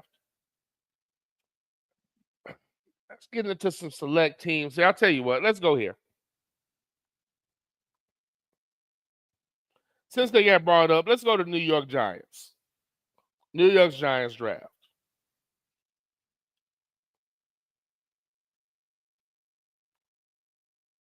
First pick was Abdul Carter, can't miss player out of Penn State. Obviously, that makes sense. The Giants get back into the first round to make a pick, and these motherfuckers take Jackson Dart out of Ole Miss. With Jalen Milroe, Shedeur Sanders, 2 or 3 other quarterbacks, in my opinion, still on the board. They took Jackson Dart. Now, the reason why I thought this was a dumbass pick is because you brought in Russell Wilson and you have Jameis Winston. Quarterback was not a need. And if you're going to get one, you did not need to get one in the early rounds. It just didn't make sense. It didn't make sense. There were too many other impact players they could have picked up. So they picked up Jackson Dart after coming back, after working their way back into the first round to get Jackson Dart. Darius Alexander out of Toledo, defensive tackle in round 3. In round 4, in order to do something about losing a beloved player like Saquon Barkley and a skilled player like Barkley, they draft Cam Skattebo from Arizona State. I think that with some of the needs the Giants had where they ended up in the division, and again, I don't necessarily think they're a bad team, but some of these picks I don't understand. They pick up Cam Skattebo, and I don't know. Maybe he'll be their guy. Maybe they'll try to make him an every down back. We'll see. Marcus Imbaugh. I'm fucking that up, I'm sure. Offensive tackle from Purdue. Tight end from Nebraska, Thomas Fadone II. Cornerback from Oklahoma State, Corey Black in round number 7. So two round 7 picks, 2 round 1 picks. For the New York Giants, who again fell off in the division severely, but they fell off because they had an incompetent quarterback in Daniel Jones, who was released in the middle of the year to crickets. Crickets. Abdul Carter can't miss. I believe that the Jackson Dart pick, they had too many needs to do that for, unless they truly had him rated high, and they didn't think he was going to be available. Okay, I guess I understand that, but it just doesn't make sense. It just doesn't make sense.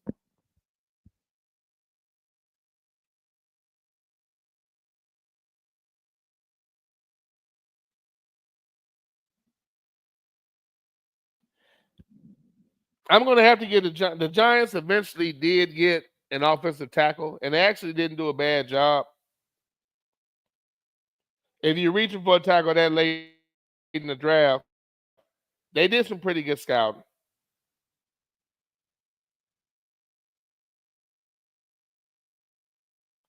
They actually did some pretty good scouting. So I like Marcus Imbaugh. I'm probably fucking that name up. But he's the only offensive lineman taken in the draft. And that early pick they wasted on Jackson Dart could have been spent on somebody that probably would have had an impact from day one. And I actually think he's a complete quarterback. It's just a matter of how he's used. But I just didn't understand taking him before some of the previously mentioned guys like Shedeur Sanders, like a Jalen Milroe. It just doesn't. There was a time when performance meant something. Your performance on the field meant something.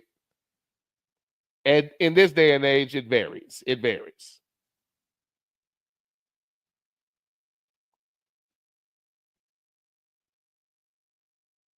Sidney Jackson said, "What I remember most about Dart is all of those interceptions with a playoff berth on the line." And again, that's a great point.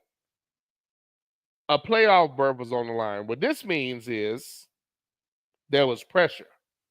There were expectations. There was constant rhetoric. If you're the type of person that does it, there was constant stories about it on the Florida Network and whatnot, and whatever football preview station or whatever platform might have been talking about football at that time. But definitely, sir. He folded when the pressure was on. But apparently this did not faze the Giants, and they picked him up anyway. So apparently this didn't faze the Giants. So I don't know.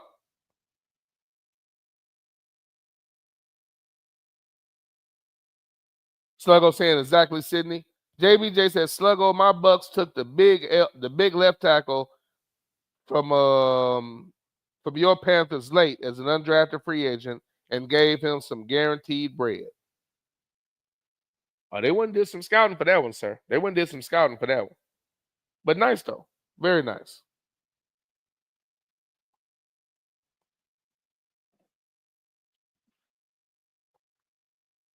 JBJ said, I believe he's an African that started playing football at 17.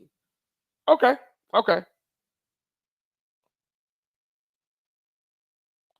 Referring to the lineman picked up by the Giants.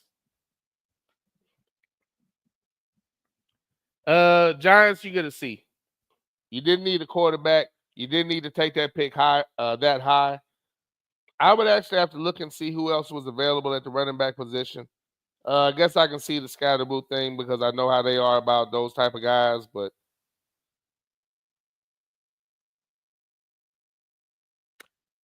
a lot of good players can come out of the fourth round. I just hope they didn't reach for that because they like the story or like the guy.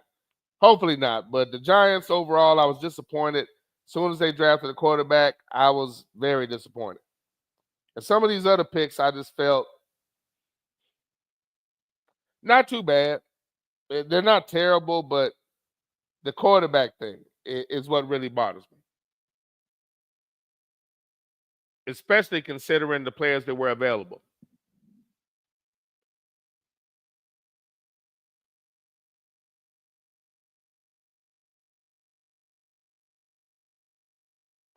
I don't know. But I'm not going to try to figure the Giants out. But that is some of those picks. The Jackson Dart thing bothered me. And again, that's what I remember is him folding up under pressure when Ole Miss was in a position to get a playoff spot. And he melted.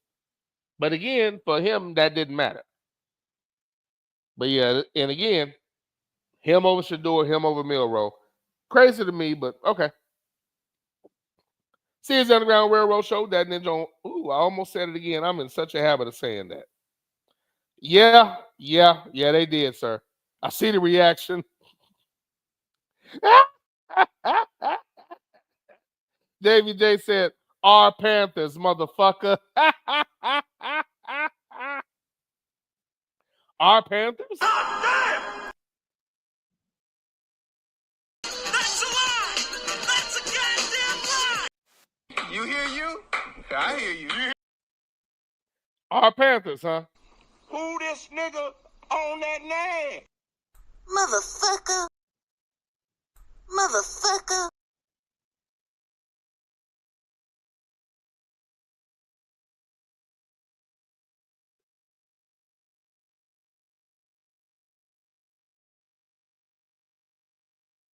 JBJ says Scatterboo and Dart in all white backfield.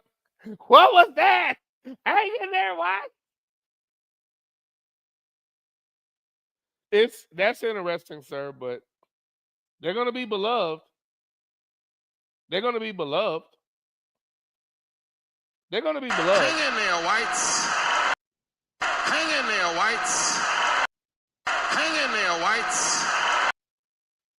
And Sluggo, I agree. Sluggo said the Giants reached up to get Dart. They didn't have to move up to go get him. And that's the thing about it.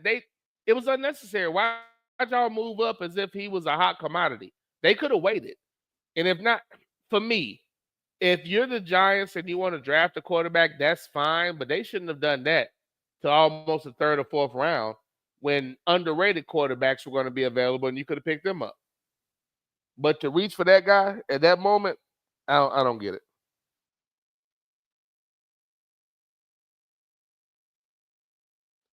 Sluggo said the Giants reached to get Dart. They didn't have to move up to get him. Read that one. Yeah, and again, JBJ, great point. Scatterboo and Dart in all white backfield. All white. Hang in there, Whites. Hang in there, Whites. Hang in there, Whites.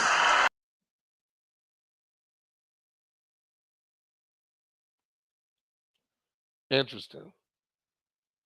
See, it's the Underground Railroad Show hosted by your boy, That Ninja. Going through some of these teams, grading their draft picks. We're just speaking about Cleveland. Glad they picked up Shador, but overall, not a good draft for Cleveland, if you ask me. Let's go to the Green Bay Packers, and I'm going to get ready to read these Cow Wars. Green Bay Packers, first-round pick of Matthew Golden out of Texas. I think Matthew Golden's a 4-2, great hands, and the style of offense that Green Bay wears, he is perfect for that. He can take the top off, or he can catch an intermediate pass. Or you can catch an intermediate pass and take it to the house. Love that pickup for Green Bay, especially considering Watson, their top receiver, has gotten hurt, Jesus Christ. Has gotten hurt at least the last 2 years. Last year, most inconveniently, not right before the playoffs, but like 2 games before. Maybe there's 2 or 3 games left, and his knee just gave out, non-contact injury. It just killed their offensive production when they had just kind of gotten a good feel for everything, had everybody healthy. They had gotten a good feel for who they were offensively, and then that happened. So I like Golden. For Green Bay, I like that. Offensive tackle from North Carolina State, Anthony Belton. Savion Williams, wide receiver from TCU. Edge rusher, Barron Sorrell, Texas. Colin Oliver, edge rusher, Oklahoma State. Warren Brinson, defensive tackle from Georgia. Micah Robinson, cornerback from Tulane. And John Williams, offensive lineman from Cincinnati. Nice draft for Green Bay. Obviously, they didn't feel they had any line issues. But I like the Golden pick. I like the tackle pickup.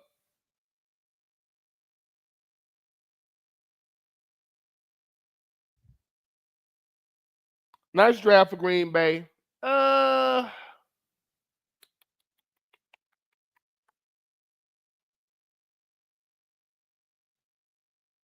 Let's give Green Bay a B. I'm going to give them a B for that draft right now. As of right now, I'm going to give them a B. Going to give them a B as of right now. All right, we're going to get ready to do the Colonizer of the Week. The Colonizer of the Week is an award given out every week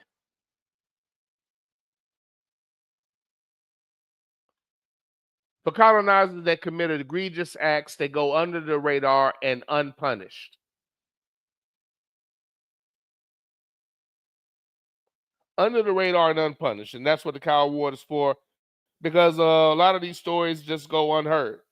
And I have, it was initially something that I was doing myself, but my listeners started participating so much and sending them in, I no longer had to do research. So shout out to y'all for that. And today is no different. From Sluggo, we have, I believe, 3, well, these things got some length on them. We have 3 Cow Awards, and they all come from Sluggo. And as I discovered the last show, I actually can play my drums. I just had to turn the volume down, but I actually could get away with that. I figured that out last show. And maybe it had something to do with adjusting my mic properly. That might have been it.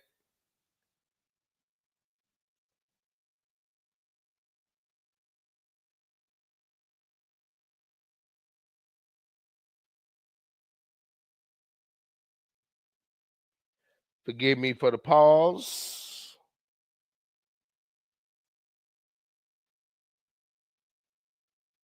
No.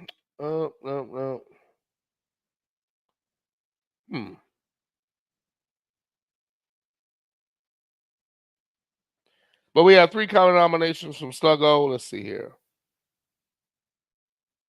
Oh, Jesus. I just read the first line. Didn't need to do that. Shouldn't have read that.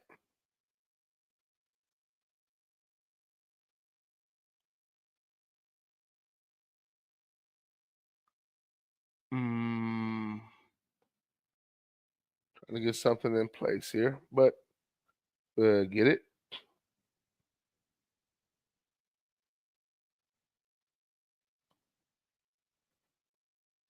All right. And I apologize for that.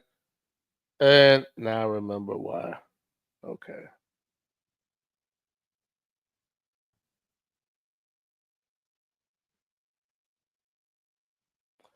as we're getting in place, and I'm trying to make sure, but yeah, I believe I discovered that I could actually talk through these. I just had to get the volume down, and there they go right there. So let's get in the proper volume, and we should be okay. As always, please let me know if you hear any audio issues. We should be fine.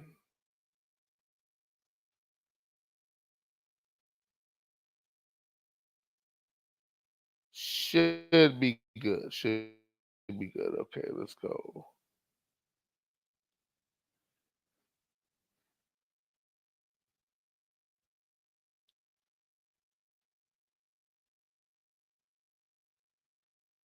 Okay, sorry about the pause. All right, we have 3 cow nominations. The first one comes from Sluggo, and it reads as follows.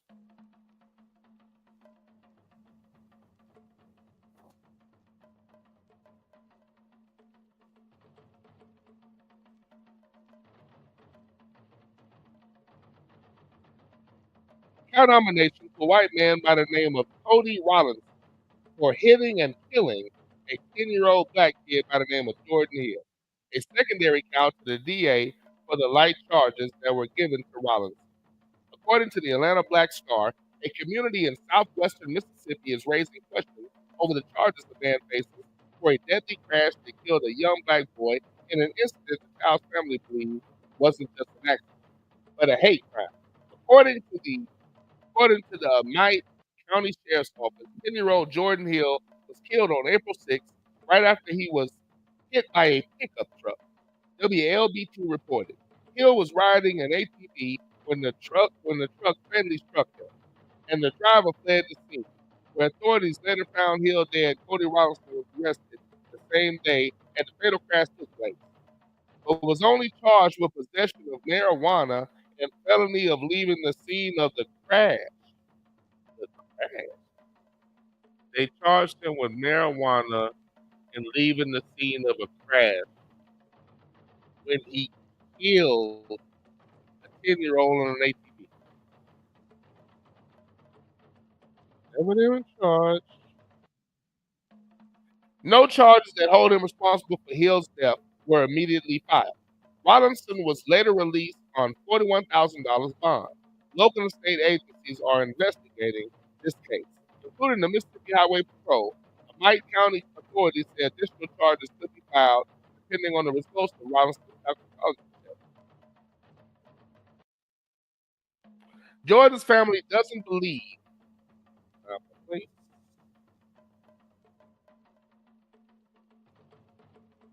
Jordan's family doesn't believe the collision was just an accident, but was committed with intention and racial motivation. They are demanding that Robinson be prosecuted to the fullest extent of the law. Quote, we are heartbroken and bereaved, and demanding answers after the senseless murder of the 10-year-old Jordan Hill in Liberty, Mississippi.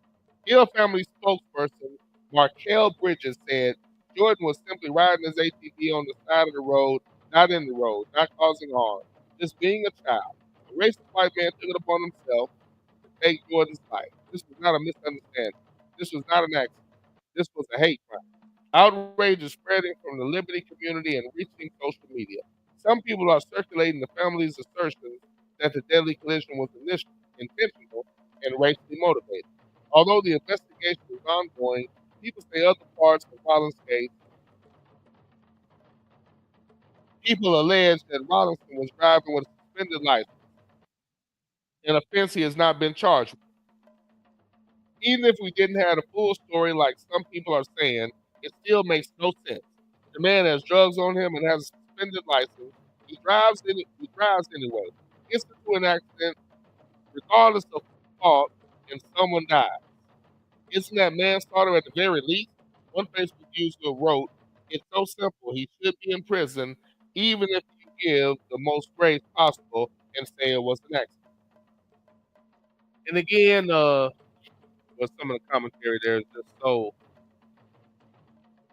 nice. So nice.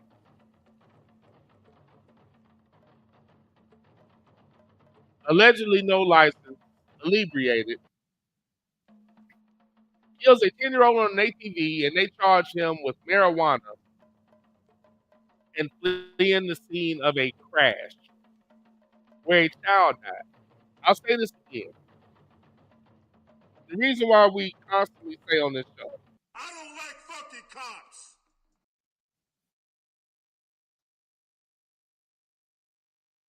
is because of things like this.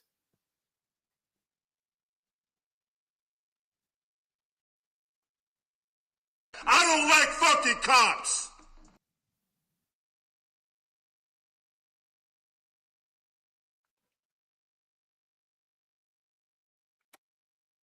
I'm pausing because I'm just collecting my shit. You murder a child while recklessly driving a truck, and they charge you with marijuana possession and fleeing the scene of a crime. You might not win in a tough field. You might not win in a tough field. But Cody Rollinson, at a bare minimum, deserves exactly what happened to that 10-year-old. Vehicular homicide with little to no empathy and retribution, which is what this family is currently dealing with. And I know the lawyers always tell them you got to speak this way and all of that, but some of the things that are said sometimes are, let me just say what it is what it is. But you might not win in a tough field, Cody Rollinson, but you will be recognized, and you deserve the fate that you have caused this family to deal with. You will be discarded in the prisons of hell. Jury has found you guilty of being a redneck, white bread, chicken shit motherfucker. Second count nominee comes from Sluggo, and it reads as follows. Let me make sure this damn, I messed that up. You make sure I'm not having audio issues. I'm just reading like I'm not. Where am I at? Let's see.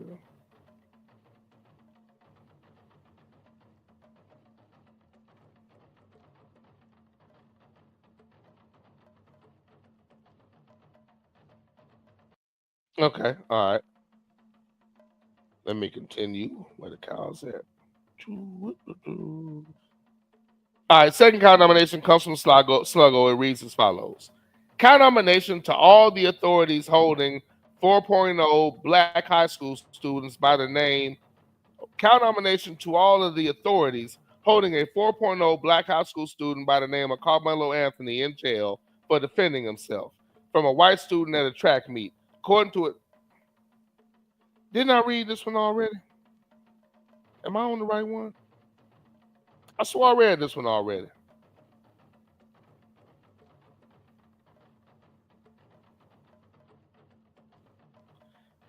I've read this one already. I guess getting nominated for a second time. I don't know if it was you, Sluggo, or somebody else, but I'm almost certain I read this one before, but it deserves a replay. Count nomination to all of the authorities holding a 4.0 black high school student by the name of Carmelo Anthony in jail for defending himself from a white student at a track meet. According to the Atlanta Black Star, a teenager accused of stabbing a fellow high school student to death at a track meet told police he acted in self-defense, warning the victim, "Touch me and see what happens," seconds before a knife was rammed into the victim's chest. The confrontation happened April 2nd at the Frisco Independent School District's Keuka Kendall Stadium, north of Dallas, where the UIL District 11 5A track meet was taking place. I have literally read this before, but I'll keep it going. Fuck it. The victim, 17-year-old Memorial High School student Austin Metcalf, told 16-year-old Centennial High School student, wait a minute, Memorial. Wait a minute. Wait. I had this mixed up. For some reason, I thought that they were teammates. So this is somebody from another school coming up to. Okay, that actually changes things. But let me just keep going. So he wasn't even. Okay, let me keep going. Obviously, missing details. Centennial High School student Carmelo Anthony to move from under his team's tent. moved from under his team's tent, according to police records, cited by the Dallas Morning News. Anthony had no business being there, but appeared to take offense. Listen to the way the article is written. Anthony had no business being there, but appeared to take offense. He opened his bag and put his hand inside before allegedly warning Metcalf, "Touch me and see what happens." Witnesses would tell authorities later Metcalf refused to back down and then called Anthony's bluff by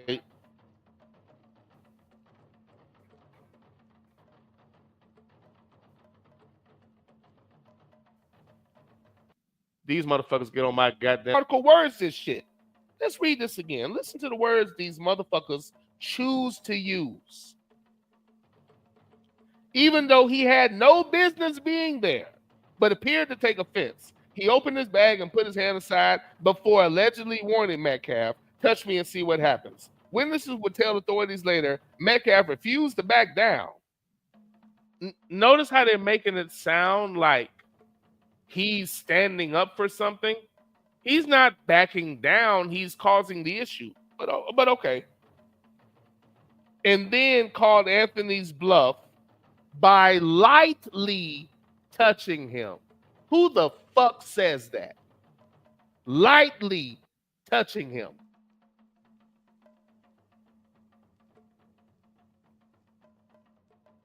Lightly touching him.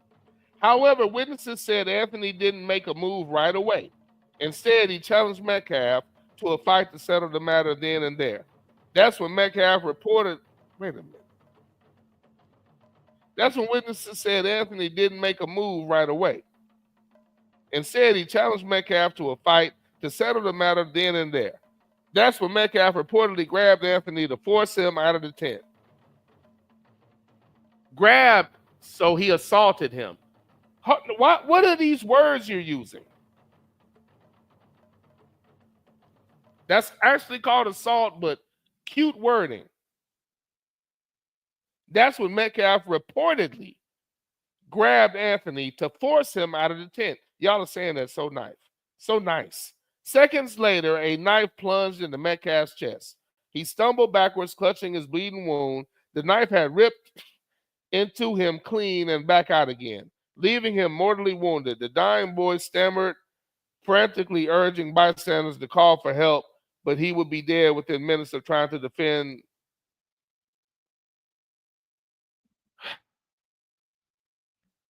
I don't mean to be dismissive of the kid that's dead. Well, you know what? Fuck that. Because they're dismissive every time a kid, female, or grown person dies. So I really don't give a shit. And I feel sorry for their family, but he caused this by being an aggressor. And I'm pissed off at the way that they're fucking, listen to the wording, even in this part.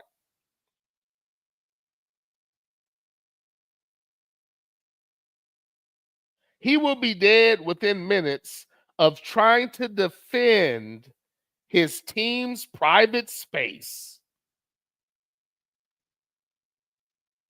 I'm offended because if you flip this and a ninja tries to grab some white boy and say, "Get the fuck from under my tent," not only will white people get him for that, half the ninjas on the internet would be like, "Man, y'all know we can't do that. We gotta start making it stupid."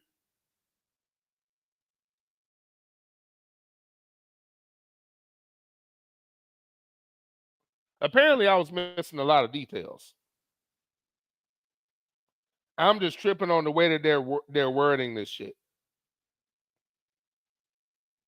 The campus killing shocked a small community in an unthinkable tragedy. They cast a grim shadow over one of the area's showcase athletic events. Anthony is currently being held in Collin County Jail with his bond at $1 million, according to the court documents. A secondary cow to all racists who docked a black female judge for her lowering Carmelo's bond. According to Fox 4, the Collin County Sheriff's Office is investigating the alleged doxing of the judge who agreed to reduce Frisco track meat stabbing suspect Carmelo Anthony's bond. Doxing is the process of searching and publishing private information about a person with malicious intent. It's illegal in Texas, especially when it comes to judges and law enforcement officials. Earlier this month, Collin County Judge Angela Tucker reduced 17-year-old Carmelo Anthony's $1 million bond for the stabbing death of 17-year-old Austin Metcalf at a high school track meet. She lowered it to $250,000, saying it was set too high for someone with no criminal history. The murder case has made national headlines and has become racially charged. Collin County investigators said court staff and concerned citizens reported that people have been posting the judge's personal address on social media. Again, black people murdered by police over and over again. Murdered by citizens, nothing happens. This happens. It's all over the news. Everybody knows about it, and there's so much goddamn empathy. In the situations where black kids have died, they weren't the ones initiating and starting shit. In the world of self-defense and the standard that has been set, he was defending himself. And every time they're disappointed about anything, again, magically, the judge's personal information, all this goofy shit. Yet and still, when something like this happens to one of their own, they can never look back to the things that happened to us and say, maybe if that happens again, I won't be such a short-sighted piece of shit just because the person it happened to is somebody I don't care about. The way that the article was phrased and framed, I didn't care for that at all. I think I might have hit the wrong damn thing earlier, but I didn't care for the way that it was phrased at all. It was phrased in a way to provide nothing but empathy for the actions of the individual that got stabbed as if he was not at fault. If he wouldn't have initiated that contact, he wouldn't have had a problem. He didn't come over there and ask politely. An adult didn't come over there and do it. He came over there on some goon shit. And it just didn't work out. And the reason why I'm so casual about this is because I truly believe that if this was reversed and the media portrayed him as if this was reversed and he had stabbed a ninja in the chest, but the article and all of the press was nothing but he was defending himself. You can't put your hands on people. And I can see all the black people in the world. You just can't put your hands on people. Well, I mean, I'm just reversing it, man. I'm simply reversing it. I've seen us go through too much in similar situations, and there's no empathy. But when I read that article and read all the choice words they chose to use to make it sound so damn lightly touched him. Defending. Isn't that something these motherfuckers always say? That's what they said Kyle Rittenhouse was doing. He was defending stores. If you ask people about that shit, that's what white people say. He was defending stores. They just have all these little cute things they say. This is the problem when you don't tell the truth about our current situation. The problem with a large group of white people in this country being fucked up and being happy with racially charged campaigns and nominating somebody that won on nothing more than I'm an ignorant motherfucker shitting on everybody that's not white. And those dumb sons of bitches voted for him because they're just as fucked up as him. And now they're turning around and complaining about the shit.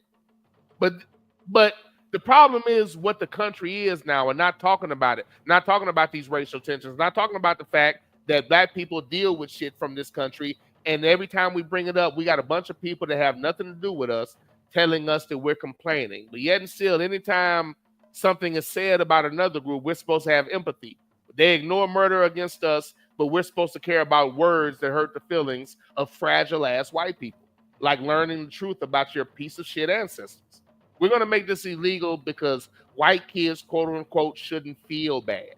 When you have all these racial tensions, black kids getting jumped on, being hung, killed by police, nothing happening, no retribution. You don't think that this is going to foster a certain mentality? I've been saying this shit for years. If you keep doing this shit and keep making black people think that there are no legal avenues to turn to, if you make black people believe that we can't trust the justice system, we can't trust police, you're gonna get a fucking attitude from a lot of us.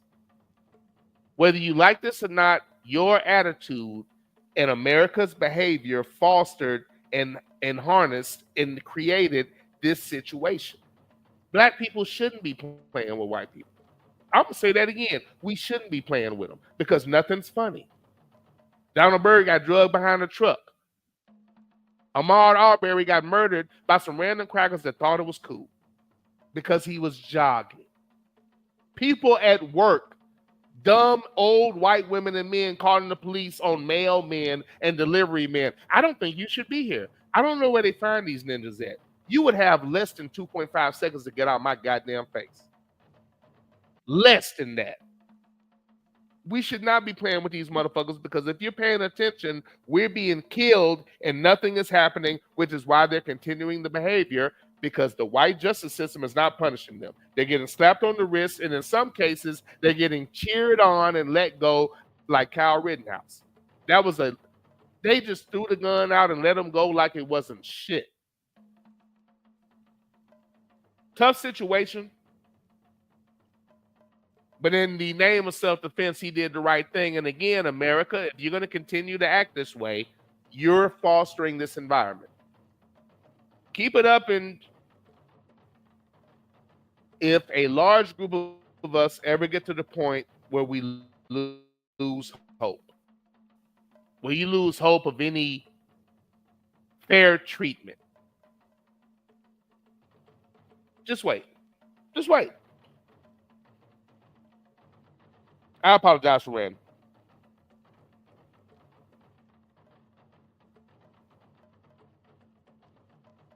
But the authorities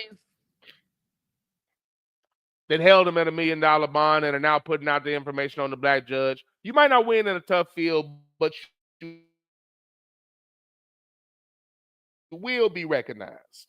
Issues. Last count nomination comes from Sluggo, and it reads as follows. And one more time for the... Lost my spot. That's not good.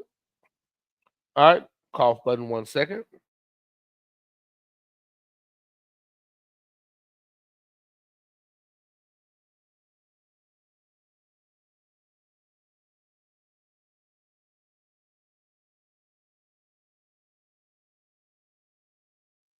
My apologies. Count nomination comes from Sluggo, and it reads as follows.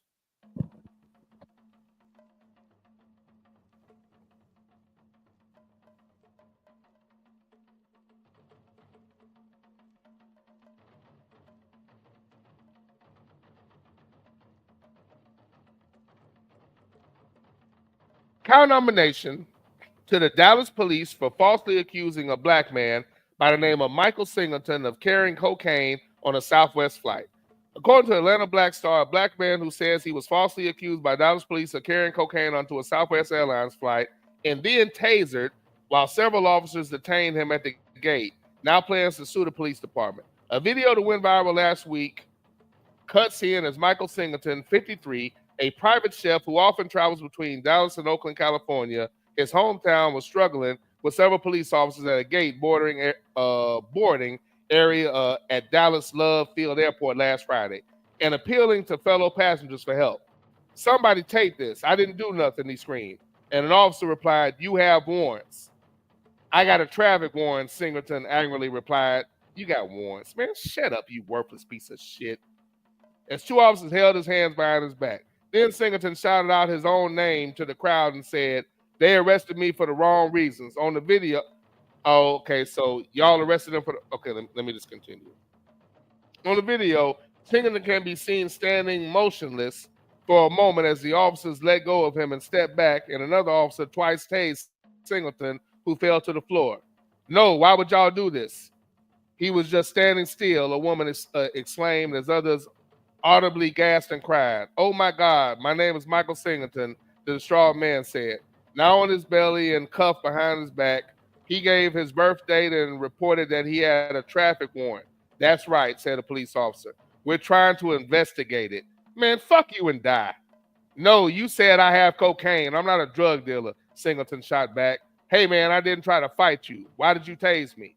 As police lifted him up, telling him to calm down. "No, fuck y'all." Singleton cursed out the officers and said, "I had my hands behind my back and didn't even fucking move. And I was fucking electrocuted. I just got tased for nothing." Singleton was then jostled into a wheelchair and wheeled away from view as he yelled to the onlookers, "Hey, man, somebody please have this on tape."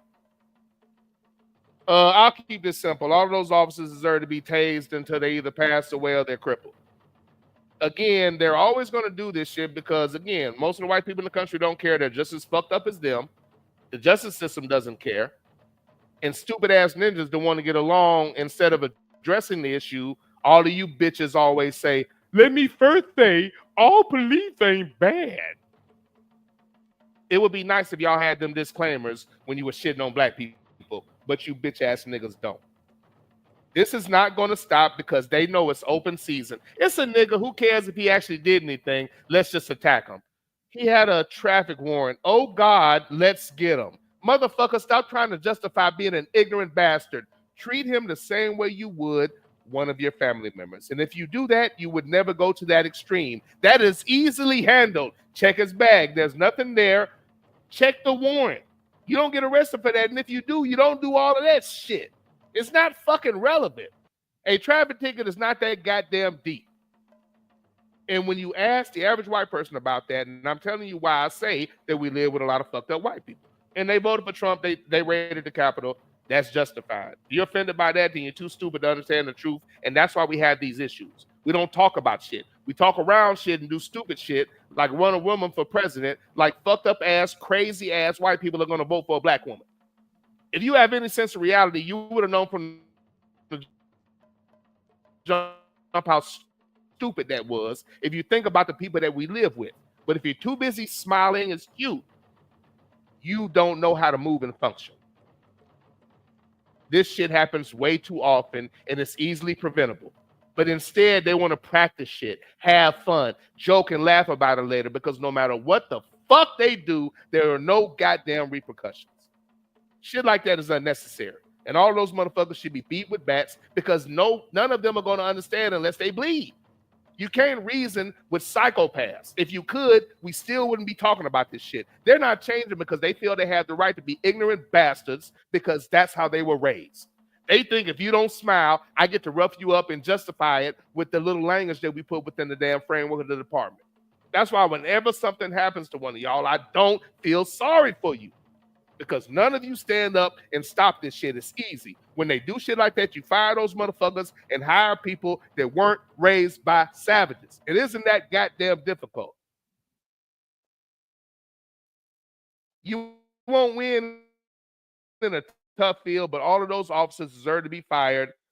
And the man that they assaulted should be given a taser while they're tied down. And he should be able to tase every last one of those ignorant motherfuckers until he feels satisfied. Fuck y'all. Fuck your job. Fuck who raised you. You didn't win in a tough field, but you will be recognized.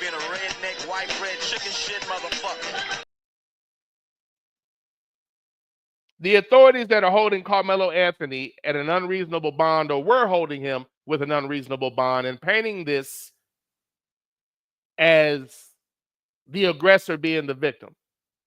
Letter of the law. He wasn't, whatever polite shit they tried to put, when he put his hands on him, that's called assault. And they're wording it, and again,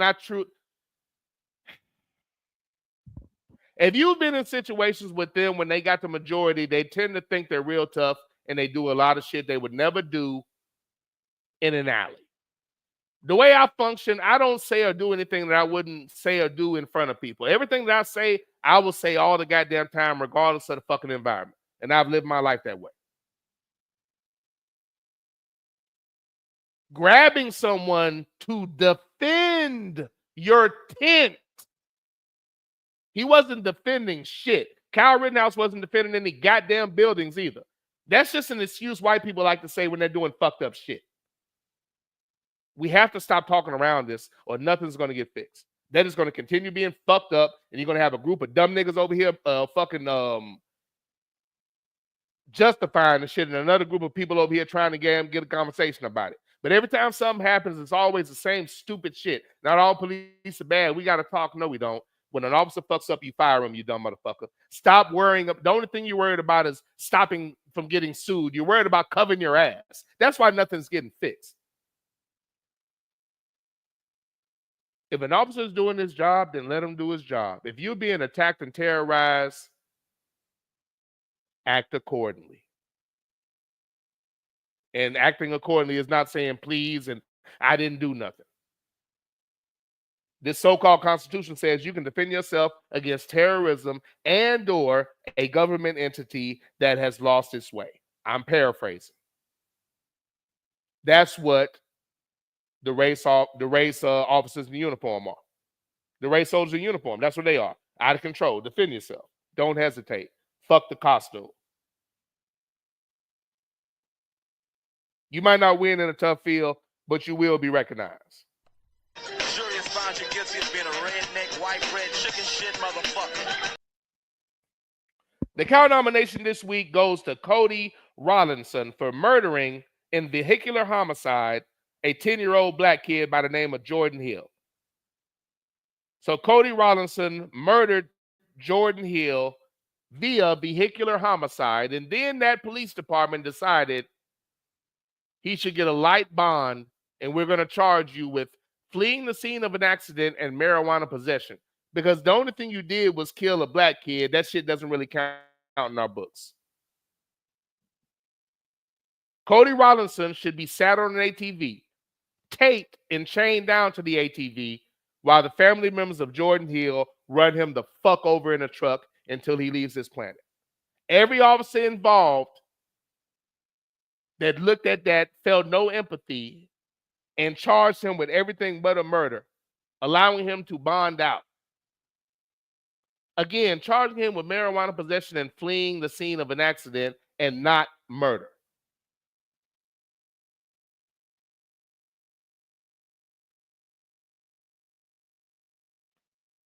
All of those officers should feel the pain that Jordan Hill's family feels. Because again, it's the only way they're going to understand. Aggression only respects equal and greater aggression. 2025, same stupid ass conversation, same ignorant, inbred, sister fucking poorly raised, non-bathing motherfuckers doing the same shit and the same Anglophile ass motherfuckers starting every conversation with, I would just like to say, oh, police ain't bad. If you defend this, if you stand behind the fucking blue wall, if you get offended whenever you're held accountable like these goddamn psychopaths do, then you're a piece of shit that deserves to lose your job at the very least, and in most cases, leave the planet. Fuck y'all, fuck the air you breathe, you are. No, I'm sorry. Very specifically. Cody Rollinson, fuck you, fuck the air you breathe, you are the colonizer of the week. Jury has found you guilty of being a redneck, white bread, chicken shit motherfucker. You will be discarded in the prisons of hell. 17. The path of the righteous man is beset on all sides by the inequities of the selfish and the tyranny of evil men. Blessed is he who in the name of charity and goodwill shepherds the weak through the valley of darkness, for he is truly his brother's keeper and the finder of lost children. And I will strike down upon thee with great vengeance and furious anger those who attempt to poison and destroy my brothers. And you will know my name is the Lord when I lay my vengeance upon thee.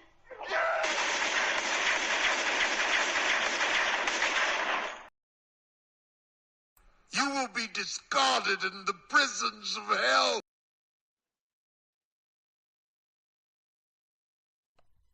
Jury has found you guilty of being a redneck, white bread, chicken shit motherfucker. This is the Underground Railroad Show, hosted by your boy, That Ninja. Thank you for those Cow Awards, Sluggo. Infuriating as always. Let's catch up with the chat. Well, you always get my damn pressure up with that bullshit, too. And let's get situated here. All right, I apologize. Where did that go? Oh, here it is. Let me catch up with the chat room. Damn, this fucking chat room always jumping and shit.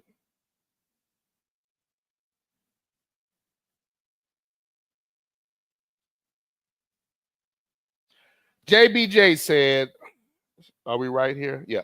JBJ said, I'm wondering if my Bucks should have taken Golden over Ibuka. What are your thoughts, sir? I think Ibuka does everything and is more well-rounded. I didn't know he was first in receptions and second in yards all time at The Ohio State University. Well, yeah, and a lot of that is because he stayed so long. So part of the reason for that is because he stayed there for his entire tenure, or at least to his junior year. But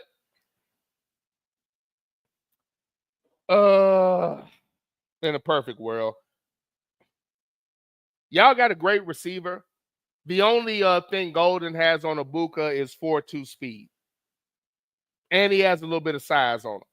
If I remember. So Ibuka got a little bit of size on Golden and a little more experience, but Golden has 4.2 speed. Now, that's a good question, man. That's a very good question. Would I have taken Golden before Ibuka?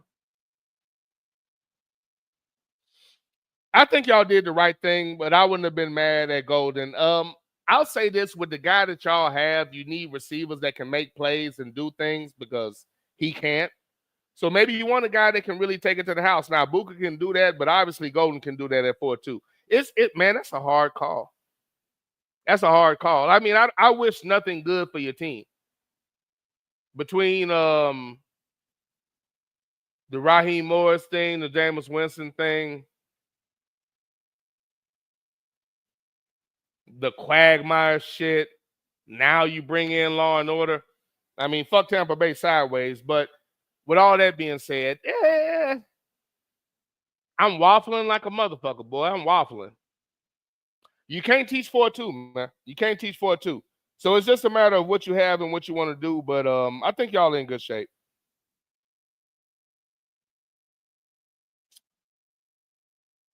I think that neither one of them got to show everything that they could do because of their quarterbacks. Ibuka was stuck with Will Howard. Before that, he had Kyle McCord. Golden had Ewers.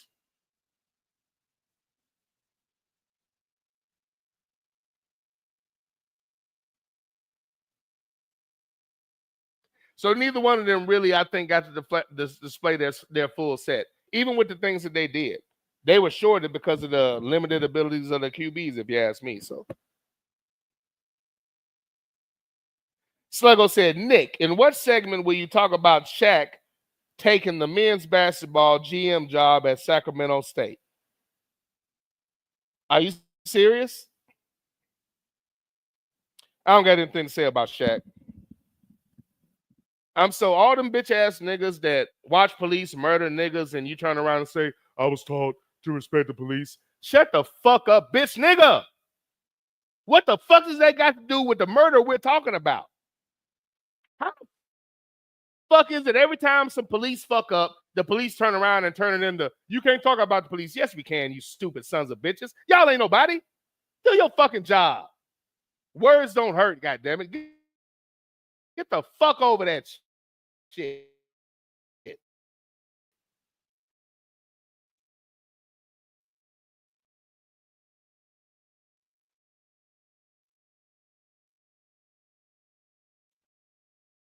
There are no songs called Fuck the Fire. Stop being fucked up. They just get mad because you're complaining about them being fucked up. And a lot of us accommodate that in general with your speech. I'll never understand that shit. You can't fix a problem if you're too busy looking at yourself and trying to blame yourself for a whole group of fucked up, poorly raised ass goddamn people. Personal shit is personal shit. Our problems in this country, that's ingrained in a bunch of poorly raised ass fucked up people that will never admit that they're poorly raised and fucked up. And they're in charge of everything. So again, nothing's going to be right. Fucked up people in charge. What do you expect?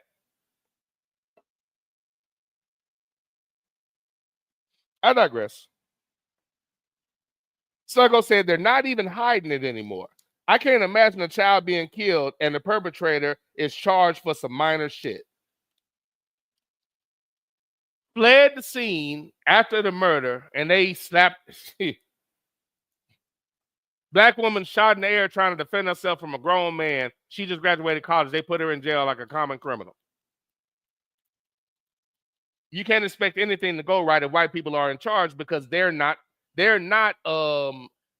won't admit they're fucked up and racist, but yet and still they want to hold jobs where they're judging everybody. Instead of admitting that they're fucked up and they're not qualified to be, you're not qualified to judge black people properly. 99.9% of y'all aren't.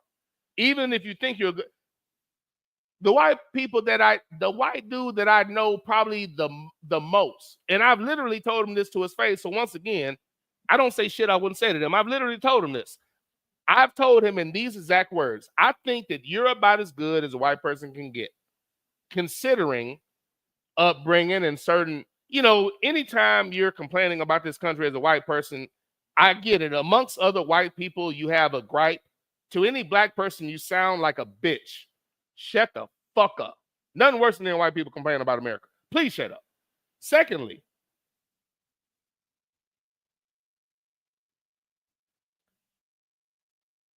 and I'm saying that to say that certain cultural things and upbringings and blind spots that I will say some slightly are legitimate cause most people in that group to act a certain way.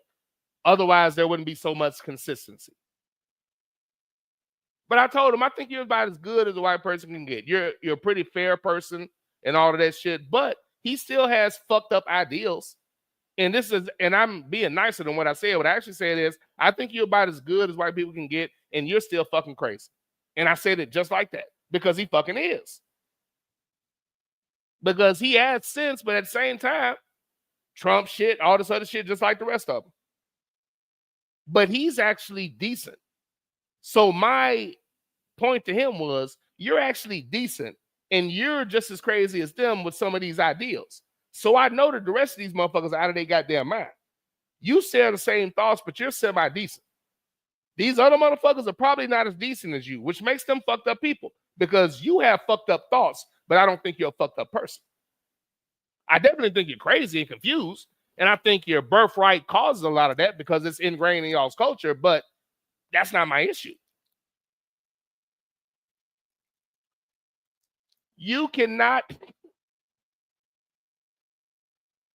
You're not going to get any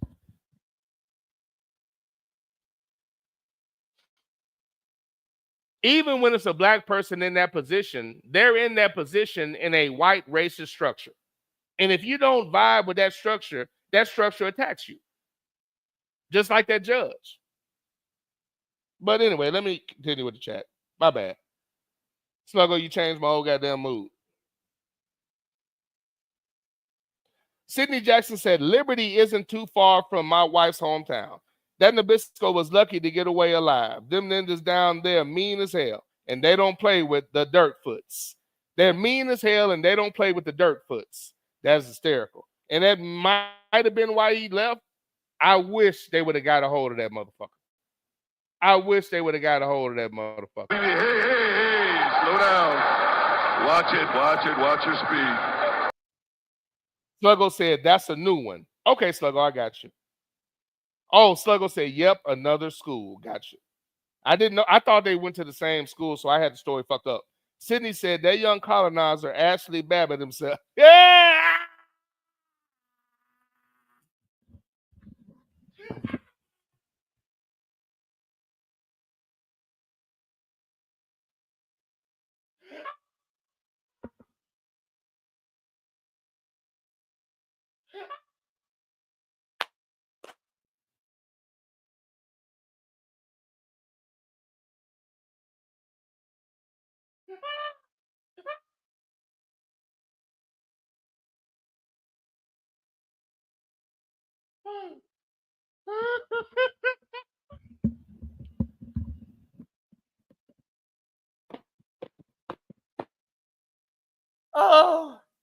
Oh shit. Oh shit.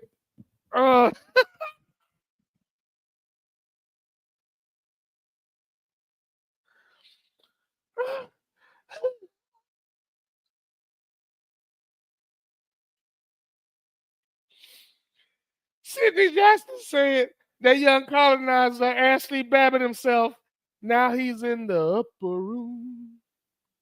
Yeah. Sydney said that young saltine trespassing. Sluggo said, facts, Sydney. Sluggo said, when someone says not to put your hands on them and you ignore them, that's when, excuse me. I should know what that means.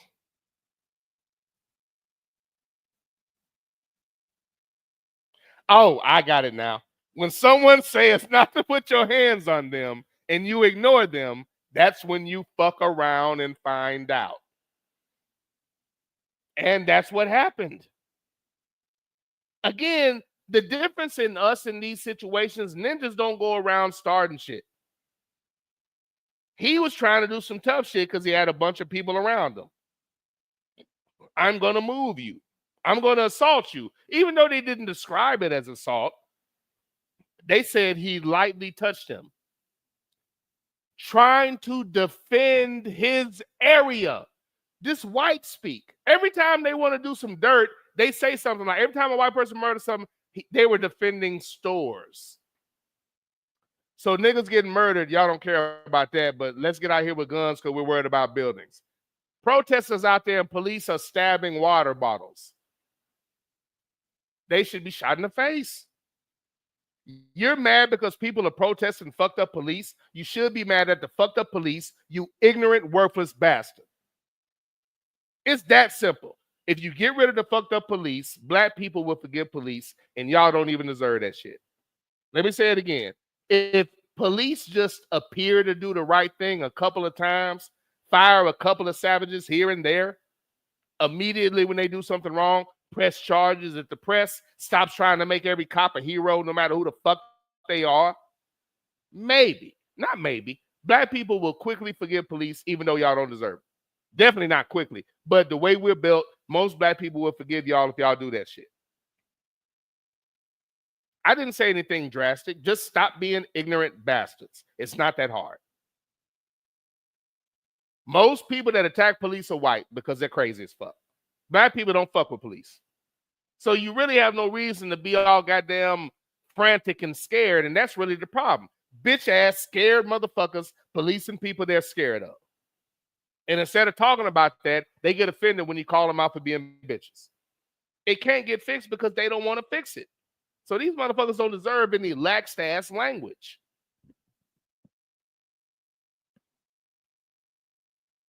Sidney Jackson said, preach, Sluggo. Again, mind your own business. Mind your own business.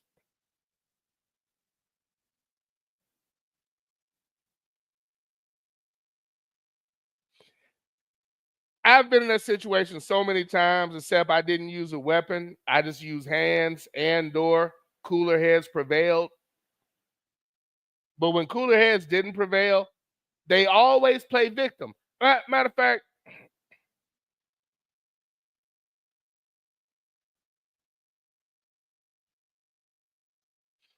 I give you an example of random privilege. I give you an example of random privilege catching up.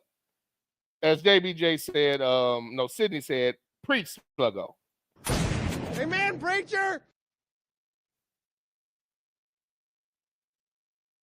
Let me give you all an example of delayed karma. And this is the Underground Railroad Show hosted by your boy, That Ninja. Let me give you an example of delayed karma. I was working with this little short, nerdy little Caucasian fellow. Talked a lot. He was a fuck up. Drug user, alcohol, driving, having wrecks. Somebody DUI'd at a party they was at and died or almost died. But he still ended up getting a good job because, they can do that. But he was working with us for a little while, right? Let's just say his name. Well, no, fuck that. Let's just say his name is Steven because that was his fucking name. I don't give a fuck. We were working at a property. Now, there was an individual that I may or may not have known that said, hey, isn't that Steve? He was working for a moving company, and they were in the area. He said, hey, isn't that Steve? I said, yeah, that's his name. He said, man, that motherfucker lied on me and said I stole some shit out of the store. They worked at a grocery store together. And he said he lied on me and said I stole something out of the store when he was the one stealing. And he was saying he got in trouble for that shit. And he described the entire thing. He said his whole name, first and last. So I know it wasn't a lie. And then he said, if I go get my straightness, will you have a problem with that? And I said, have a problem with what? As I continued to work. And he continued to go, and he went over there. And when he approached this individual again, using white privilege, it wasn't me, the little white boy. It was that ninja over there. He did it. Get him. He thought that shit was cute. And he either is so used to doing dirt, he didn't even recognize him, or when he did, he tried to play it off. And that dude continued to give him a 4-piece, a 4 or 5-piece. Because he thought he could get away with that. He lied on that ninja because he knew in his heart of hearts, as a white boy, if I say that nigga did it, they're going to believe me, and they did. But that day at work, it caught up with him. And the whole time driving in, I'm crying, laughing because he's in the truck. Man, I should have kicked his fucking ass. Man, you know that fucking guy. It's bullshit. I should have fucking kicked his ass, man. And I'm just sitting there, I said, well, you had plenty of opportunity, man, but you were too busy running away. I didn't even do that. I said, he knew your entire name, Steve. He gave me your first and last name. How would he know your first and last name if you didn't do that shit? Okay, buddy. And again, he was a drug user. He probably forgot about what he did and he thought it was cute. But again, this fuck up, he ended up getting a good job because they can, have DUIs and have somebody overdose at their house and still be considered good people. But karma caught up with him that day, and I let it happen. I definitely didn't stop karma.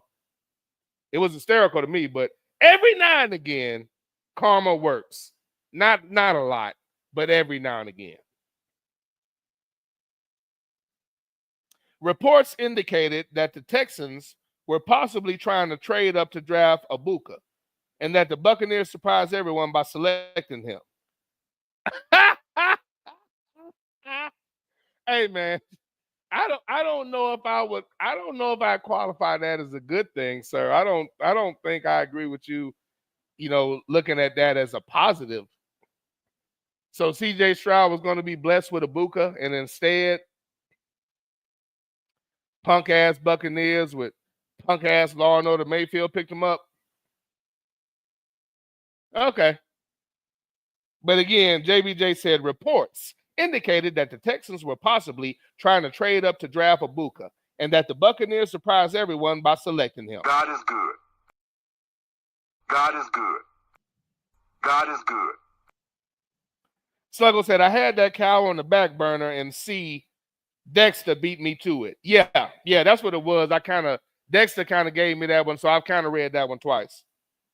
But yeah, that's what it was. But I mean, great story, and it deserves a repeat. Sidney Jackson said, by the way, Texas is a stand-your-ground state, so Carmelo did nothing wrong by the rule of the law. And again, a great point. God is good. You can stand your ground and defend yourself as long as you're a cracker using it as an excuse to kill a nigga. But when you're being harassed by a savage who, because of this country and the way that they act, you got all of these dumbass, poorly raised motherfuckers thinking they can do anything. And again, there's another, you know what, I'm not going to rant, but okay, I'm going to say the same thing I said. You're sealing your own goddamn fate. You are slow cooking your own fate. Because if the majority of black people ever truly believe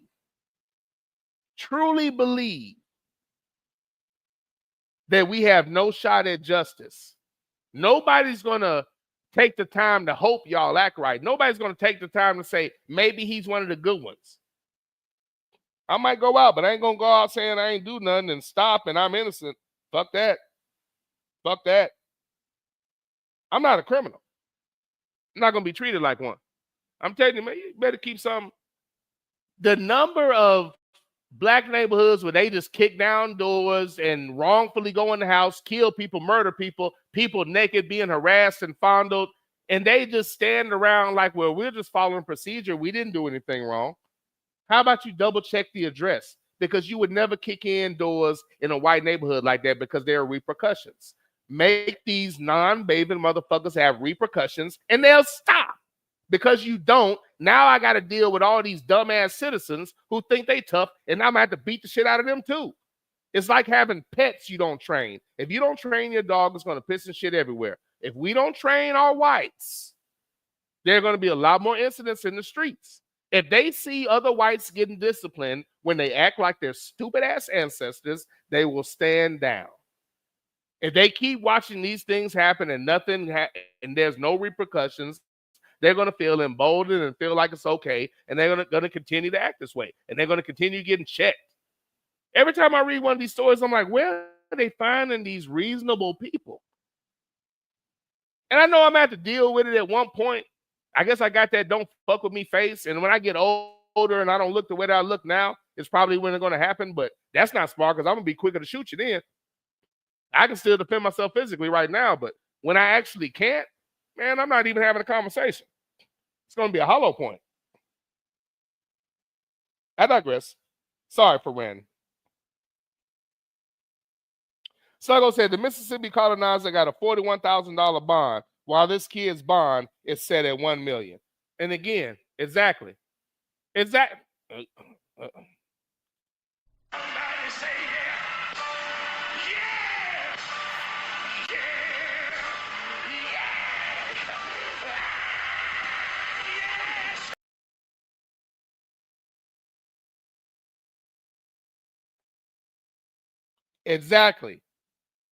Doesn't add up, but again, this is constant because of the people making the call.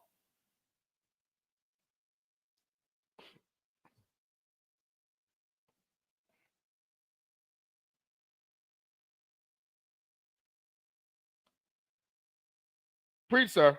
Preach. Amen, preacher. JBJ said, I vote for all those motherfuckers. Amen, preacher. Sluggo said, apparently Rittenhouse has some choice words in the matter. Fuck him. Hope you die slow, you pale bastard. Sluggo said, you had to run his ID to know he had a traffic warrant. Why did you harass him to begin with? That's my point. How the fuck would you know unless when he came through the airport, they got a call about it? And you still don't do all that shit. I just want to use my taser. Ha, ha, ha, ha, ha. Calm down. Fuck you. You calm down, you dumb son of a bitch. You're the one attacking me. This is for y'all. Why are you so scared? Listen, white people, if you're that scared of black people, tell your officer, look, I'm a scary bitch. I was raised by bitch-ass parents. I'm a bitch of a man. I'm scared of black people, so don't send me in black neighborhoods because I'm a bitch. Because you don't do that when you're dealing with white people. Because there are repercussions for acting like the motherfucker you were raised to be. I have no empathy. You don't protect me. You harass me. You chose that job. You weren't drafted. Stop acting like bitches.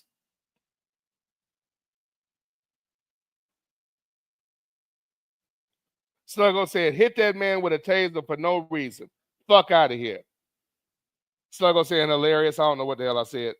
Sluggo said, somebody is going to get worried back to Steven that Nick is talking about him. That's fine with me. You talking about that story. Hey, man, that shit was funny. Sluggo said, Steven is going to say, what? Say who? What? Hey, man, he acted like he didn't know what that man was talking about. And he played victim. And my point in that is the typical behavior. When you're held accountable for your bullshit, you play victim. He didn't think to himself, man, that taught me a lesson. I'm never going to allow a black person to get out of trouble because I know other people like me will believe me because we're all fucked up like that. He didn't think that. He thought, man, I didn't even do anything. Yeah, you did. And you never thought you'd see him again. But you thought you could hide in that store behind other people and police. But out here in the real world, you ran across that cat. As soon as he saw me, he spoke. I knew the cat. And hey, what's up, man? He said, man, ain't that motherfucker's name Steven? I mean, the first thing he said to me, quick. And he said his whole name. And I even knew that he used to work in that particular store this man was referring to. So I knew he had all the facts. I said, oh, you got all the facts on this dude. Sluggo said, 4-piece extra crispy. Sluggo said, I quote, I definitely didn't stop karma. No, who am I to get in karma's way? Who am I to get in karma's way? The only time that I kind of jumped in was so he didn't do too much and get in trouble. I didn't jump in there to protect him. You know what I'm saying? It went down. Dude was able to slide right back over, get back to his job. No problem. But you don't get that upset and you don't get that emotional over a lie. You don't. You don't. This is the Underground Railroad Show hosted by your boy, That Ninja. I only reached about half the teams today, if that. Since it is 11 Eastern and I'm not trying to stay up all night. I'm going to go ahead and get ready to shut this thing down as the chat room slows down a little bit. Now, give me a check in the chat room if it depending on. Let me see the flow of the chat room right quick. Who's still with me? And I realize a lot of people just listen and don't chat. But I wanted to talk about something that maybe deserved a response, so I might hold that to next show.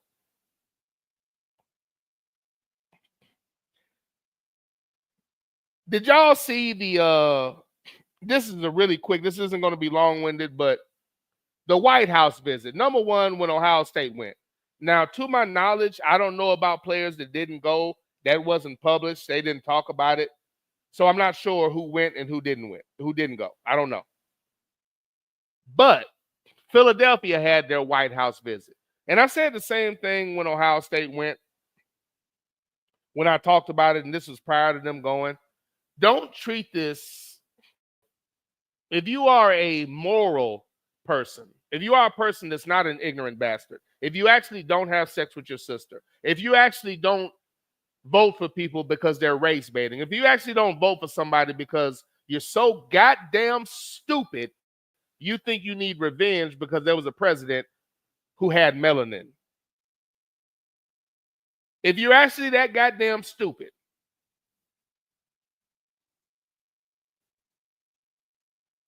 I digress. Let me pause. If you're a decent human being, you shouldn't want to go to the White House. Kneel during the anthem, America hates you. Commit treason, America votes for you. Stupid ass, ignorant ass people. They can't get out of their own way. If the poor whites weren't so fucking stupid, you know this country would be a better place. But those dumb motherfuckers don't realize that they're not part of that group. And that group can always turn these stupid motherfuckers into worrying about everything but the people that are fucking with them. It takes an act of God for these dumb motherfuckers finally to have a problem with some of the people they should have a problem with.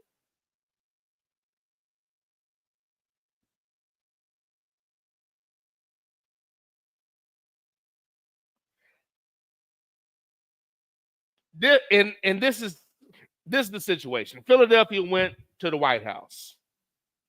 And I want to get the quote right. Let me get the words right. Philadelphia went to the White House.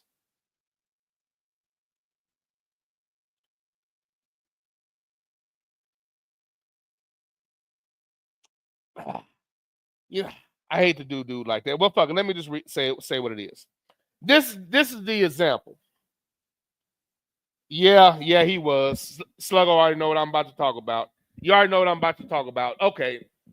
And again, to expound upon the thing about the poor whites, this country's elite uses the dumbass poor whites to keep things in check. They convince you stupid motherfuckers that you're with them, and y'all fall for all the stupid shit they put out there. If y'all weren't so goddamn stupid and poorly raised, we could be a decent country. But y'all are too fucking stupid. Now, going back to this White House visit. And again, I said this with Ohio State, so this isn't new. This isn't as simple, and it's insulting to act like, oh, it's the White House. Oh, respect the president and all this shit. No, motherfucker. Only a fool respects something or someone that doesn't respect them.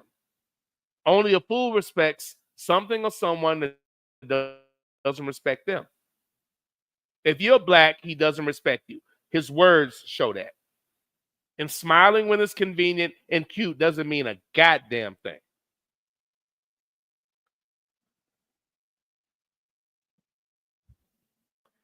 The same people that screamed on Kaepernick and they cited, I love the country and I love the military, don't disrespect us. But an old white piece of shit gets a bunch of dumbass, poor-ass, stupid-ass white people to attack the country, but y'all love them, and y'all are true patriots.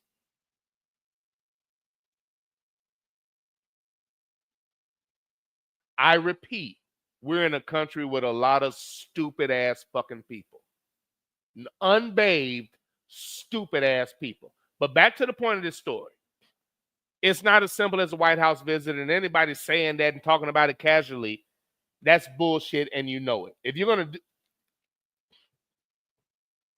Jalen Hurts, along with other players, did not go to the White House because they had scheduling conflicts. Amen, preacher! Jalen Hurts, thank you so much, man. Thank you so much. I was worried about that the whole time. I was hoping that Jalen and a lot of the black players, or really all of them, and the decent white players that may or may not have been on the team, I was hoping they didn't show up. Nobody of any type of Hispanic descent, I was hoping they didn't show up. And the headline only had Hurts' name, but Hurts and other players had scheduling conflicts. Respect and bomb drop. Thank you for not going. Thank you. Thank you.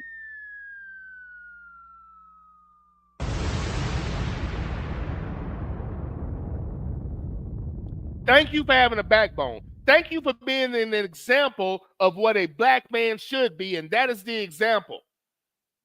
I'm not going to smile and shake hands and chit-chat with somebody who disrespects me at every angle, somebody that is a terrorist, a rapist, everything that everybody in this country that claims to be a moral person says they hate. But when a white person does it, y'all vote him president. Thank you, Jalen. Thank you for having a scheduling conflict and not going to the White House to smile with a piece of shit. On the other side of that, Saquon Barkley not only he went back on the weekend and played golf with the president. And his response to the backlash was, I played with Barack Obama, or I went to see Barack Obama as well, and he was a Democrat. Saquon, don't do that. If you're going to do that, go ahead and do it, but don't play stupid. This isn't about Democrats and Republicans. It's about being a decent human being and an ignorant bastard that will vote for anybody that race baits and acts like your piece of shit ancestors that you should be ashamed of, but you're actually proud of. That's what the fuck this is. This isn't about Republicans and Democrats. That is a rapist, ignorant piece of shit that attacked the country and is so fucking casual. I'm going to commit treason and use a bunch of sister fucking pieces of shit to do it, and it's cool. They're going to vote me in, and then I'm going to pardon them, and it's just cool. And then I have to hear these same white people talk about morals, and I don't like when you say that. Fuck you and die. Shut up. Let me get back to the story. Saquon, if you want to go to the White House, which I don't understand why, but there are other things in your life that shows a certain mentality. So I guess that probably factors in. But to go back and play golf with Donald Trump and act like you don't understand what the fucking problem is. Both Jalen Hurts and Saquon Barkley are great football players. They're Super Bowl champions. But in that situation, only one conducted themselves as a black man. Let me say that again. Only one conducted themselves as a black man, along with everybody else that had a scheduling conflict. So let me get that right.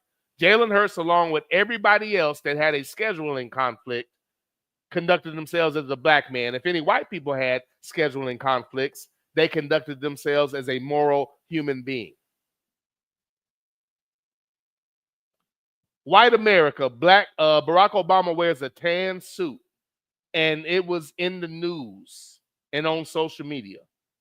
Cracker commits treason, and the same news doesn't even cover it like they should because they just want ratings. So they're inclusive in all of this shit. In no society with a sprinkling of common sense and morality could this motherfucker have ever been elected president. The entire point is, during that visit, a lot of players bowed out because they're decent people. And not only did Saquon not bow out, he went and played golf with him and tried to justify it by saying, I played with Barack too. And Barack was a Democrat. I guess I just respect the office. Well, that's cute, Saquon. I'm glad you respect it, because the motherfucker that you was in there with, he doesn't respect the office. Mexican Americans that just work and want a better life are getting snatched up for no reason, and that's fucked up. But most of white America is cool with that because they're fucked up too. If you look at that and think that's cute, that's not cute. Do I get along with every Mexican I meet? No. Are there some that cause problems? I'm sure. But I'm black. You think I have more problems with Mexicans than I do white people? So them getting raided is stupid. What problems are they causing? You mean problems like attacking the country and trying to take it over? Building nooses and then having the white-ass media gloss over that shit because all of y'all are fucked up? That's something to be worried about. Are those people going to be deported and sent back to their smelly-ass country? You're co-signing all of that by going and smiling and playing golf with him and acting like you're too stupid to know it's a problem. I'm glad you're a great football player, but you showed me something as a man in that situation, and I don't like what you showed me. Disappointed, sir. Very disappointed. I got the feeling he would never go sit and talk with Farrakhan. And I don't know that. And if he would, then maybe he's just curious, a curious kind of guy. But going and playing golf with that motherfucker just because he invited you, you can't be the nigga giving that imagery that this dude is okay, look at me. And that's what that is. Disappointing, bro. Disappointing. Yeah, and Sluggo said, wasn't Barkley playing golf with -92? He was. Sluggo said, the poor whites love being finessed as long as they're on a higher pedestal than black people. That is exactly what it is. It's the same thing every time, and they're so stupid that they keep falling for it. They keep falling for it. Who raised you? Sluggo said, big ups to Hurts. The whites will be pissed. They will. Sluggo said the whites wouldn't want him talking to the minister. No, they wouldn't. They wouldn't. And they would try to destroy him if they did, but white people get to sit there and go smile and stand next to a terrorist that you voted for in the country you claim you love. No, you don't. No, the fuck you don't. But I saw that shit, and I saw that Hurts and those players didn't go, and it made me smile. And then I looked and saw the thing about Saquon, and I was like, damn, Saquon. Damn, Saquon, really? That was disappointing, but I'd be a fool to play surprise. So disappointed in Saquon in this situation. But shout out to Jalen Hurts and everybody that had a scheduling conflict. Hey, appreciate y'all, man. Thank you for the back and forth. I know I've done this last couple of times, but I'm going to hit you with another abbreviated outro, sir. I'm getting on out of here. But before I get out, I will take a shot for Pop, RIPDT. Love you, Pop. Thank y'all for the back and forth, man. Thank you for the info. As I always say, I consider it to be therapeutic. And once again, ladies and gentlemen, thank you for the session. Pops taught me to think of all I speak, but do not speak all I think. That knowledge and information and advice has served me well. Thank you for that, Pop, because I witnessed those that don't follow that advice, and I'm glad I know when to hold my tongue. And anything I said tonight, I wasn't worried about holding my tongue. This is what I do so I don't snap in the world. But I'm not at the Capitol wiping shit on the walls and building a noose and then watching white America ignore it. I'm never letting that go. Y'all motherfuckers better never say anything to me about this fucking country and loving it and shit. Because if you weren't one of the motherfuckers up there, you know somebody that supported it or that went or that believes in that shit, and you don't unfriend them, you don't quit fucking with them, you don't distance yourself from them. They're still your buddy. You rationalize their behavior. But I bet a ninja could say something that's true that hurts your feelings, and you want that motherfucker arrested. I digress, man. Let me bounce. You flipped my mood with those damn Cow Wars, Sluggo. Appreciate that. R.I.P. DT, as always, I take a shot for Pop at the end of the show. I'll pick up my outro, but not tonight. Appreciate y'all, man. As always, take care. Don't laugh at me, man. As always, take care and be